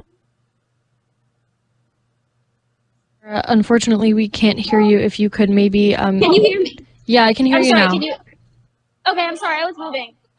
There are a lot of SRG officers right now reporting to Hamilton Hall. I believe most of the SRG officers that were formerly circumferencing West Lawn have now reported to the front of West Lawn Hall. Again, it's hard to say because the vantage points here are not great. Yes, as Teddy's saying, in front of Hamilton. There also is just kind of a new wave that we did not previously see. I also received a tip from a source who is on 114th right now that there are more correction buses pulling up. That's my update. Thank you, Macy. Yes, and we now have a confirmation that there is a fire alarm going off in Hamilton Hall. We are not sure of the cause of that. But yeah, we're also getting pictures of the ladder that police are climbing up to get into the windows of Hamilton. Does anyone else have an update on the ground? Ian, Georgia? Yeah, I'll go real quick update. Anyone who wants to butt in, they obviously can. I just want to say lots of NYP surrounding the West Lawn. They already went through and pretty much cleared it. As we kind of noticed, we could not see or confirm any arrests being made. As I noted before, police even came on campus. There was virtually no one in the encampment at all. In fact, I think most were stationed either at the Hartley campsite there or at Hamilton Hall. So I see now that there's just a lot of police officers guarding the West Lawn as it stands. Thank you. Everybody was...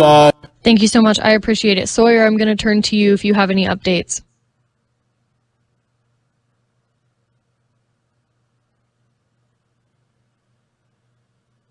All right. Sorry, Yeah. can you hear me now? Yes, I can hear you. Okay.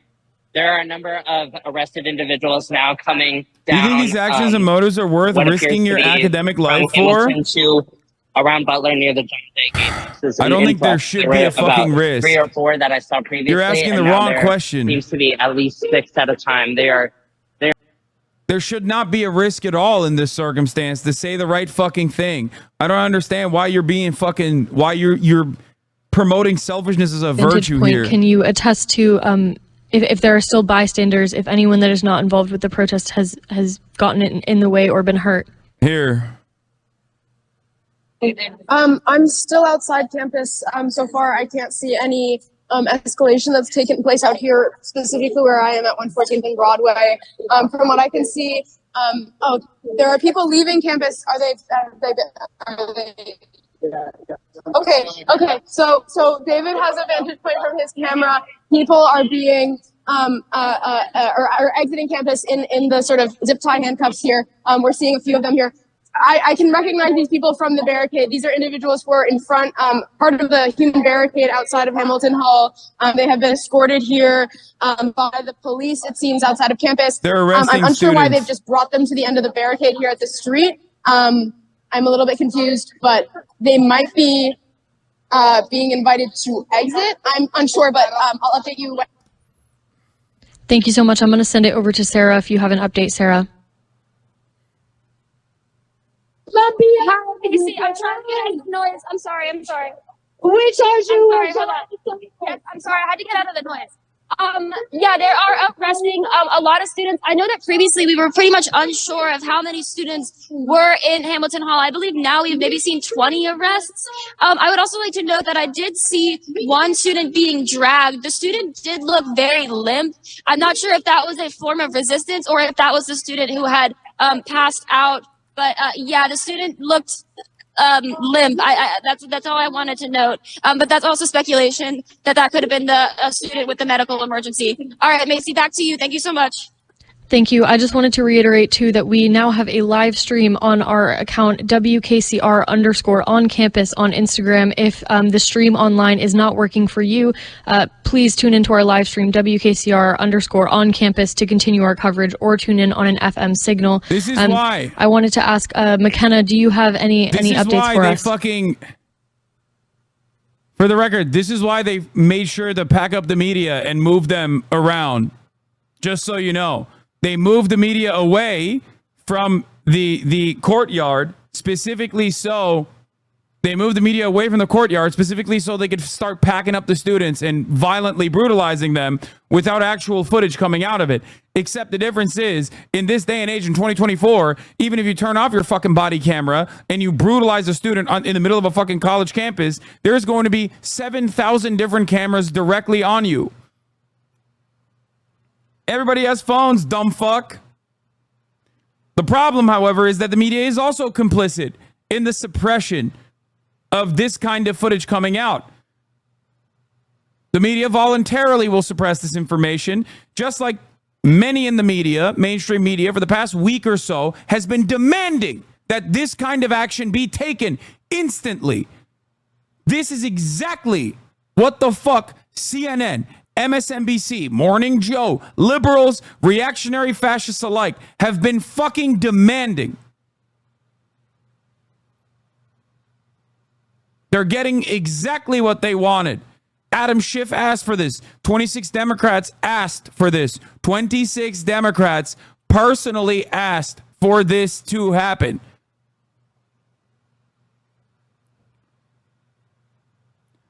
Liberals will turn around and offer some sympathy. Fox News will go and say they get what they deserved. Bill Maher will say that they're narcissistic.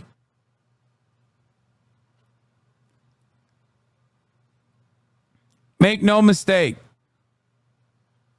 All of this could have easily been avoided with the university doing what doing what Brown did, which is meet the demands of the student protesters. But of course, they did not want to do that. They were far too invested in maintaining their big donors. And in an effort to do so, in an effort to ensure that Robert Kraft isn't fucking upset with the university, they listened to the demands of Robert Kraft in between his rub and tug sessions and sick the rabid dogs of the state on the students. So tell me who fucking terrorized this college campus tonight? Was it the actual pro-Palestinian students themselves, many of which are Jewish too? Or was it the motherfucking NYPD? The answer is simple. Who do you think is a bigger threat to the student population here?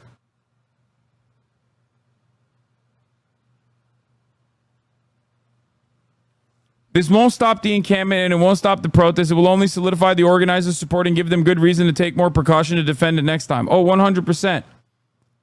100%.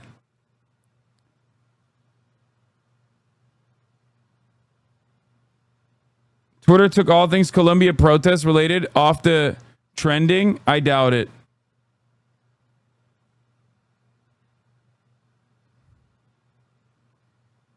Incredible sights, dude.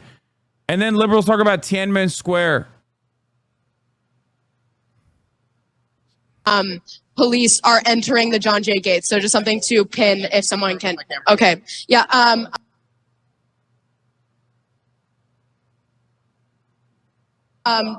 David has a vantage point here that he can see lots and lots of NYPD entering campus there at John Jay Gates.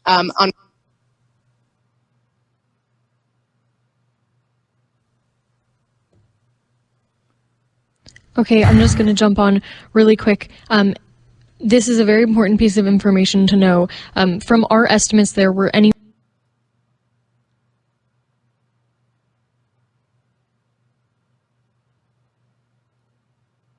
between 20 and 50 protesters that were inside Hamilton Hall. Bro, we still don't have a confirmation number on that, but just to scale for our listeners, the difference between the amount of protesters in Hamilton Hall and the police response we are seeing tonight. This is the most police response we have ever seen on campus. It is nowhere near what we saw during the first arrests.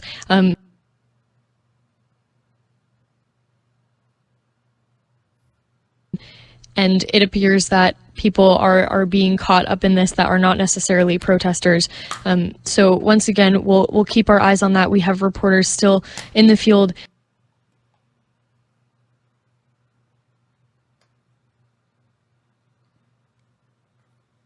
But I'll keep you all posted. It just was important to know again that there were between 20 and 50 protesters inside Hamilton. Eric Adams said they were awaiting requests from Columbia Abbott to intervene, which is completely disproportionate to the police response. As far as I know, they were not requested. You're wrong. Does anyone on the field have an update? Columbia University gave them the go-ahead at 6 p.m. Pacific time, according to ABC News. We broke it here as well. They piled up around Columbia. They blockaded all the fucking streets surrounding Columbia University. And then at 6 p.m. Pacific time, the university administration, without getting any additional without getting any kind of confirmation from anyone else, no faculty, turned around to determine the best plan to protect our students and the entire Columbia community. We made the decision early in the morning that this was a law enforcement matter and that the NYPD were best positioned to determine and execute an appropriate response. We believe that the group that broke into and occupied the building is led by individuals who are not affiliated with the university. Sadly, this dangerous decision followed more than a week of what had been productive discussions with representatives of the West Lawn Encampment. We severely curtailed the number of people on Morningside campus starting Tuesday morning. Over the course of the day, we updated our community on access to campus buildings and will continue to do so through the next few days. The decision to reach out to the NYPD was in response to the actions of the protesters, not the cause they are championing. We have made it clear that the life of campus cannot be endlessly interrupted by protesters who violate the rules and the law. Early Tuesday, protesters chose to escalate to an alarming and untenable situation, including by vandalizing property, breaking doors and windows, blockading entrances, and forcing our facilities and public safety workers out. And we are responding appropriately, as we have long made clear we would. The safety of our community, especially our students, remains our top priority.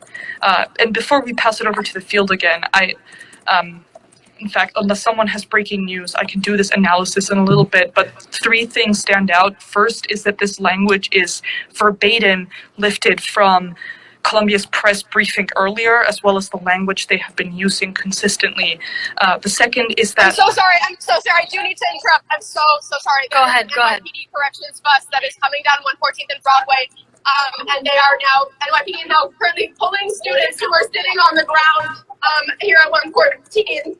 And NYPD officers as well.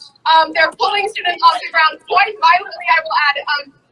People are yelling to get their hands off of them, but it does appear that they moved the bus down here to possibly pick up. Students are being dragged off the road here at 114th in Amsterdam. Now it is cleared, and it is unclear whether or not the bus will continue to go through the intersection here. Yeah. Once again, we have confirmation that. Go ahead. That's the update there. I'll let you add anything else. What I'm now seeing is some NYPD officers. There's about 10 of them. The street here. They're opening up the doors of the bus, the NYPD police bus. We're gonna know where this goes or what it ends up doing here. But that's it. I'll send it back to anyone else who has updates. It's important to note again that the student body here at Columbia still has not received any other email aside from the shelter in place. There was no warning of NYPD coming onto campus, and despite shelter in place, we heard accounts of multiple students that were denied entry into buildings because they did not live there. Go ahead. I just want to confirm that that bus was full of protesters. We saw them through the window, and they are driving the bus down in Amsterdam. Sorry to interrupt there, but that is the update. It was full of arrested protesters. Thank you for that confirmation, Georgia. We appreciate it. Does anyone else on the field have any breaking updates? Removed. They stopped here. They were on the street, on the ground, Anderson, locking arms again, trying to show they're trying to stop that the they buses. will not leave, but there's only so much that you can do against the NYPD. So they've now been pushed off the street. You're at 114th in Amsterdam, I can see. So they were pushed off. Interesting that they were not arrested and still haven't been arrested. No. Bro, he's so horny. He's like, why aren't they arrested? Arrest them too. With everyone else. So myself, hundreds of other students that were pushed out off campus. We're here on 114th in Amsterdam. I can't go back inside. A lot of people can't go back. 114th is completely closed off. Yeah, Columbia University is saying that traffic. We just saw a father students that broke in are not affiliated with the university. Trying to get home. Eventually, police let him go through, but it's a nightmare for anyone who lives here on the Upper West Side. There's lots of people trying to get from one side to the other. Absolutely impossible. Now, we've been pushed on to Amsterdam. The thing is that he will eventually get back into campus.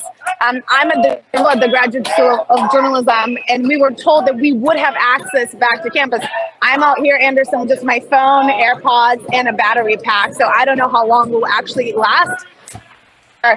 All of our things are inside. All of our belongings are inside. We didn't plan to be kicked out. We were told that we would have guaranteed entry, especially media. Students of this would be able to go back and forth from campus and out. NYPD saying absolutely not. There's no way that could happen. I understand why. I want to show you a little bit more of the action here. Can you get up here, Corinne, a bit and just show a little bit? Everything is stopped. Oh, there's another. And oh, they should. has basically moved all to outside. I think there was like 2 layers. And everyone that was inside is now. I'm getting videos from students inside. I'm getting videos from students on campus, from students affiliated with CUAD. They're compiling as much video footage as they possibly can and sending it over so we can take a look at it on stream. Yes, bro, I pulled up the fucking VLC because I don't know if you know this, but there's unfortunately not a lot of fucking on-the-ground reporting occurring as a consequence of the NYPD's brutal tactics of media suppression. They literally, personally packed up the legal observers, the medics, all of the fucking student organizers, and everyone that's supposed to be there, specifically so that no one could witness the brutality. But when they open the door. Be careful. What? you look like you're gonna fall over the head. All right, they're all going in. The couples are going in.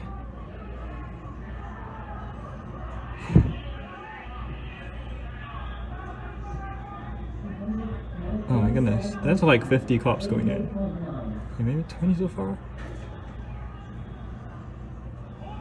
Apparently, there are reports that a medic was being denied. Medic is being denied seeing an unconscious student barricaded in John Jay Hall. Here.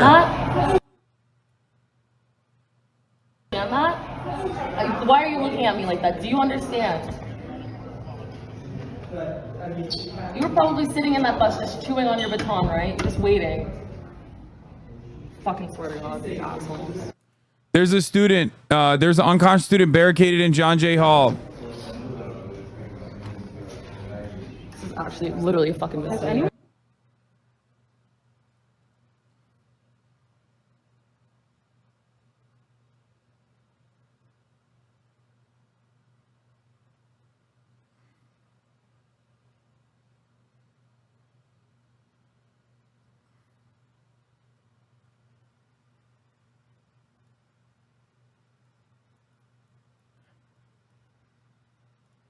Seen from inside the tunnel, signs that there's sewage or tear gas-like smell emanating from Hamilton.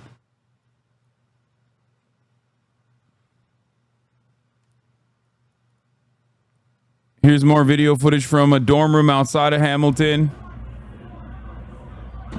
of the cops storming. It looks like my video's targeting here.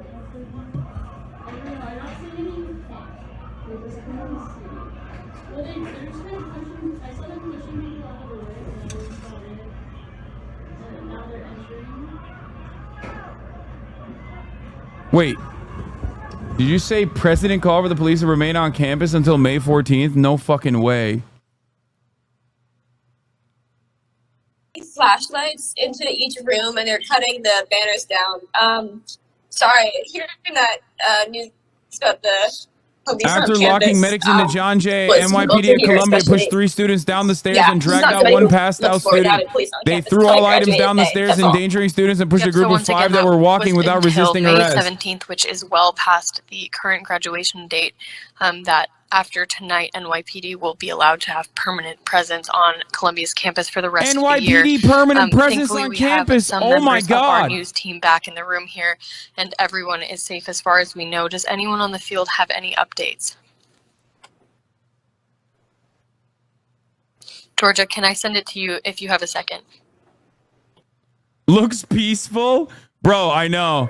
Yeah. Yeah, thank It's so you. it's not peaceful. Minty, You're right. The only update we have here is that Only because of the fucking cops, dumb fuck. What do you mean looks peaceful? Yeah, it was peaceful. And then what happened? It's always peaceful until the fucking cops come. Always.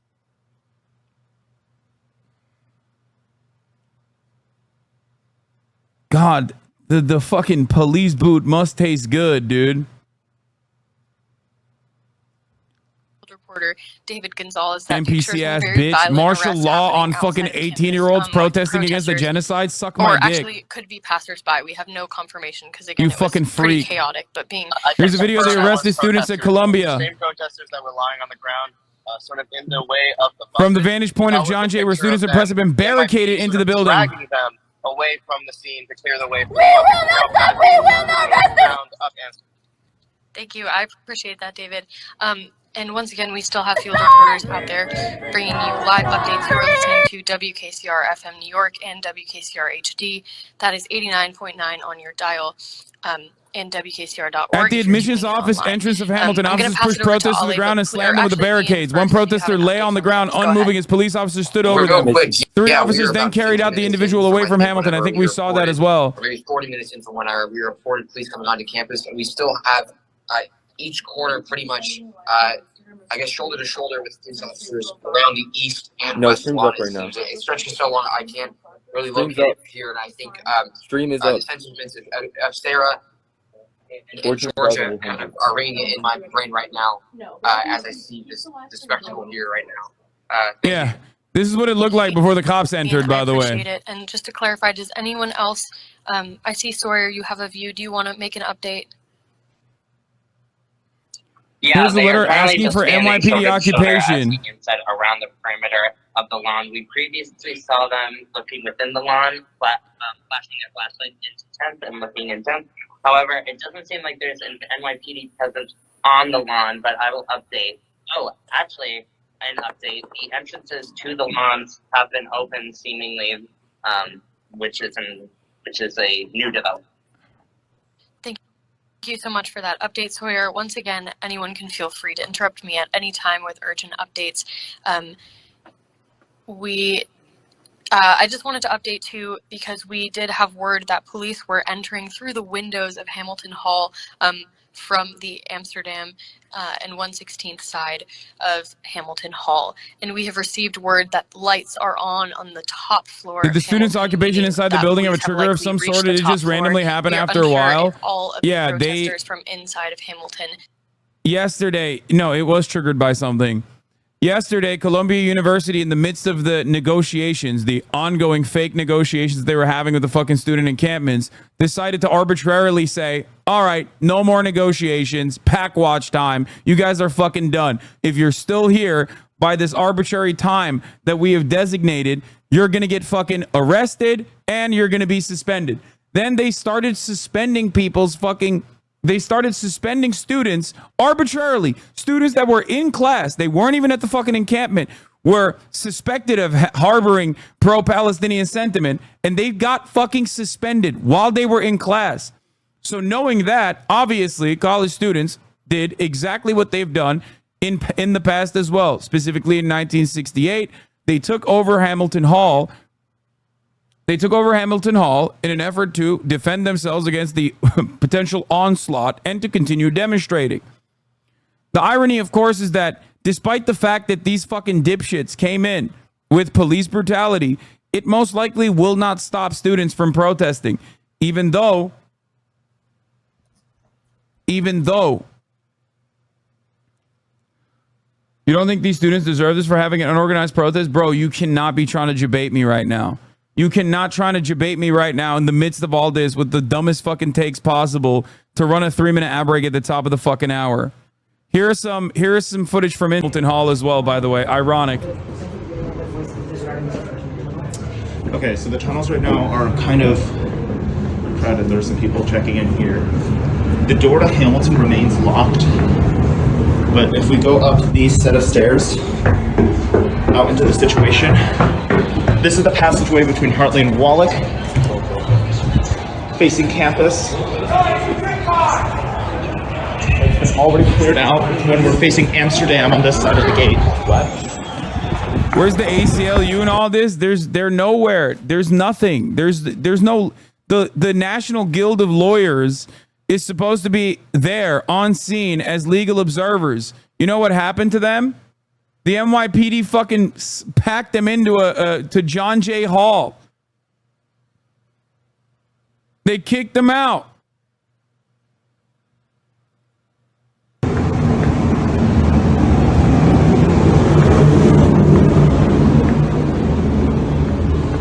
The air smells a little bit like natural gas, which isn't typical. There's a slight like rancid smell. That is the door to Hamilton. It's starting to smell. Look at the way the media is covering it. Police breach occupied building at Columbia, remove students from campus. Democracy dies in the darkness, by the way. They're just removing students from campus. They're just moving them from point A to point B.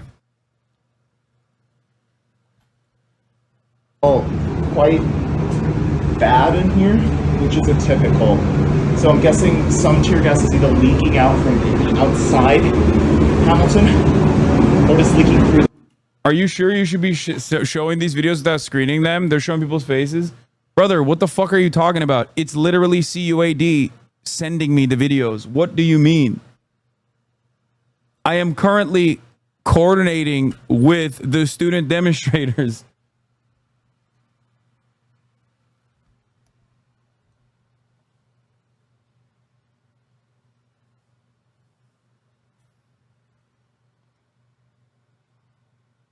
That passageway we just came from into here.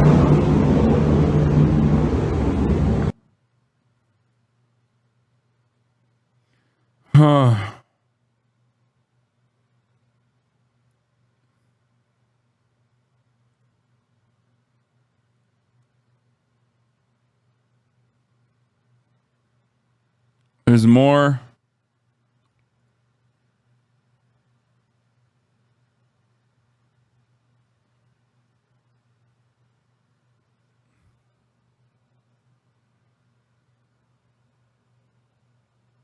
Radio show says the arrest seemed to have stopped. Yeah, I think they probably breached it. They breached Hind Hall. The police were infiltrating Columbia. The second was from Public Affairs at 9:59 p.m. and attached there was a letter from President Shafiq to the NYPD. But once again, we have received no direct correspondence from the president. Ale, go ahead. That is correct, Macy. And in fact, the most appalling, well, not the most appalling, that is a high bar tonight, but an incredibly appalling thing is that there have been absolutely no direct communications with the student body about these decisions.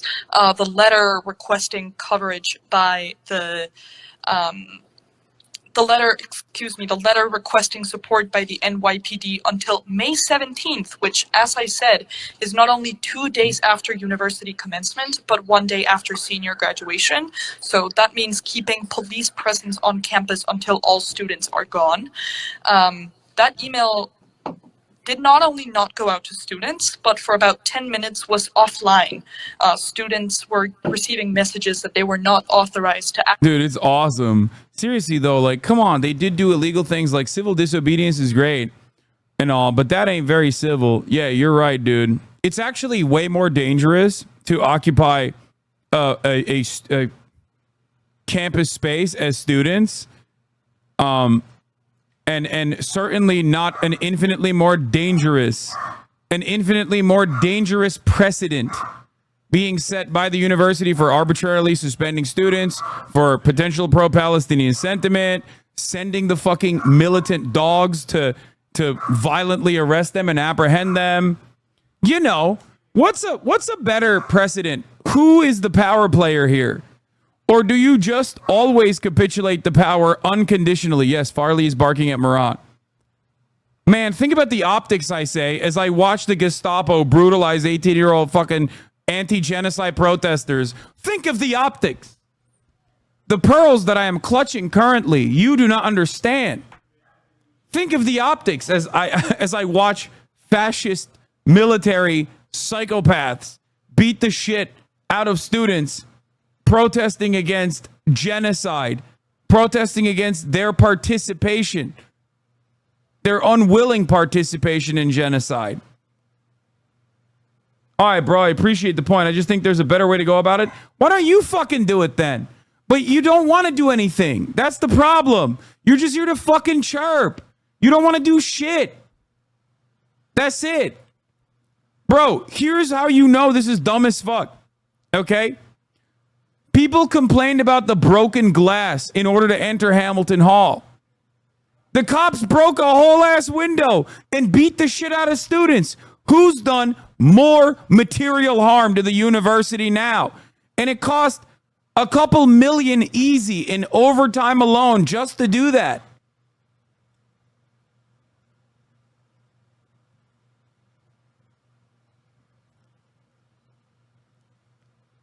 Think. chatter, think.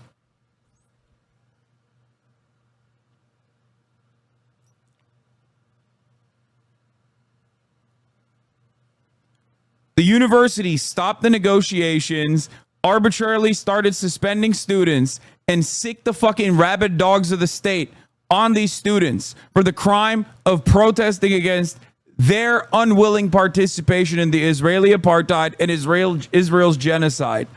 Okay, is this stream sponsored by Qatar? No, dickhead. This stream is sponsored by your mommy. Okay? That's right. I fuck her every night. And she loves it. And instead of spending it on you getting new chicken nuggets, she gives me the money. I'm your dad now. I'm your stepfather. Nay, the father that stepped up. And you got to cut it with this fucking arbitrary defense, like this reflexive defense of those in positions of power. Qatari Dancer, thank you for the 100 gifted subs. There you go. It is sponsored by Qatar. I don't think I can say much more. I'm sorry. Yep, thank you so much for that, Ian. We appreciate it, and we appreciate all the hard work that you have done Just listen to the fucking tonight. students covering the issue. Just listen to the students. Listen to the students and how fucking terrified they were as the psychopathic pigs ran through and ransacked the halls. Who do you think they're more afraid of? Do you think they're more afraid of these psychopathic cops? Here's the video. Here's another video. Cop pointing a gun through the window.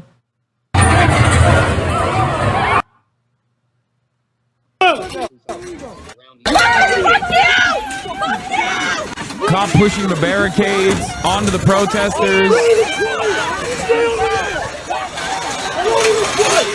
Get over there! Just walk around! Who is more damaging to the institution, you think?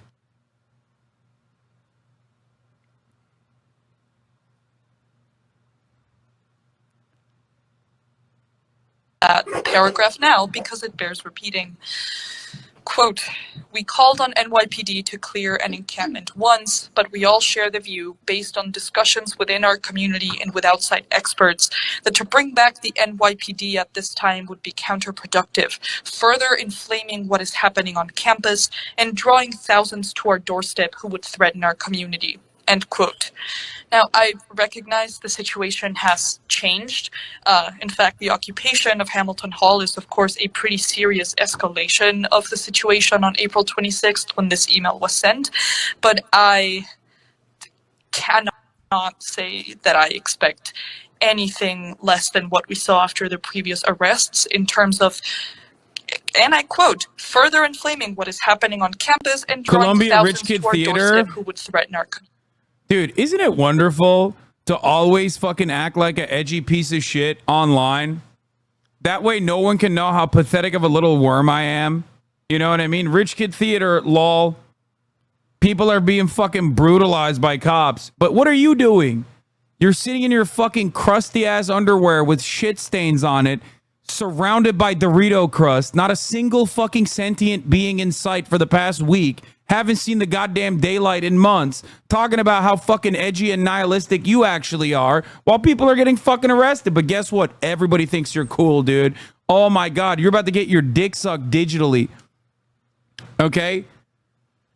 Yeah, no, oh my God, people are immediately going to be like, dude, you are so sick. I cannot believe it. Your Discord server is going to go crazy, dude. The 45-year-old man in your Discord server LARPing as a Korean girl is really going to appreciate how fucking edgy and nihilistic you are because of how hard of a battle you fought on this day. They are literally going to be like, damn, Fee is good, brother. I would love to suck you. I would love to suck you, except I am a 45-year-old man living in Iowa LARPing as a little cutie pie Korean girlfriend for you. That is what you're fucking destined to, okay? Projecting? Really, dude? Projecting? Projecting? Do I strike you as that type? Projecting? Do you have eyeballs? Projecting my fucking ass. Nice try, though, dude. Hey, Go back to your Discord server and draw me like a soy jack again, so maybe you can own me in the marketplace of ideas. You know what I mean? Projecting.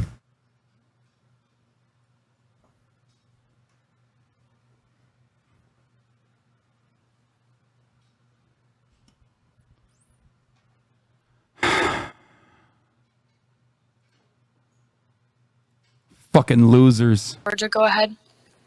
I do, yeah. Thank you, Macy. I'm here as I've been at 114th in Amsterdam. I'm outside of campus. Right now, from within on 114th between Broadway and Amsterdam, about 50 cops just spilled out onto the intersection that had been barricaded off.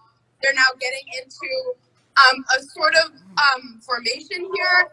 They're all facing away from me right now towards the other side of the intersection from where I am at, where there has been a very large gathering of people that have been blocking some NYPD trucks. This is right by the Mount Sinai Morningside sort of hospital. And yeah, again, this is a very large group of cops, about 50 cops, all in formation facing this other side of the street. From what I can see, I think they're trying to just sort of move people away from this area to let The fuck is this? through, which they're doing successfully. So I'm not sure actually what this formation is here for, but we're going to monitor it closely and move away if we have to. Great. Thank you. I appreciate that update. And I just also wanted to quote an article from the Washington Post, because once again, I think that the angle that we had a really hard time getting because of police restriction tonight was that of the police entering Hamilton Hall, though we had plenty of video footage to corroborate what we were saying. At That was the 044, tough it thing appears to get police for our dragged someone reporters, down as the movement was stairs. very restricted. But I'm reading an article from the Washington Post right now that says, quote, news footage showed police officers with body armor and riot shields entering the building through a window, which they accessed using a specialized police van with a ramp mounted on its roof. Some officers entered with their guns drawn. So I just wanted to mention that because obviously we did not have reporters that were able to see that, but it has been reported by the Washington Post. And I think that's important to note, especially considering how the university has characterized the events of Hamilton Hall. One thing that I just want to mention, as Ale said, That's insane. in her discussion earlier, despite the university's accusations that they believe some of the protesters in Hamilton Hall may not be affiliates, the Columbia campus has been restricted to Columbia University ID holders for 2 weeks now. So anyone that did not have a Columbia ID that was in Hamilton Hall, if that was the case, would have gotten in while that policy was in place. So I know Ale kind of mentioned that that reflects on the security of the university here, but if you want to restate. Yes, I think, this claim that it was not students in there reflects really poorly on the state of lockdown that the university enforced. And this is, of course, personal opinion right now, I should say. But as Teddy said, this is a moment that is as this is literally Israel shit. Important for us. It's just Israel shit. That's all this is. And so I think. Hey guys, there's bad actors. There's Hamas. There's literally Hamas amongst the fucking students. That's what they said for a week. Apparently, some of the student organizers are reaching out saying that they entered holding guns and tear gassed the tunnels. Guys, we had nothing else we could do. They had Hamas. Hamas was in the buildings. We are one step removed from fucking hitting the Pallywood angle and being like, these students actually, now that we are doing the students brought it upon themselves, these students actually brought the NYPD presence upon themselves. Now that we got the fucking tunnels as well, now that they're flooding the tunnels as well, using guns on fucking students. The one last remaining part of this chapter is to have some dumb fuck on Fox News, possibly Jesse Waters, turn around and be like, did you notice that these students are totally lying about the police brutality that they withstood? I mean, obviously, these cops were basically doing a tickle party.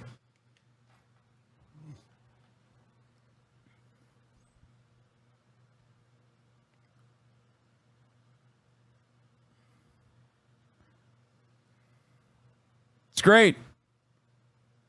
The NYPD using that fucking IDF training, putting that to good use today. Direct application for them. Thank God. Media and legal observers have been pushed so far away from the area that there's absolutely zero view of the hall from anywhere else except from students ourselves. Yeah, I will not make a comment on that, but wanted to just share what that is. Yeah, I'm going to put Maria on now, too, who is back in the studio for a comment. 9'da veriyorum ben. Yeah, I also want to mention that I was standing outside on Broadway and first 116th and then Broadway and 114th, along with Tanvi, Perry, and then another one of our student journalist colleagues.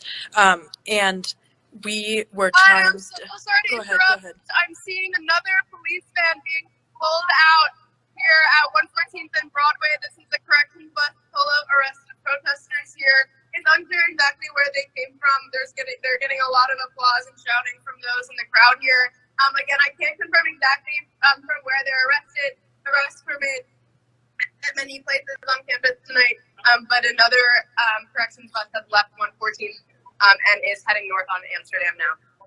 Thank you, Georgia. I appreciate that update. Once again, to all of our field reporters, feel free to interrupt at any time with updates. We will keep our eyes on you. I'm going to turn it back to Maria. Yeah, thank you.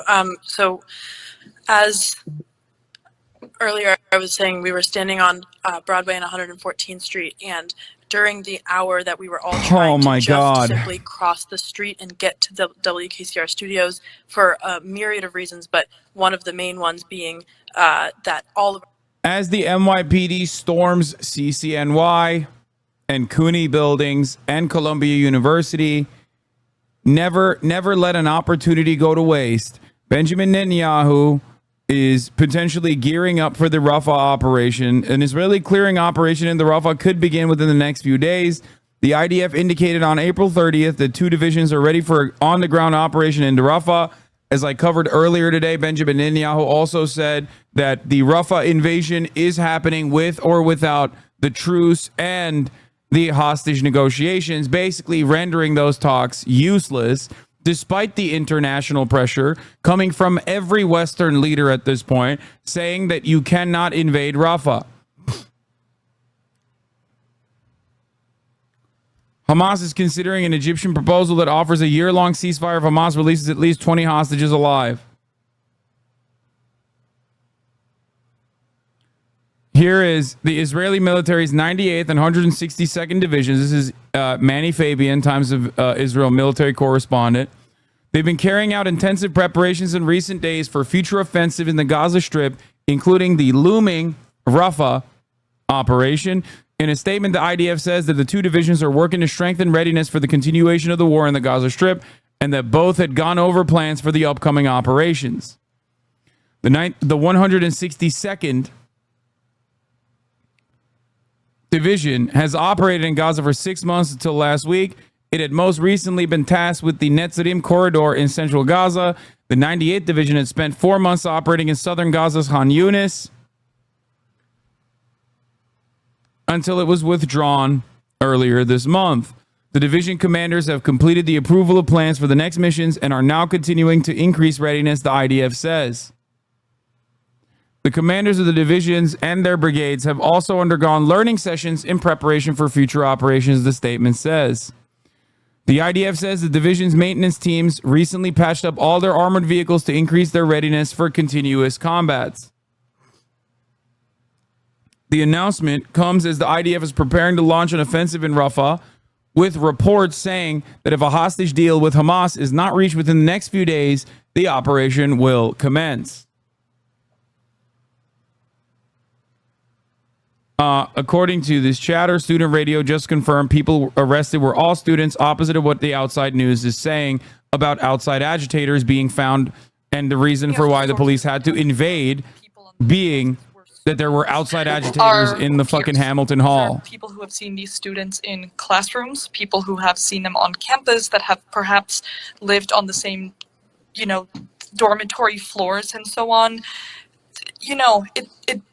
I'm sure it brings no joy to students to be reporting on their peers being loaded into NYPD correctional buses. And so, any implication that the occupiers of Hamilton Hall were not students is a serious knock on the students' ability to recognize and see their own peers. Absolutely. It's very misleading. And I just wanted to mention again that we have now seen our peers being carted away on correction buses twice. So once it was 108 of them, now we don't have confirmation, but there is a chance that it's an even larger number. Perry, I'm going to hand the mic over to you for now. Yeah, and I really want to highlight the gravity of the situation. I feel like a deep, like, sinking feeling in my stomach, but it's not lost on me that Maria and Tomby, how long were you guys out there trying to argue with at least an hour trying to argue to get back? We were across the street on 114th and Broadway, and we can literally see WKCR, the building we're trying to get into, our studio. It's in eyesight. We like have all our badges. We could have escorted us like right to the building. Tomby and Maria were trying for like an hour to get anyone to bring them over, and it's not lost to me that within like 5 minutes of me getting there, I was able to talk to someone and then get them to get a police officer to bring all four of us. And not even when we were trying to go over, Tom V and Maria were like harassed even more than I was. I got right into the studio, and Tom V and Maria almost were not able to come back here. I don't know what happened. Y'all got caught up on.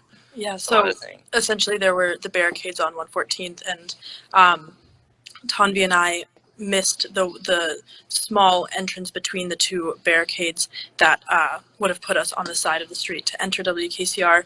And when we tried to go, we walked a little bit past it before when Perry and another student journalist walked through it. And when we realized that we were on the wrong side. Here, I'm sorry, it's getting very loud here, but there's another NYPD corrections bus being driven out here on Amsterdam. This is the third corrections bus full of what seems to be protesters. Yes, I see protesters inside here. I see just lights inside are off, but I can see the silhouette of the April 30th, 1968, NYPD bus of Hamilton Hall protesters of Columbia University.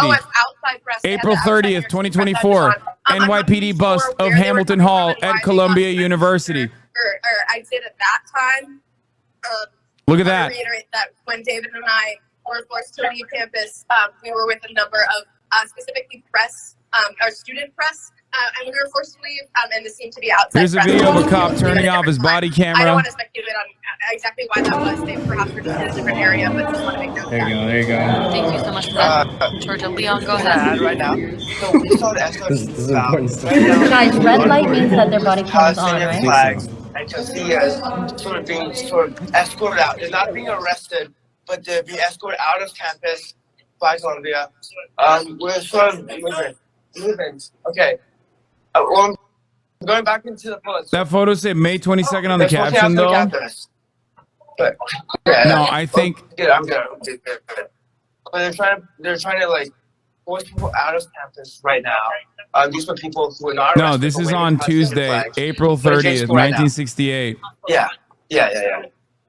So they're trying to push everyone off campus right now. Look at these photos. Okay, we're walking. They busted in. Yeah, we're going. Okay, cool. There we go. Can I go? I'm sorry. I'm gonna have to interrupt at some point. I'm sorry. I'm in Poulter Hall right now, and they're asking us not to go outside. Police officers asking us not to go outside, or you will get arrested. In Poulter Hall, they're saying again, do not go outside of Poulter Hall, or you'll get arrested. We're being escorted out right now. Provide more updates soon. Once again, to reiterate, the journalists that are on campus right now for WKCR do not live on campus. So when they are saying do not leave Pulitzer Hall, or you may be disciplined, Pulitzer Hall is just the journalism school building. It's unclear where they are meant to go, if they're allowed to go home, if there are entrances that they are letting people leave through on campus. So we'll keep you posted, but this is pretty important. I'm going to send it over to Ted now.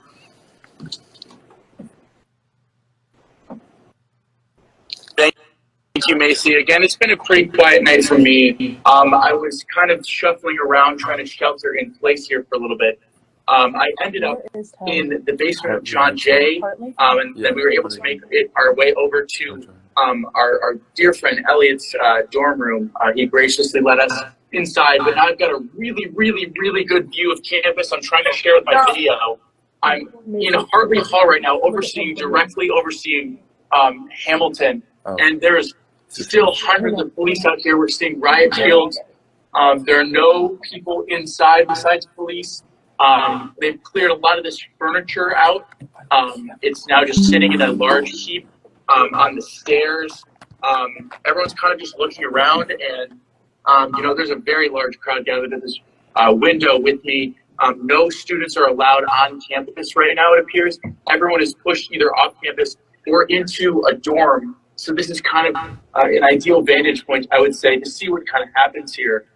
But we're still seeing, tons of police on campus, front windows to Hamilton smashed. I've been a little bit tapped out for coverage, but kind of a crazy scene I'm overlooking right now. Maybe we can get some more analysis from my video feed back in the studio. I just want to say too that our journalists that are in Pulitzer Hall are still getting the message that if they leave Pulitzer Hall, they will be arrested. So clearly no accommodations have been made for student journalists, and they appear to be stuck. I think we can adequately say stuck now in Pulitzer Hall, and if they leave, they face arrest. So luckily they're with a team of incredible journalists over at Pulitzer, and they should be all right, but we'll keep our eye on them. It's a very important update. Leon, does anyone have an update on that? I can update real quick, Macy. I was going to say, well, for one thing, I was just going around Pulitzer Hall, and then Casey, you said you bounced it?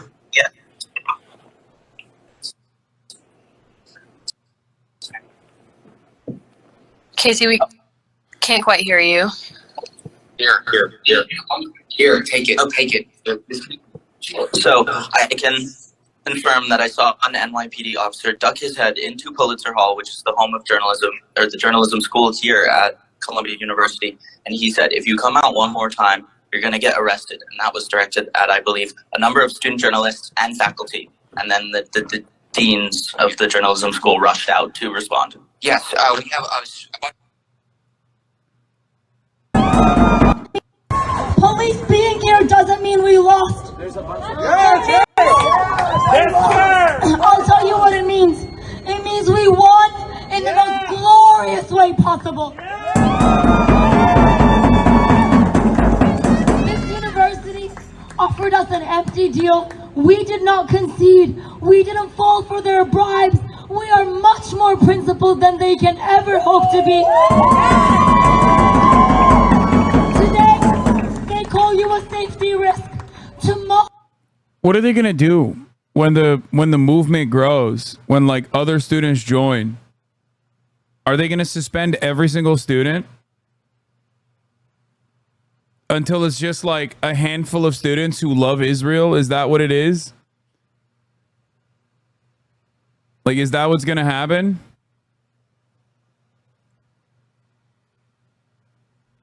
How the fuck are they going to fill the endowment coffers? What are they going to do? What are they going to do when other students from other campuses also take notice?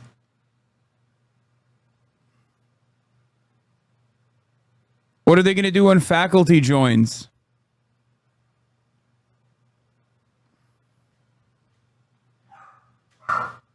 Oh my God. This dog, bro. Tomorrow, you are the people they will be proud of. I need you to be loud. I need you to be mobilized. Disclose! Divest! We will not stop! We will not rest! Disclose! Divest! We will not stop! We will not rest! Disclose! Divest! We will not stop! We will not rest! Disclose! Divest! We will not stop! Police being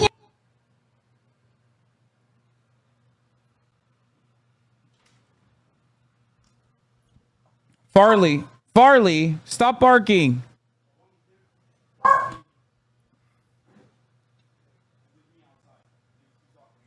What?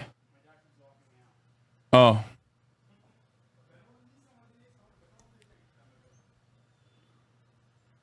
They think they can make an example out of these students? It won't work? Yeah. Fired the faculty and replaced them with adjuncts? No, they won't fucking do that. Yeah, they're just gonna... No, they can't do that. You're ridiculous. You're out of your fucking mind. There's no way. There's so much strength in numbers, dude. They can't do shit. They absolutely will do that. No, they won't. Yeah, okay. The most prestigious elite institutions in the United States of America, perhaps globally, are not going to fire their fucking tenured Ivy League professors and replace them with adjunct professors who are also most likely not going to fucking participate. They would have to absolutely gut through. I mean, this is all dependent on whether people back down from these unjustifiable actions that Columbia is taking, or if they push further. $20 north of Columbia right now. Miguel, thank you. Stand by for a moment, if you will. Joey Jackson, our legal analyst, is here. Joey, we talk about dozens and dozens of arrests. What happens to these people on the buses? What does it mean to be put under arrest for tonight and for the next several days? Yeah, I think, John, the prosecutor here, Alvin Bragg, has a decision to make. And what that decision is what he's going to do. Is there going to be a distinction between students? And if so, do you criminalize this, or do you offer them some resolution to the case which respects their right to protest, but again, has some semblance of law that has to be mixed into it? And do you distinguish the students from the non-students, right? How they got onto the campus, what specifically did they do? Were they peaceful? And so, bro, this is literally all the shit that your children will learn in history books in the future. Okay? If there is a future to begin with. If we haven't completely perished by that point, this is the type of shit that you already learn about in your history books as moments of shame from the past. It is insane to me that, I mean, the irony is ridiculous. The irony is ridiculous, especially when you consider that Hamilton Hall is the exact same fucking building that the students occupied in 1968, and the police brutalized them on April 30th, 1968.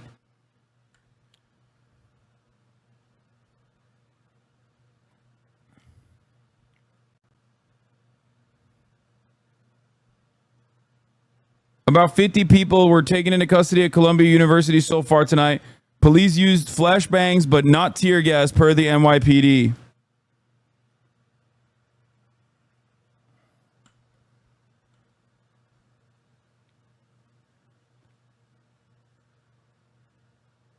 Student radio states that police have begun to leave. You have a lot of paid agitators, professional agitators in here too, and I see it all over. And when you see signs and they're all identical, that means they're being paid by us. My favorite dumb guy, dude. These aren't hand-painted signs where people would go to their basement and paint something because they really believed it. These are all signs that are identical. They're made by the same printer. And, when you see that, that means there's somebody at top that's paying, or a group that's paying, and they're doing great. Well, I really think you have a lot of paid agitators, professional agitators in here too, and I see it all over.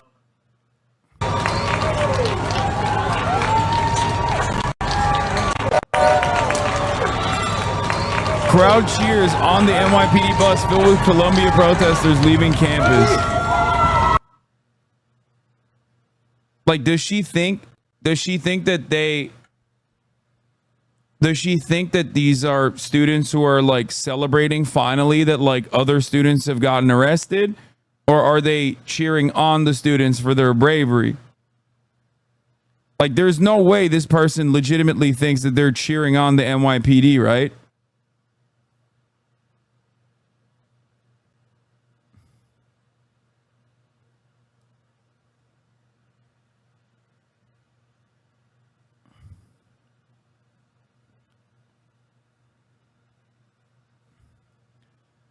Yeah, per WKCR, NYPD is threatening journalism school students, professors, and even the dean with arrest if they leave Pulitzer Hall. The delicious irony. Brett's coverage on this is low-key funny as hell. Some type of special dwarf police officer guards a cop bus brought to take Columbia students to jail.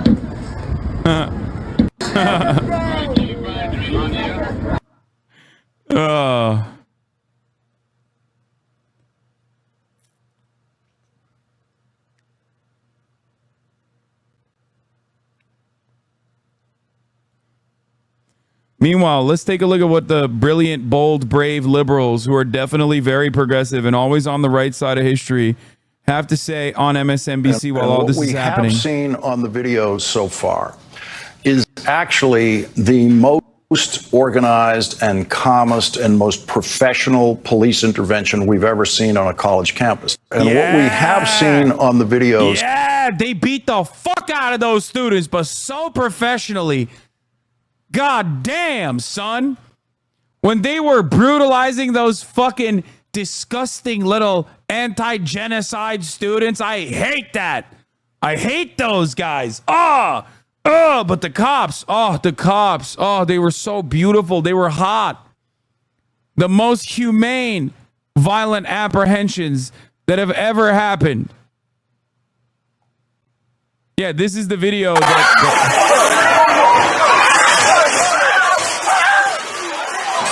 humane. Guys, look at that.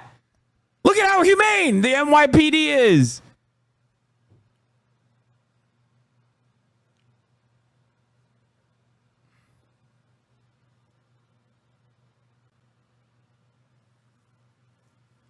Yet another example of history repeating itself. The DNC will be held in Chicago this year. Yeah, I'm bringing Chief Keef back to Chicago with me. Fuck Rahm Emanuel. He can stay in the Japans. That's right.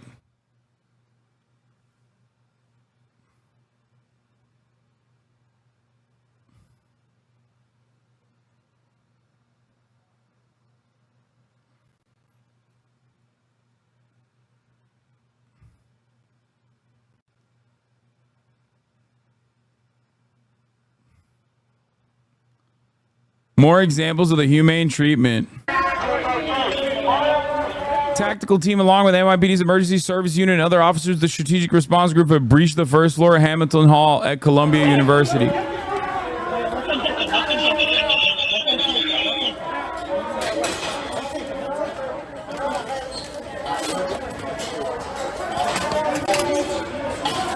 Guys, just imagine, excuse me, sweetie, but imagine if Trump was president, okay? Imagine if Trump was president. The genocide in Gaza would be going extra hard, and students would certainly be still brutalized for protesting against it. But the ratings would be much better. Just saying.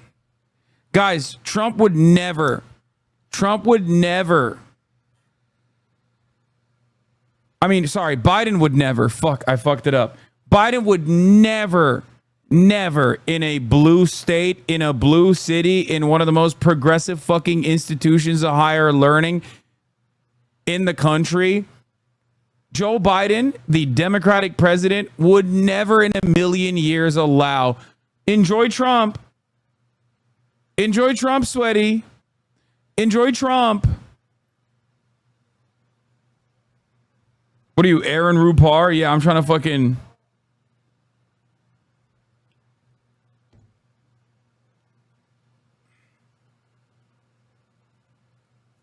Kyle Kalinske with a good take about all these annoying chirpers. Iraq war protesters were smeared and hated in the moment. Same with the Vietnam War protesters. Today, with anybody with a functioning brain realized they were 100% correct and the conventional wisdom was dead wrong. The fact that these people don't see this is exactly what's happening now is astonishing. It's not because they don't see it.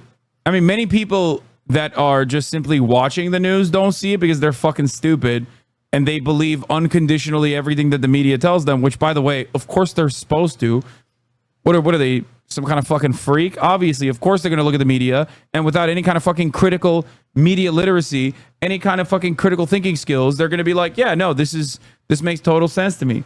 Because it's not like there's a multi-billion-dollar fucking media apparatus specifically designed to make people docile, to make people think like, oh no, this is definitely a complex issue.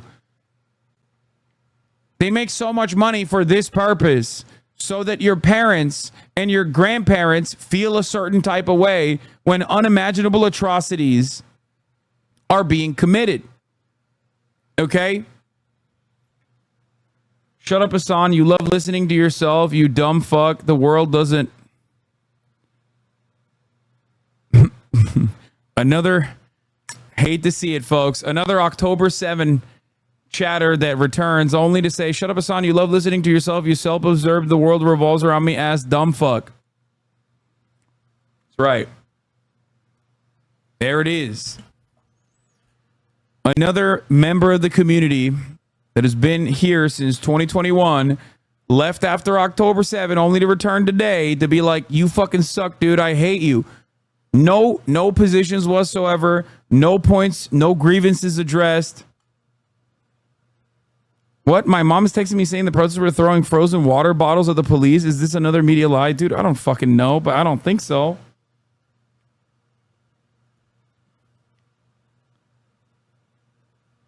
Here, I unbanned you, by the way. Because unlike the Columbia University or the American state, I'm not going to immediately destroy your free speech.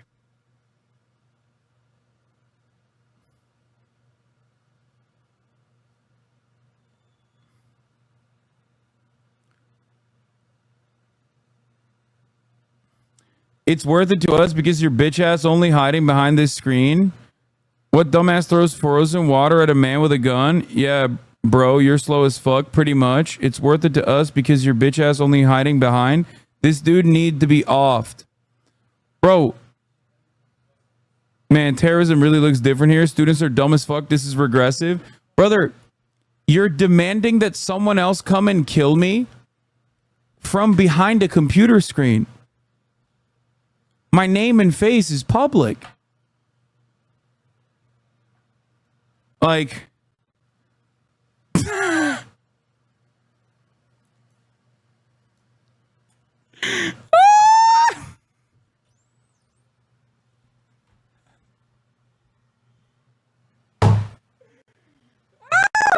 yep. That tracks. That tracks.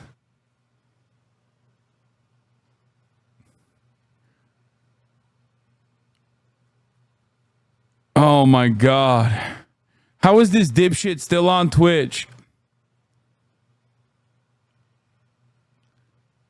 Dude is a piece of trash. Damn, brother. How'd you go from being a fucking another active community member?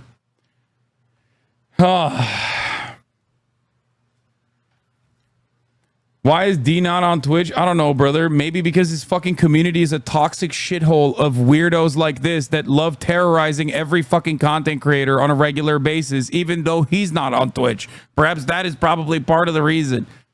The fuck do you mean? Because he got banned for saying unhinged shit on a regular basis.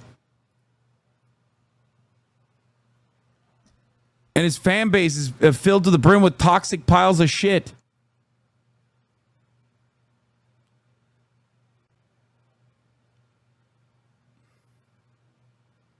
But again, it is wild to demand someone fucking kills me behind a screen while simultaneously looking like this behind the screen and being like, dude, you're only behind the screen. Bitch, I go to the protests. You know what my face looks like. We coolin', son, he said.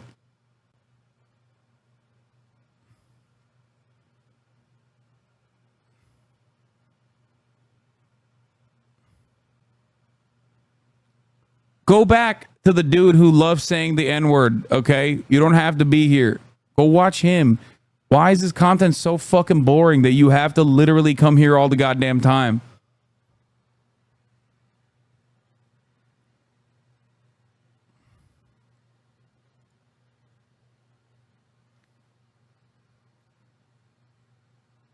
I can smell this photo, dude. Holy shit. What did that guy say? Respect.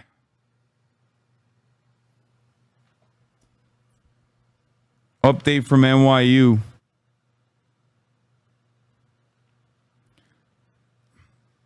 Crush one campus, another rises. For Gaza, for Hind. They try to crush the student movement and we still rise. Tense return to NYU. Gaza solidarity encampment as Columbia and CCNY face brutal NYPD violence. We disrupt, we destabilize, we rise. For our siblings in Gaza, for our siblings uptown. United for Palestine.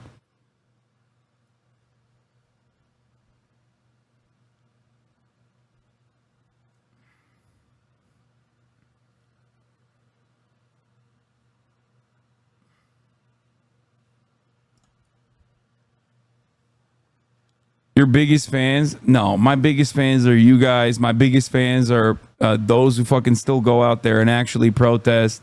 Those who still go out there and organize. These guys will never be important in this community. They'll just chirp and be forgotten about. That's it. The real fear that they feel every day that they will never leave a mark on this planet is what motivates them into being such fucking edgy, nihilistic shitheads. That's it. They're sad, pathetic fucking losers who have nothing to look forward to. So they try to draw everyone down. They try to fucking drag every single person around them in their immediate vicinity. And that's why their fucking circle gets smaller and smaller year over year. And they desperately try to do that online. And unfortunately, because of the anonymity online, they can do that. They can do that to some degree of success. But ultimately, it doesn't work. Okay?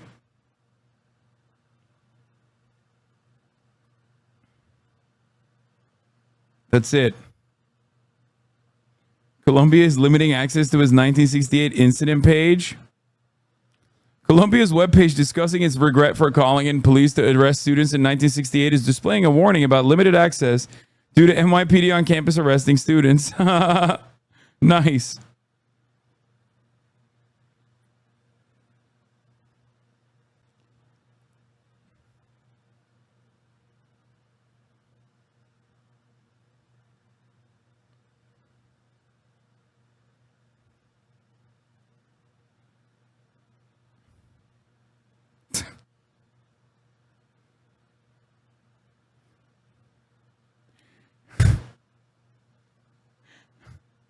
It's pretty funny.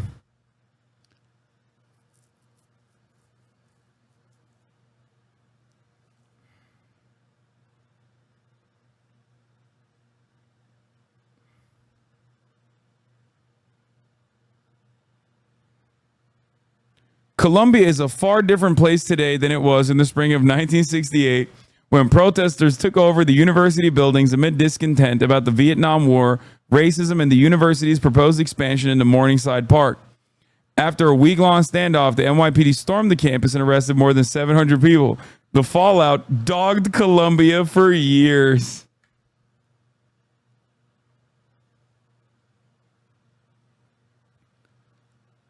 If you're so proud of your face, why are you using a pic from 1996? Jesus Christ.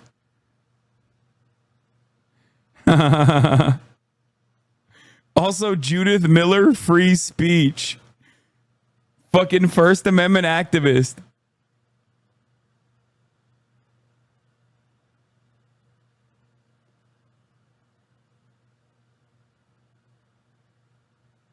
Why do all your haters look like this?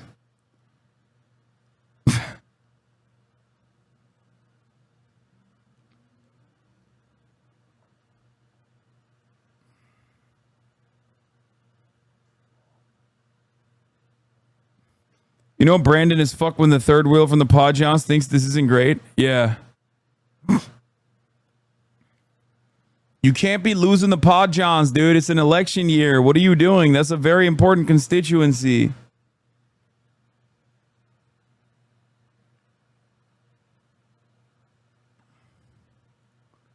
Crazy combo, no disrespect.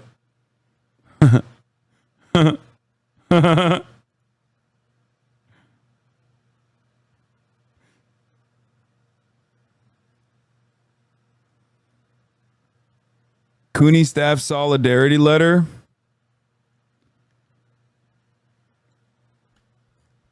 CUNY professors staff support the encampment at CCNY.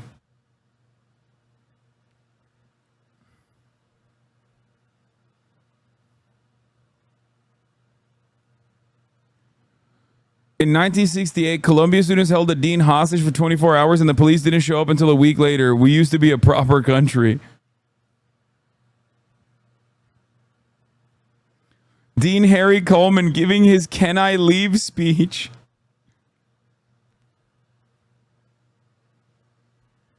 These students didn't even hold hostage the fucking the 3 janitors, man. They let him leave.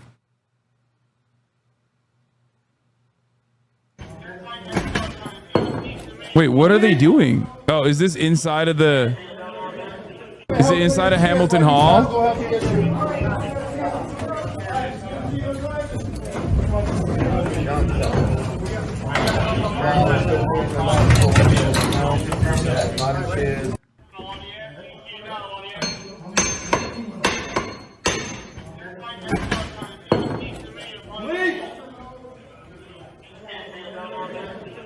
Bro, is that guy, does he have a blicky on him? What's happening?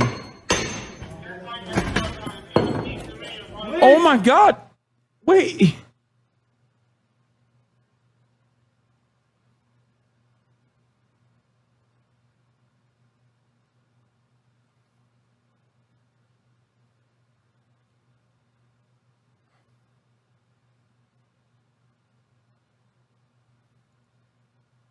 What is this? Pictured men line up outside of John Fetterman's wife's house while he was committed for depression. Jesus Christ. Oh my God. Oh my God.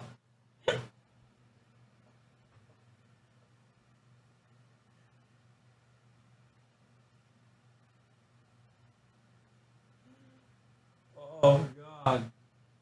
That gave me a fucking stroke. Holy shit.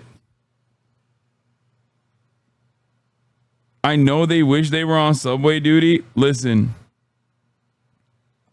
You don't understand, okay? You think these guys are not doing a great job?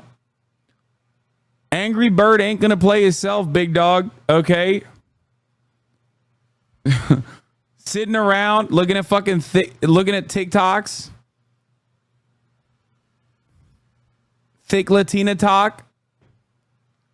While I wait for the next 14-year-old fair hopper to beat the shit out of. You understand?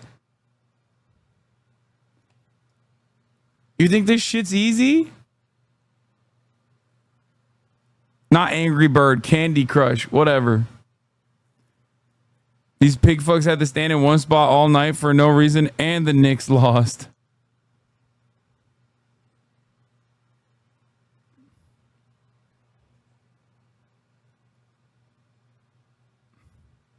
Maybe the first question should be, why are the universities invested in anything to the degree that they are? A hedge fund with a college attached serves nobody but the malefactors of great wealth. Tired, divest from Israel. Wired, divest from everything else. Inspired, take away the tax subsidies for endowments.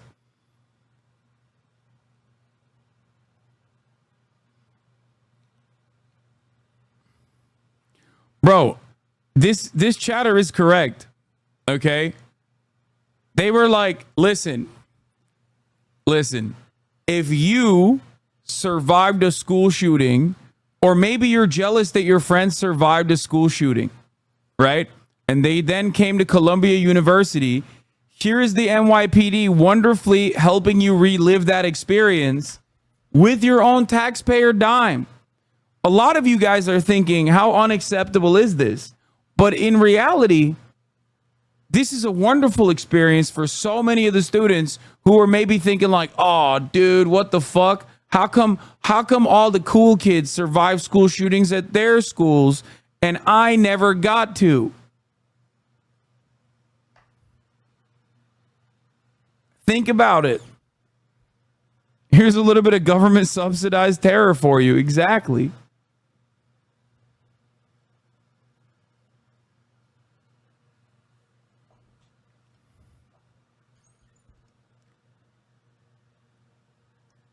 A lot of them were, a lot of them couldn't do their school shootings specifically because COVID kind of cooked a lot of American students from that wonderful American experience. It's like a coming of age for many American children is when somebody enters the building that you're in, the learning environment that you're in with fucking weapons and threatens you and threatens your safety.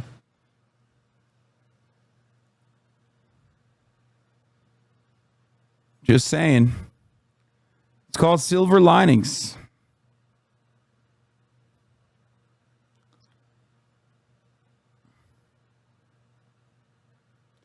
We know the theme of tomorrow's news analysis already. Won't stop implying on CNN. Anderson Cooper won't stop implying that the occupying halls aren't students. He's not disclosing and explaining what this is based on.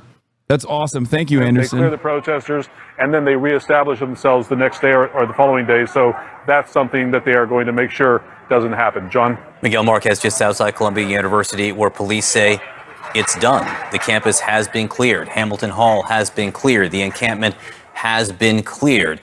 No injuries, the police say. Much more ahead. Our specialized... No injuries to the police.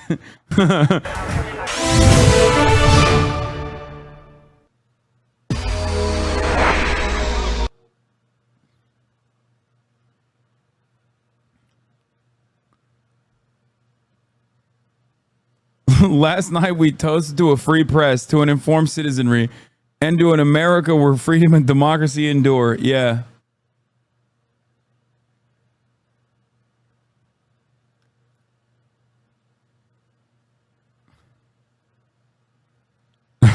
No injuries. I mean, we launched a fucking student down the stairs, but he wasn't injured. It's fine.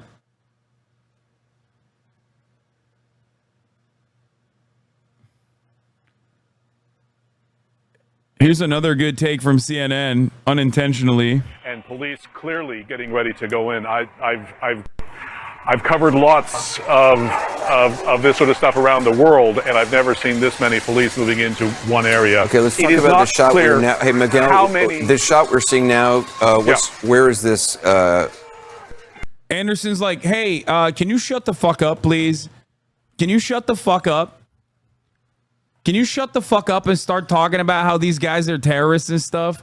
Can you give me the good shit that I need to hear? Okay, excuse me. What do you mean you haven't seen this? It's called They Deserved It, the students. They deserve a 9/11 times 2, actually. If I could do that to the Columbia protesters, I would do it. I, Anderson Cooper, would do it. The more I hear that fucking asshole's coverage on the student protesters, the more I understand why there was that meta of him, like, specifically wearing an IDF sweatshirt all the time, apparently, to the gym. Where the fuck did I hear that from?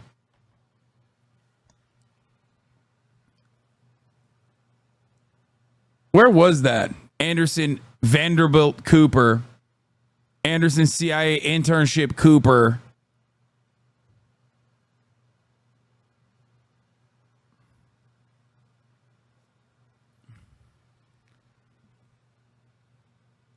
Always relevant. When I was a secretary in an architecture firm, Anderson Cooper was a client and he would often wear an IDF sweatshirt.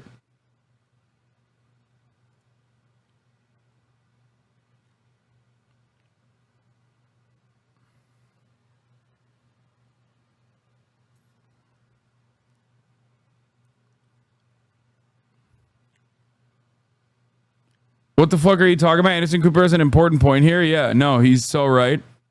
He's so right. He's always right, dude. At the top of the hour, there is a 3-minute ad break, and Anderson is right to fucking recognize it. And unless you subscribe for $5 or for free. If you don't want to see the ads, you got to subscribe.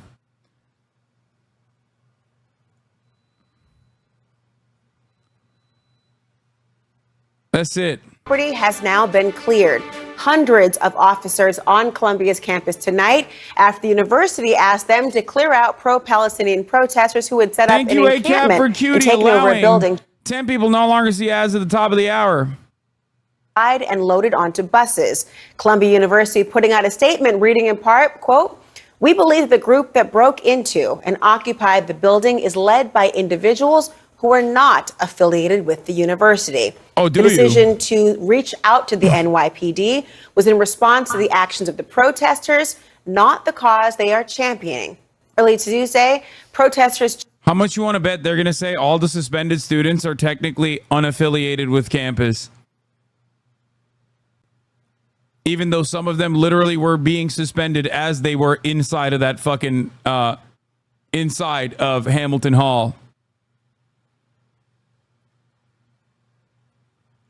As the student journalists reported on, for the past 2 weeks, the campus has been completely shut off. Access from anyone and everyone that does not have a Columbia student ID, an active Columbia student ID. And the presence was just so enormous.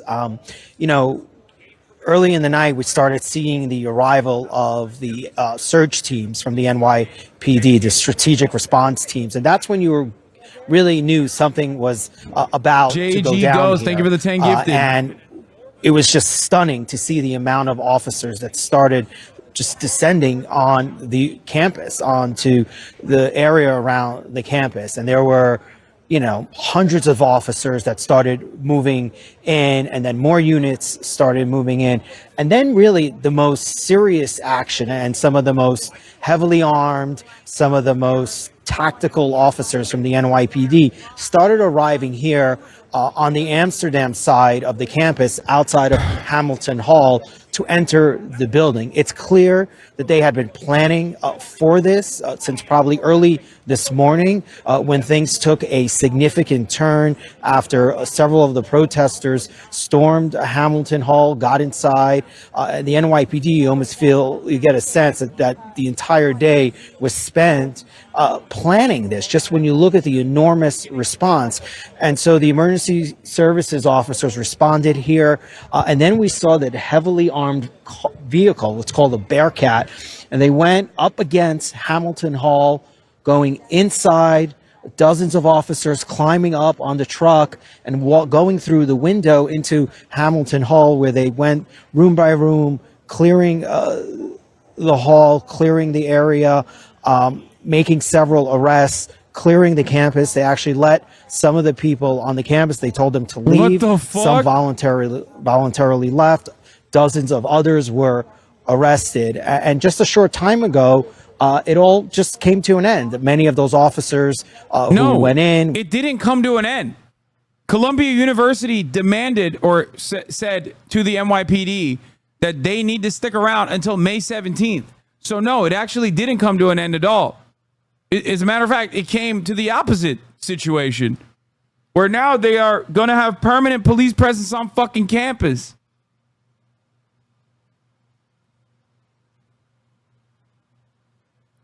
I just can't understand how all of this is happening when the police have been so egregiously defunded.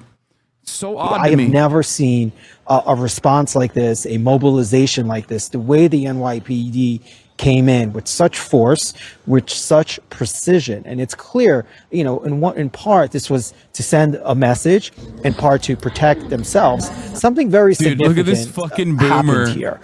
It seems that they probably got this fucking boomer, bro. We thought we fucking shot someone. Breaking.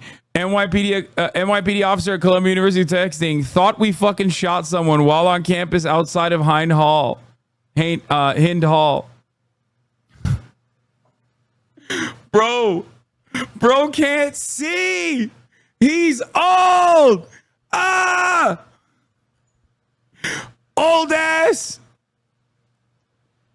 Old ass pig. Look at that large ass text, dude. Unkwatch. Bro's texting. This is like when those fucking old racists get caught on an airplane You know what I'm talking about? When like old ass racists will be like typing in fucking 54-point font and they'll be like, there's blacks around me. And then like everyone is like, dude, we can see what you're typing on your fucking phone.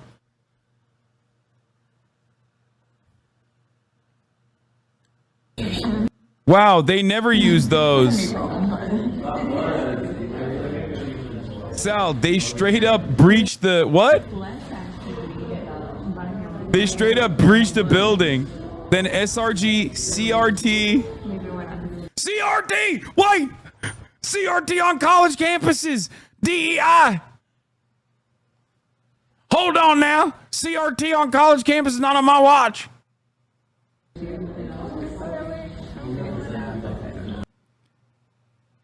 What? I swear, what? I swear not mad. I saw org not mad. What the fuck? Oh. I saw SRG not ESU.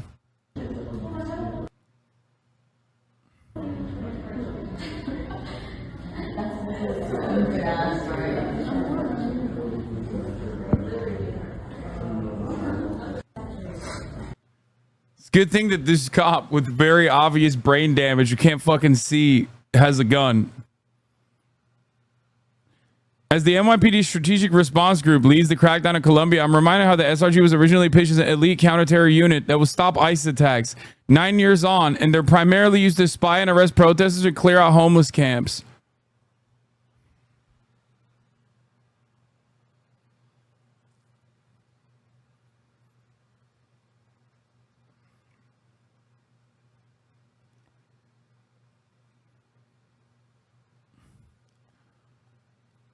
For those of you who are wondering why the media is so pro-cop, this is their job. The media's job and the cops' job is to protect the interests of capital. Okay, that's it.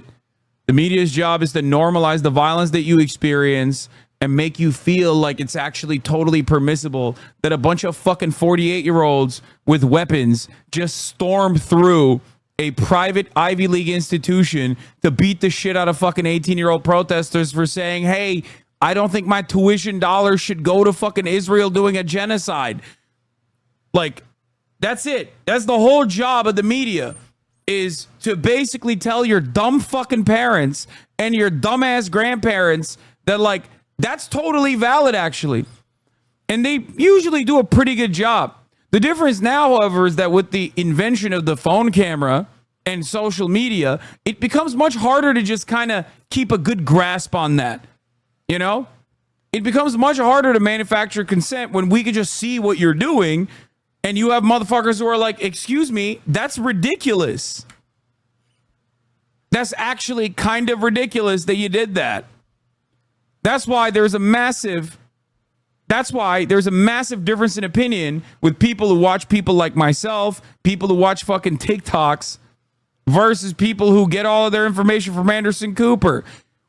I've shown you time and time again that since October 7, every violent action that was documented on camera that Israel was committing, every atrocity, was immediately in real time contextualized by CNN. They would have an IDF guy show up with his big fat fucking head like Jonathan Concuncrius or whatever, that fucking Frankenstein's monster looking piece of shit. He'd be like, yes, these are terror babies. You are seeing Anderson Cooper. You are seeing the babies of terror. We are fighting against darkness. Okay? Why do you think that was the case? Well, there was a deliberate media effort to try to manufacture consent, to try to massage the narrative, to try to contextualize all matter of violence that Israel was doing to the Palestinian civilian population. But of course, with social media, this has become basically impossible. The dam is broken.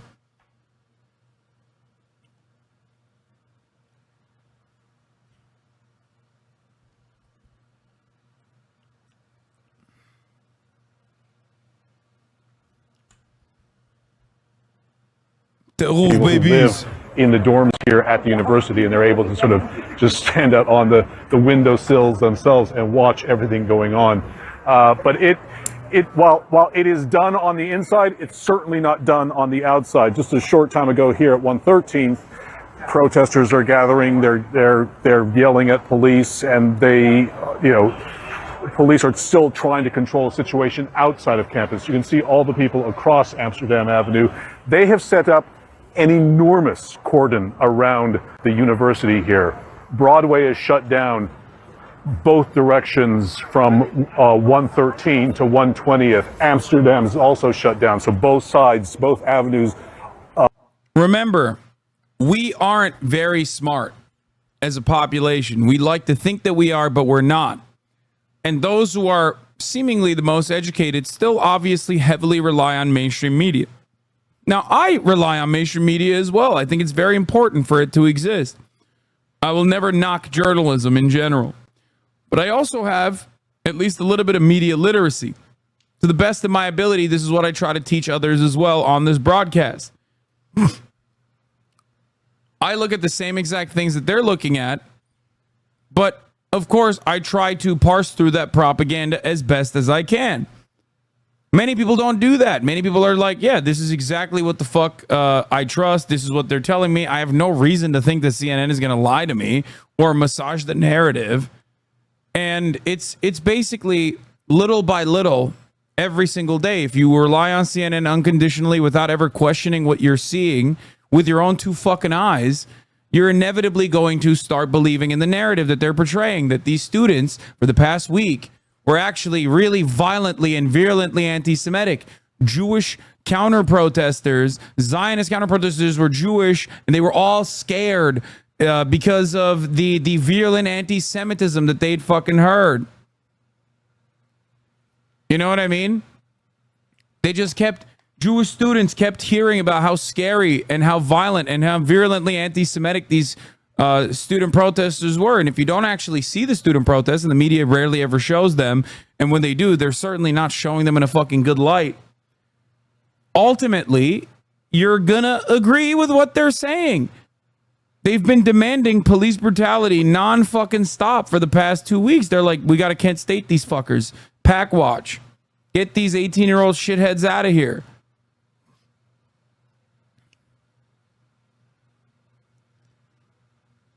Your parents are going to see these news. Your parents are going to be watching this and developing that framework. That's why I think it's good that we do this kind of real-time coverage and try to show you a different perspective, oftentimes directly from the students themselves. Like this entire time, I've been relying on the CUAD students, the campus organizers to offer me insight into what's going on inside of Hamilton Hall. You know, and I'm doing that specifically to reframe the conversation. I'm doing that specifically to show you what is actually going on that is unvarnished and unfiltered.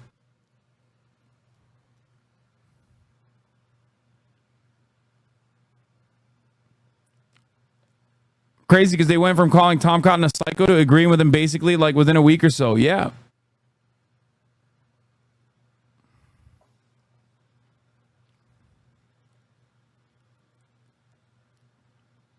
And then people engage in the cycle of debate because everyone wants to everyone wants to behave like they are the smartest guy in the room. So then they'll start debating you. They'll start saying stuff like, well, why did they break property if they didn't want fucking police to come through?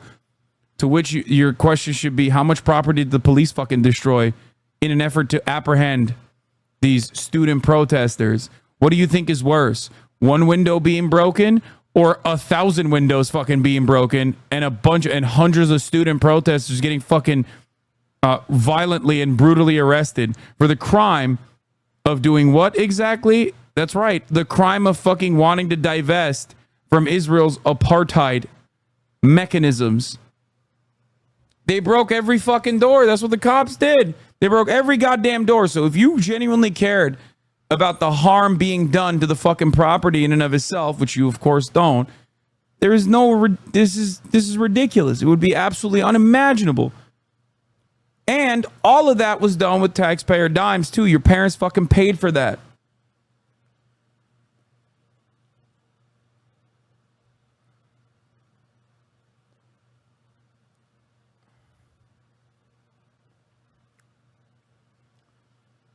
My biggest difference between most members of like most white Western, supposedly social democratic and like, self-avowed liberals and leftists alike, my biggest deviation from them oftentimes is on American foreign policy. And this is, unsurprisingly to many, the one issue where liberals and Republicans, conservatives alike, are completely aligned. It's not an accident that what you hear from CNN is not all that different from what you hear from Fox News. Sure, Fox News is a little bit more racist, but ultimately CNN, MSNBC, they all were championing, brutalizing these protesters, brutalizing these pro-Palestinian protesters. These protests were a failure? No, they weren't. Shut the fuck up. Shut up. This kind of defeatist, dumbass mentality is just so fucking annoying.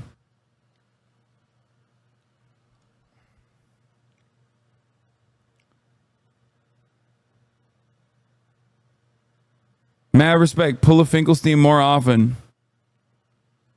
He's a gaming frog. Do not ban. No, I'm not going to ban them. I just like... My mom thinks they're obnoxious. I'm sorry, chatter. Your mom is kind of fucking obnoxious then. What the fuck do you mean? That's ridiculous.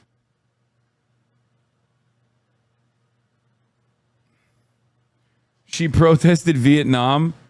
That's awesome. Yeah, your mom is the quintessential fucking boomer, dude. That's awesome. I agree with you. No, the protests are not a failure. But also, to be fair, your mom, it's unsurprising that your mom who protested against Vietnam now has this hardline reactionary stance against people who are doing the modern version of that. That's just how it goes.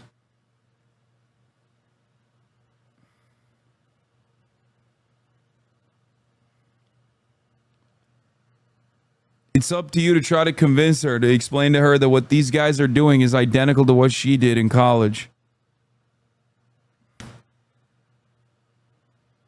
MSNBC, man. Yeah, fuck MSNBC. MSNBC can suck my dick. MSNBC's job is to defend Joe Biden unconditionally. The war in Vietnam was unjustified, though. Yeah, you're right. Israel's genocide, on the other hand, is perfectly justified. Thank you. The more this community grows, or the more this community goes back to like the 30K concurrent viewership, the more you will see a lot of October 7 leavers coming back to chirp. It's okay. Welcome back. Okay? Welcome back. It's great to have you here. I hope I can once again convince you it's all right. That dude has been a hater since 2018, though, so I doubt it. I think that's just a straight up Destiny dick rider. But regardless.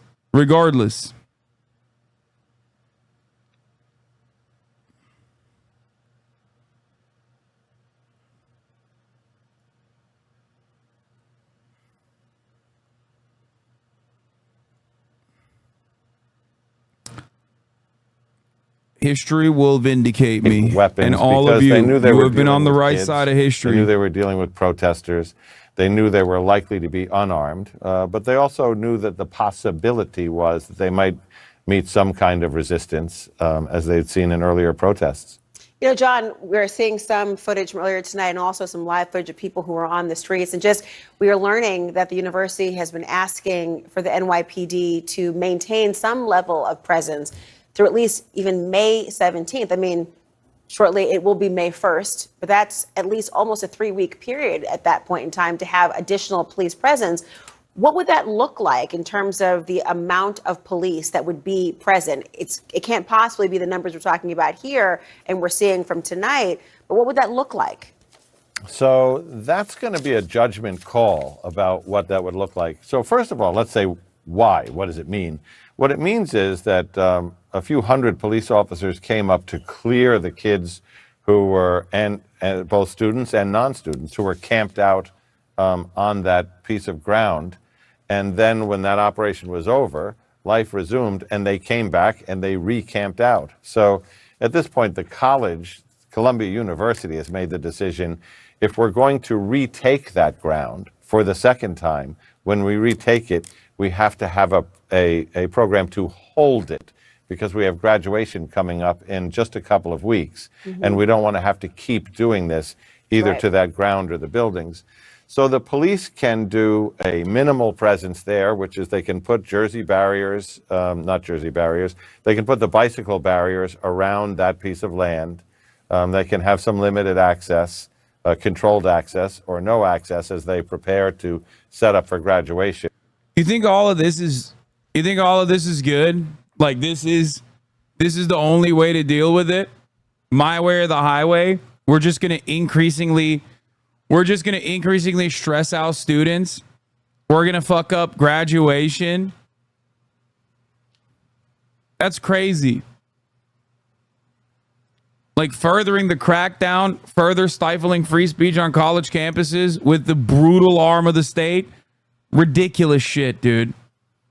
All so that Colombia does not divest and continues funding Israel's genocide. That's awesome.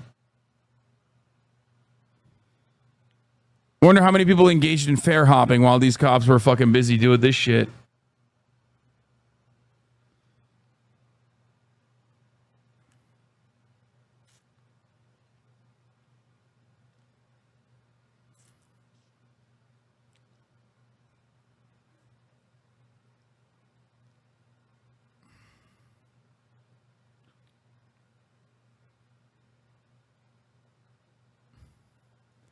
Arrest happening at City College's police attempt to clear sidewalk in front of college gates.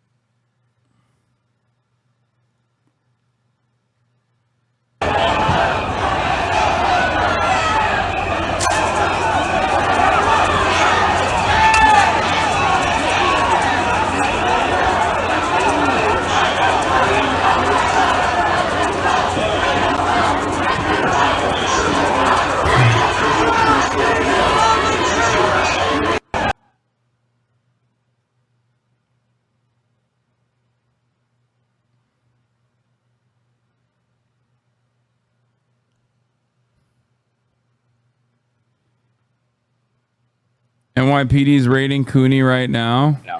I'm right next to the encampment. Police officers are not currently dispatching the encampment. I got your umbrella. Oh, yeah. The cops are not dispatching the encampment. Here's the encampment right now. I'm live, CCNY campus.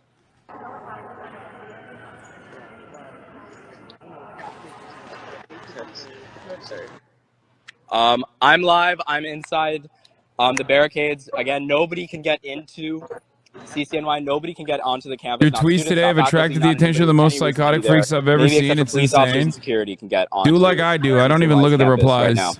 Or duke it out with them in the replies. I don't really care. But I usually don't even look at the replies on my tweets. What's going on inside the encampment? They're filthy little freaks, dude. Little perverts. They're like, yeah, I love seeing students being fucking brutalized. Ooh, it's my favorite. Numbers are not confirmed, though.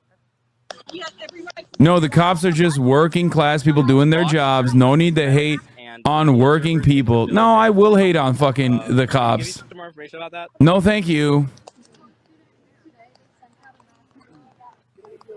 I don't know if there's any other. You should post a video where you cry about it. A lot of press around earlier. I don't Current hostages of Hamas terrorists from October 7. A press badge. We cannot use the library or any resources. It's bullshit. We cannot use any. Talking to the press out here. Push from both sides. There were NYPD behind us and SWAT in front of us. Oh, they locked in medics and journalists at Columbia, John Jay. NYPD operations at Columbia destroyed a bus stop. The SWAT was coming at us as if we were.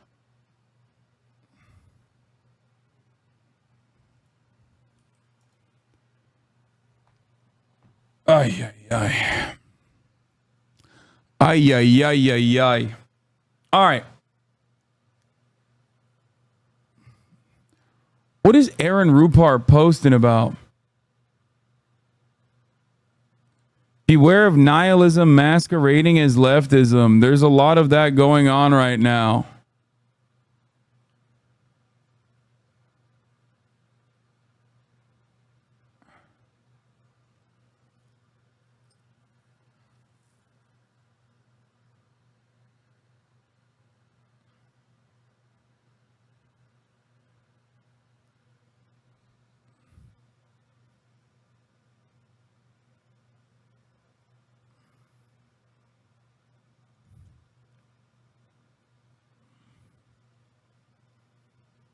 Genuinely, I never believed that my college would ever do this to their students. Call me naive, but I truly did believe that the college would never showcase so much hate and violence towards students who they accepted to do the exact thing they are now being brutalized for right now. Meanwhile, this is what he was retweeting while Columbia was being raided. Yes, let's go straight to fascism then. That's the ticket. Wait, what? Bro, I don't understand. They literally are doing fascism. Like, you can't be like, oh, the other side is going to be worse while you're doing the bad thing. You're demonstrating to people why a vote for you doesn't fucking matter. A vote for... The building, you see that's the Butler Library. And the West Lawn, where everything really began and popped off at Columbia here almost 2 weeks ago. You see the tents are still up from the original... What's up, naivety? That Columbia had. Thank you for being out there, brother. To be cleared on Monday. Behind it, there's bleachers already set up for graduation. That's coming up in about 2 weeks, as we've been saying. But it's eerie, Laura. It is so quiet on campus. There is basically not a soul. It's just NYPD. It is. You can hear a pin drop in this campus right now, as you can imagine. And I heard Shimon's description of how. Precisely the NYPD worked with Columbia to get people out and clear campus. They have done an excellent job at that because there's not a soul. You can see students up in the residences. I see that behind. Dude, that's not American logic. It's also Israel logic. It's just fascist logic. The chatter that said, American logic, let's do preemptive violence because we fear that there might be violence from the students. That's exactly what every power center does. My mom just texted me and shared her outrage stating that these entitled little shits should just leave if they hate this country so much and said, you literally are a Republican now. And I said, you literally are a Republican now. Yeah. So many people are just like straight up right wing as hell. School has really stood up for all of us affiliated with the school and brought us back in. I was not expecting to be let in, but as the school somehow negotiated that with the NYPD and were escorted back in, everyone is kind of in shock that this is happening at our school, and I'm speaking here as a student as well. I mean, I didn't expect this to happen in my school. Obviously, we saw the escalation over the past few days. It had to lead to something. So we knew this was coming, but it's still shocking. And it's still very jarring to see, to hear. And this has basically been, I'm sure a little bit more. All right. Show a little bit. This has been basically a bunker. We're seeing some images too, Julia, as you're showing us. We're also seeing images from earlier tonight, as well as the officers going in and out of Hamilton Hall, and to the point you were just raising about what the students are thinking. And I want to get right back to you, but I want to bring in Jonas Dew, who's editor-in-chief of the Columbia Sundial and a junior at Columbia University. You're on campus right now. I was just talking to my colleague about what she was seeing in the vantage point from even the journalism school, having a little bit of trouble with her audio, but you're on campus right now. What can you see? So I am on campus property. I am actually in a friend's dormitory building. but this dorm is not actually within the campus gates. And so what has happened is that all of today, even Columbia students that live in housing, we couldn't access campus if we didn't live in a couple specific dorms that are within the gates. So as a journalist, I was out on 114th Street trying to photograph the police, trying to photograph where they were coming in and bringing the protesters out. And so in preparation for that, what the police did was they pushed basically everyone on the street into the nearest building and made us remain there. I'm not sure if that restriction is still in place. I believe it is, which is why I've just been in this building the whole time. And, we actually went up to the roof, to one of the upper levels, and we could see sort of onto the street. We could see the buses. They had like 5 or 6 police buses, massive police buses coming in. We saw them bring out the protesters. There were massive protests going on Amsterdam Avenue, and they were, jeering as the police were bringing the protesters out. We saw a couple protesters try to obstruct the road, sit down, make it hard for the police officers, and the police, took care of that. We saw a woman who was, I'm not going to cover the Kendrick Lamar diss tonight, and I'm also not going to play The Walking Dead tonight. We obviously did 9 hours and 30 minutes of coverage because shit popped off at Columbia University. I apologize for everybody who wanted me to finish The Walking Dead tonight. I will do that tomorrow. I promise. Okay. I promise. I apologize. Population, but are you getting a sense from your peers and your fellow students? I'm tired, man. That those who were arrested recently are students or from outside the institution? Well, it's really hard to say, but there has to be some level of student involvement. At the end of the day, you need students. Well, even though campus has been locked down to Columbia ID holders, now there have been ways of getting non-affiliates into campus. But for the most part, you need Columbia IDs. You need students to provide you with IDs so that you can get into campus. I think there is evidence that there is sort of outside organizations behind the planning of the occupation, but there certainly are numerous students who are, who were inside Hamilton Hall. And, last night, as I was reporting on the barricade and on the occupation, I recognized many, many Columbia students in the crowd that was forming the human chains around the entrances to Hamilton Hall. So this is, at the end of the day, it's still a student-fueled movement. It wouldn't have gotten sort of to the extent it has gotten without the involvement of the student organizations here. It's an important point. I mean, I wonder, are you getting communication from the university? I mean, are you guys getting emails? Are you getting phone alerts? How are you being communicated with the university? I'm assuming, we in the media obviously knew about the request that was being made. It was public. It'd be a request made to NYPD. When were you first informed as a student body that it was happening? And what has been the communication since? It's been virtually radio silence from the university, which is actually very shocking. And so what we have received are, but during the day, they told us there's, an illegal occupation of Hamilton Hall, students might face expulsion, all of that. And then, in the evening, as the NYPD, they were gathering around campus, we got a text message alert and an email saying that there was a shelter-in-place order and that we needed to stay in our dorms and not go out onto campus or not explore the area. No specifics. I feel like he's trying to say that SJP is an outside org, but that is made of students. CNN wants him to say something else. Yeah, CNN wants to hear that like Hamas is there and he's like not eating the bait, but he's like dancing around it as best as possible, trying to be like, listen, like, no matter what, it has to be student involved. She's like, why do you say that? Say that it's Hamas.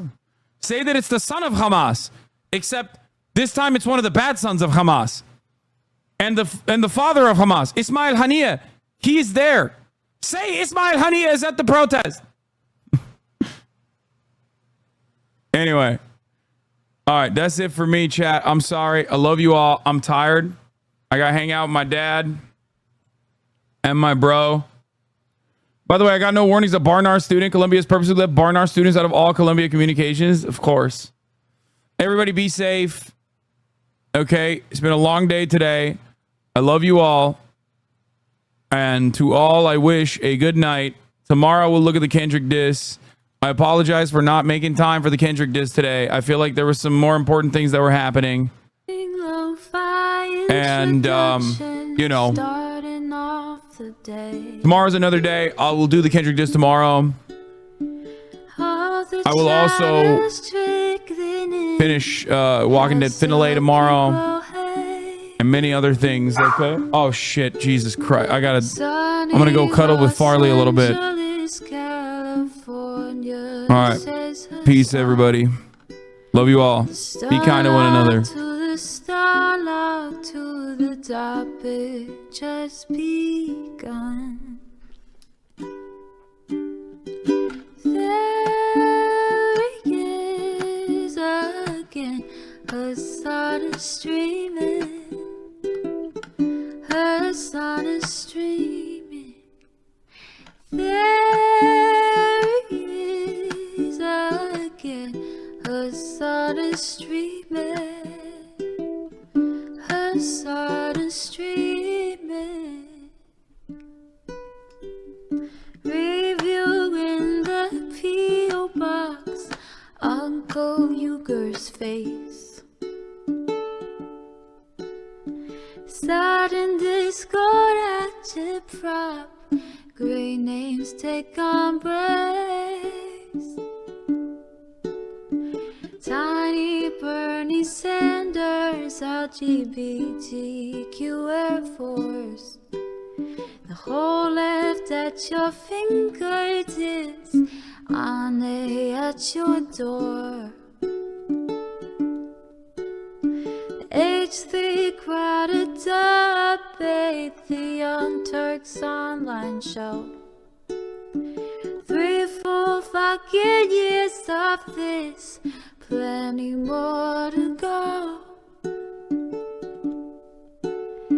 90-day fiance talks of champagne bourgeoisie. A Trump rally live reaction on mass riot at DC. There he is again, her sun is streaming. Her sun is streaming.